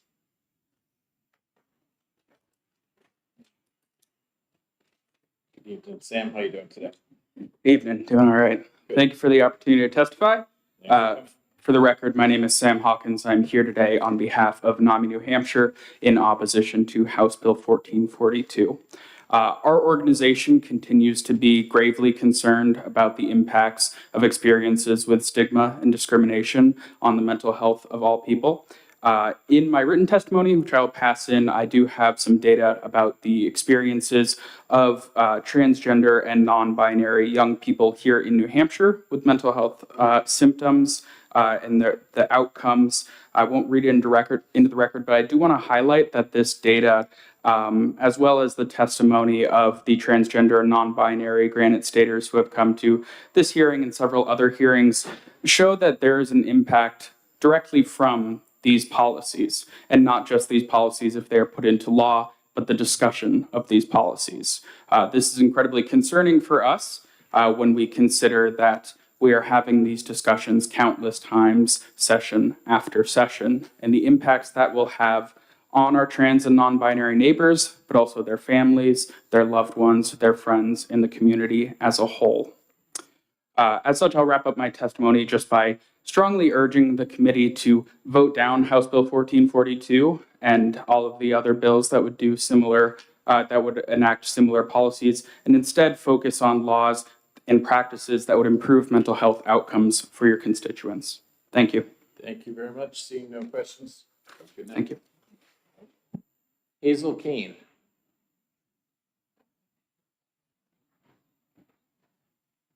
Evening. Thank you. Hazel Kane, here opposing House Bill 1442. This is the third time I've been up against a bathroom bill. First time was in this very committee. Second time, last time, I actually got maligned on national conservative media for it. Tucker Carlson, Off the Press, New Hampshire News, Libs of TikTok all picked me up. They tried to dox me, defame me, say that I was institutionalized in 2017. I was not. I've never been hospitalized. Don't even have a criminal record. 30 years old. I'm a law student.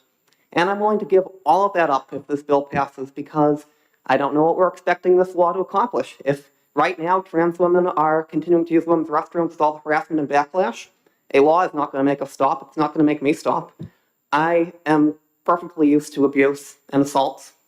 I mean, if somebody says that they're going to teach me a lesson, make sure I never use a women's bathroom again, go ahead, punch me in the face. Maybe you can do a better job rearranging it than my father did when I was 19 years old, and he gave me orbital fractures on both eyes and a broken nose. Maybe he'll feminize me a little better than he could. I think it's important to know that my dignity means more to me than I think privacy means to any cisgender woman supporting this bill. I will go in and I will not be deterred.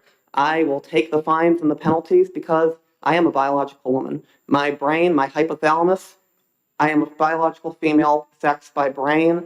Whatever my reproductive organs tell you, whatever my chromosomes tell you, has no impact, no bearing on my behaviors. 28 years I tried to be a man. I tried to act the way people wanted me to act based on how I looked, and I couldn't do it. It was impossible. I finally decided to start presenting because I needed to make people leave me alone. I actually don't really care about looking like a woman. Body image doesn't really mean much to me at all, actually. People say it's like an autogynephilic sexual fetish or a fantasy. Actually, I just want people to treat me the way I know I need to be treated because the way I am is not the way people perceive me. So I just want you to know that if this bill becomes law, I'm actually going to care even less about passing because if nothing I do will ever convince you that I am a woman, if you'll only see me as a biological male, I'll just look like a man and I'll do whatever I want to do. I'll go into women's bathrooms. And if you want to, again, try to punish me, beat me up, it's happened to me before and I'll let it happen again. I'll show you all to be the monsters that you are if you're going to hit me. I'm not going to fight back. I'm not an aggressive, violent person, and I will make the world see that if I have to. Thank you, and I'll take questions. Thank you for your testimony. Go ahead, Sandra. Thank you, Mr. Chair. And thank you, Hazel, for taking my question. First, I just want to acknowledge that I'm so sorry that you have internalized the violence that is externally all around you, and I'm very sorry. You testified, you're 30? Yes, I am turning 30 in a few weeks. And a law student here? I am a law student. Okay, and so you're a New Hampshire resident, young New Hampshire resident, pursuing a degree in law. You're exactly who we're trying to attract to the state. I've lived here my entire life, actually. We're in danger of losing you over a bathroom bill. Okay, thank you.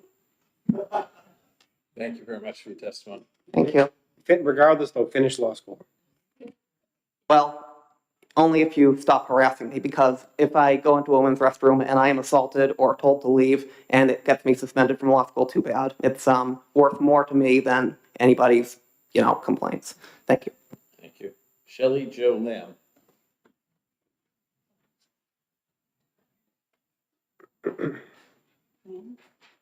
Hello. Hello, Shelley Jo. How are you doing tonight? Good. My name is Shelley Jo.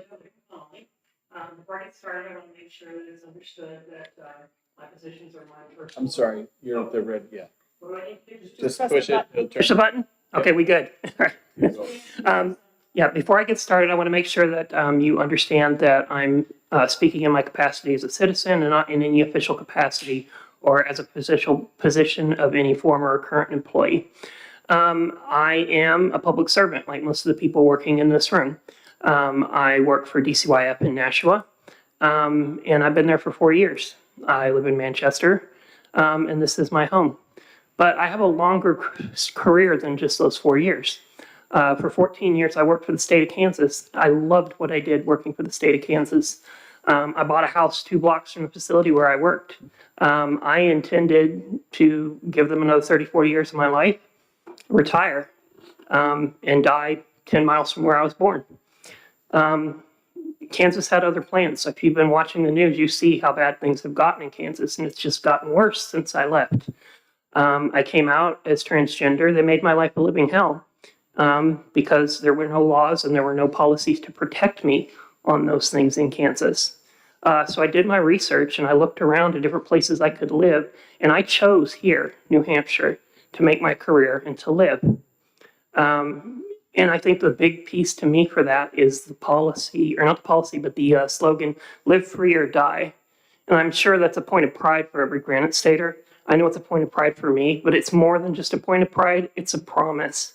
And I'm here to tell you it's a promise that's been fulfilled for me. I'm living my dream here. I have my wife here, I have my kid here. I'm so blessed and thankful to be working for the taxpayers of the state of New Hampshire. And this will affect me very negatively. And how it will affect me is I work in an office in Nashua. There's a women's room and a men's room. Since I started working there in Nashua, I've always used the women's room. I'm just one of the girls at the office, okay? I think it's really important to understand that. I also have male coworkers. I can't imagine what it would be like for me to all of a sudden, after 4 years of service, to just walk into the men's room, walk past a row of dudes doing their thing. Like, no. That's ridiculous. That would make them very uncomfortable. These are my colleagues. It would make me very uncomfortable, and I shouldn't have to do that. But it leaves me with very unsavory options. Do I pick up my life and move again? I don't want to do that. I lost everything when I moved out here, but I gained so much, it's been worth it. And the other option would be to just ignore the law. But then I have a wife and a kid dependent upon me. What happens if I lose my job? What happens if I get prosecuted? What happens to them? So I vehemently oppose these laws, and they've been struck down again and again at the executive level. I'm so thankful for that. And both by Republican governors, by the way, since I've been here. And I think it's important to understand that this is inexpedient to legislate. It really is. You can go ahead and put it in, but I don't think it's going to go anywhere. And I'll tell you one thing, the choice that I've made is to live free or die. That is what I'll do, in spite of any tyranny that the government tries to impose upon me. And that's all I have to say. Thank you. Any questions? Seeing none, thank you very much.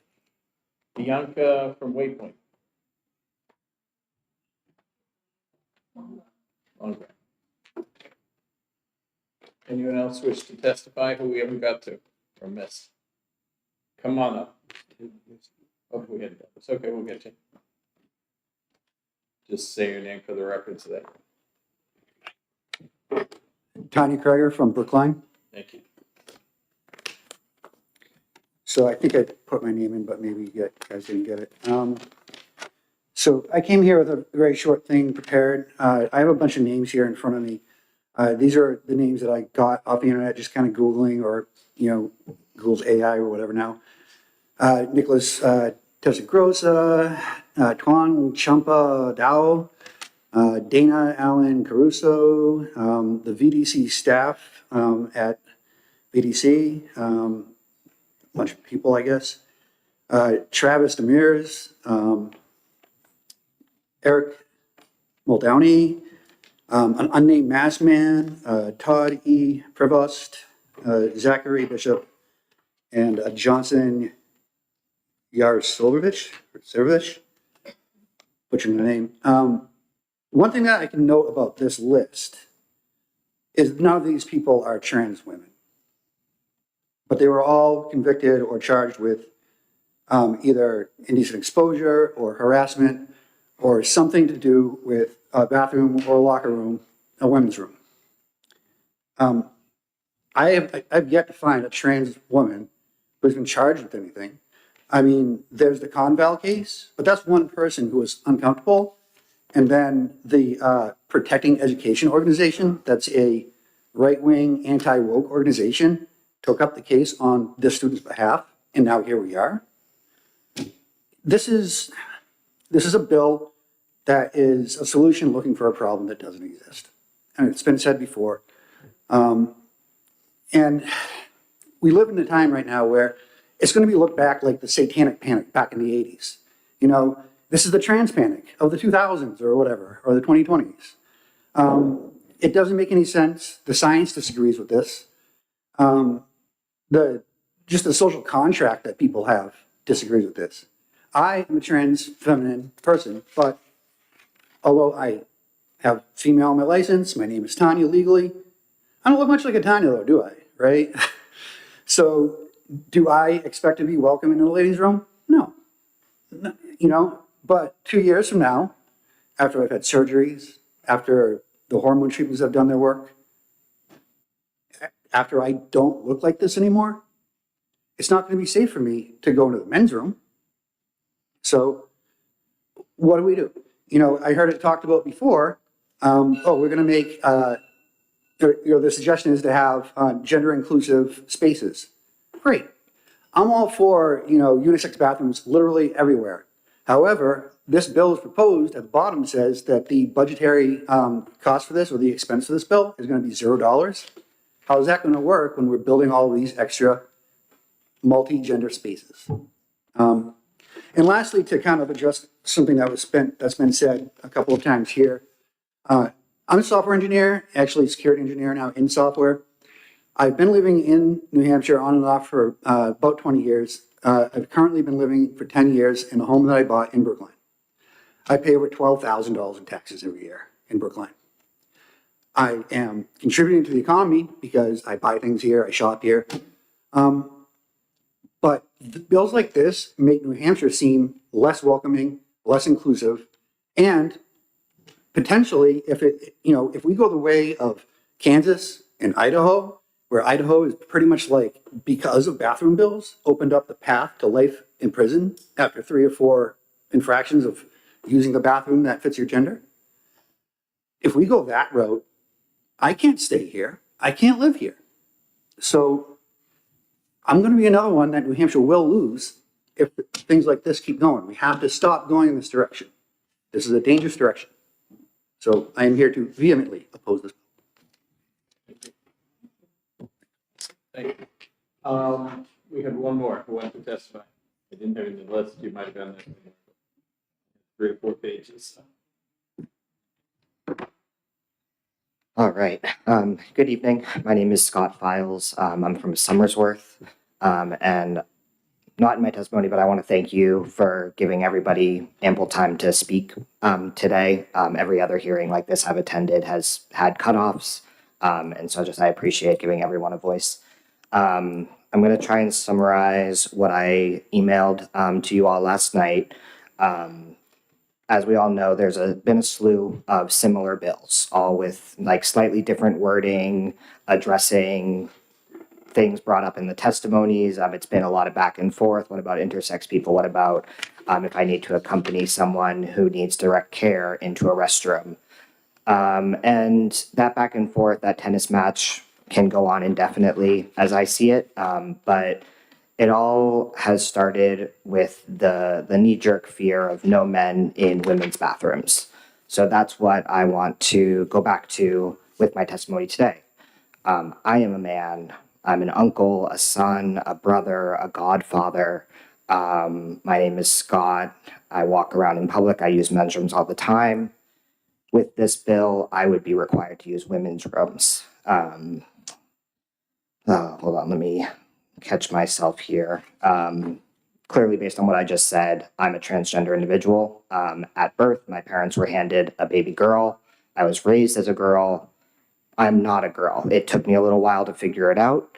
And all I can speak is to my own experience, but I know that I am a man, regardless of what my genes say, my genetic code, which I don't know, not necessarily relevant to my everyday life. I'm just trying to do my own thing. It's really hard for me to believe that someone would look in me and say, yes, Scott needs to be using a women's room. That's quite a statement. And the flip side of that is if I'm a man and I belong in a men's room, my trans identity is just an adjective, just describing my past, my personal evolution. The flip is that trans women are also women.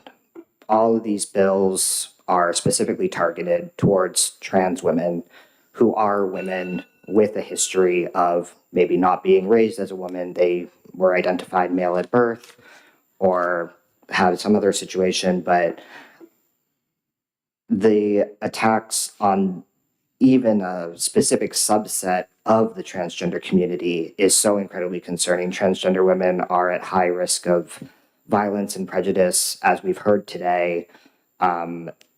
So even as I sit here as a trans man, I experience a certain level of privilege that my, other members of my community don't get to experience. So I want to emphasize that with my testimony. And I didn't follow along in my notes at all, but I hope that made sense. And I am very happy to answer any questions that you might have. Senator Amos has one, Elise. Thank you, Mr. Chairman. Thank you for your testimony and your patience for waiting. My pleasure. So this bill, it covers a lot of bathroom issues. You have the municipal bathrooms that's covered in one section. You have the school bathrooms, and then you have the bathrooms of private establishments. With municipal and school, that's I think that creates separate issues than the private establishment. Is there an objection to private establishments being able to choose how they want to separate their bathrooms? And what it would do is really address a discrimination claim regardless of what direction they went. Just to make sure I understand the question, like a private establishment, like a restaurant, Yes. or something, saying that this is a women's room or a men's room, Yes. and enforcing that. I was thinking on the way here, the times that I use the bathroom most in public is right before I eat because I love to wash my hands. How would they know? I've never ever been questioned going into a men's room, but imagine a situation. I think someone in Idaho testified, another trans man like me. If I walk into a women's room, a father, a husband sees me follow their child or their spouse or a friend, a female friend, into the bathroom, they're going to be extremely suspicious, probably potentially aggressive. Me abiding by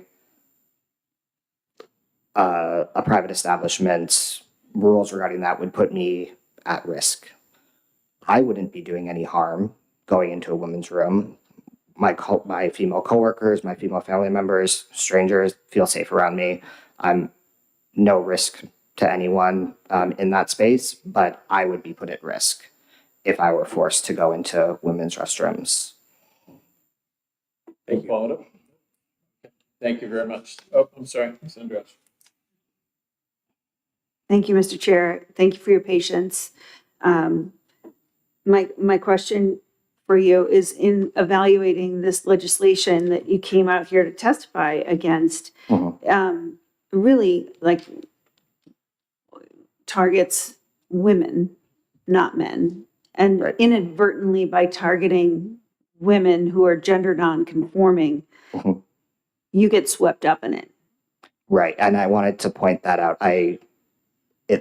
The target of this bill is not me. And I didn't want my testimony to only be about me, Scott, will be affected. I care and I love so much the trans women in my life, and they are at risk. I'm a side effect of a legislative move like this. So that's how I'm able to sit here and present my specific perspective. But I wanted to emphasize that I know I'm not really the target. As far as I'm aware, it's the trans women. And you can look at the statistics of how much violence and hate and suffering they experience across the country. It's getting worse every day. All of us here that are testifying against this bill are seeing it everywhere.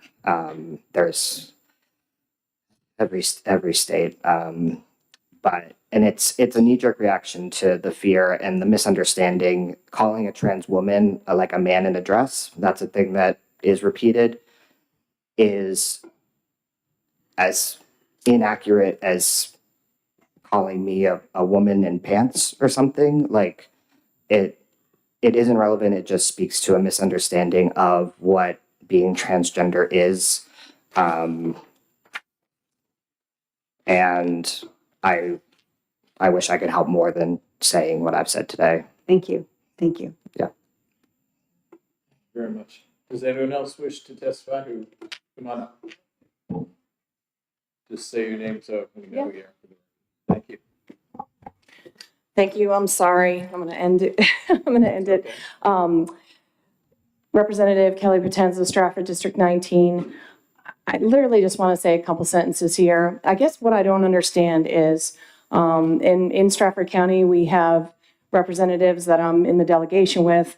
I have a lot of respect for that are transgender. This bill isn't for anyone else except for bad actors. And that's really what it comes down to. People that are testifying today, that's not an issue. No one is going to say anything about them going into, like Alice, for example, from Stratford County. I would never have any issue with Alice going into the restroom, the female restroom. We're talking about folks that are saying that they are one thing to expose themselves and things like this. And it's just so much more than bathrooms. There's not going to be policing and swabs or any of that kind of stuff. The only way you can have any sort of accountability is if someone's coming into for example, a locker room, or if we're talking about in a prison, those things are happening. They're happening right now. I mean, are you not looking at the reports in Maine where they put biological males in female prisons and the rapes that are taking place? These things are happening. There's violence and there's horrible things that are happening from bad actors. And if we don't have these things in our law that have some guardrails, that's not going to happen. And there shouldn't be, I don't know why people think that there's this level of attack or whatever. You have to define things, and it's the only way we can do it to live in this kind of environment. And I just, I don't want hate on any side. There shouldn't ever be any violence. And, the violence that the detransitioner was talking about that took place in a male restroom, or anything that happens in a female restroom, none of that should be happening at all. You come in, you do your business, you leave. This is for people that are exposing themselves and doing bad things. And right now, there is nothing. There's a cover that has been put in place that is protecting folks that are bad actors, and that's a problem. So. Thank you very much. Senator Ridden has a question, if you'll take it. If you'll take a question. Sure. That's what criminal laws are for, correct? That is what criminal laws are for, but unfortunately, they're not being. So, for example, I'm going to use a story from a constituent, Planet Fitness. They had a gentleman that said he identifies as a female, and he was in the locker room, the female locker room at Planet Fitness in Rochester, exposing himself. And now they don't go there anymore. They told the management there, and they said there was nothing that they could do because that's how he identifies. He's obviously a creep. I've had tons of conversations with state representatives. We have a brand new state representative, Billy Butler from Somersworth. We get along wonderfully, and he doesn't understand what is actually happening in some of these places. There's a protection right now because someone just says, "Oh, well, I am this," and there's people that are bad actors, and there's bad actors on all sides. I'm not just, it doesn't matter what your gender is or anything. And unfortunately, there's a cover right now, and that's what's covering it. And people are leaving in droves. When that law passed in 2018, I don't know if everybody remembers, I was actually living here, not in, of course, like in Merrimack County. And so there used to be a Bed Bath & Beyond. And I'll never forget, my girls were little, and we were at the store, and this woman came out with her daughter and was all freaked out because there was a man in the restroom and there was nothing that they can do. They went to the manager. They're like, there's nothing that they can do because he identifies as a female. So that kind of stuff makes people very, very uncomfortable when you've got a big burly man with a full beard and stuff like that that's hanging out in a female spaces, and that is about privacy.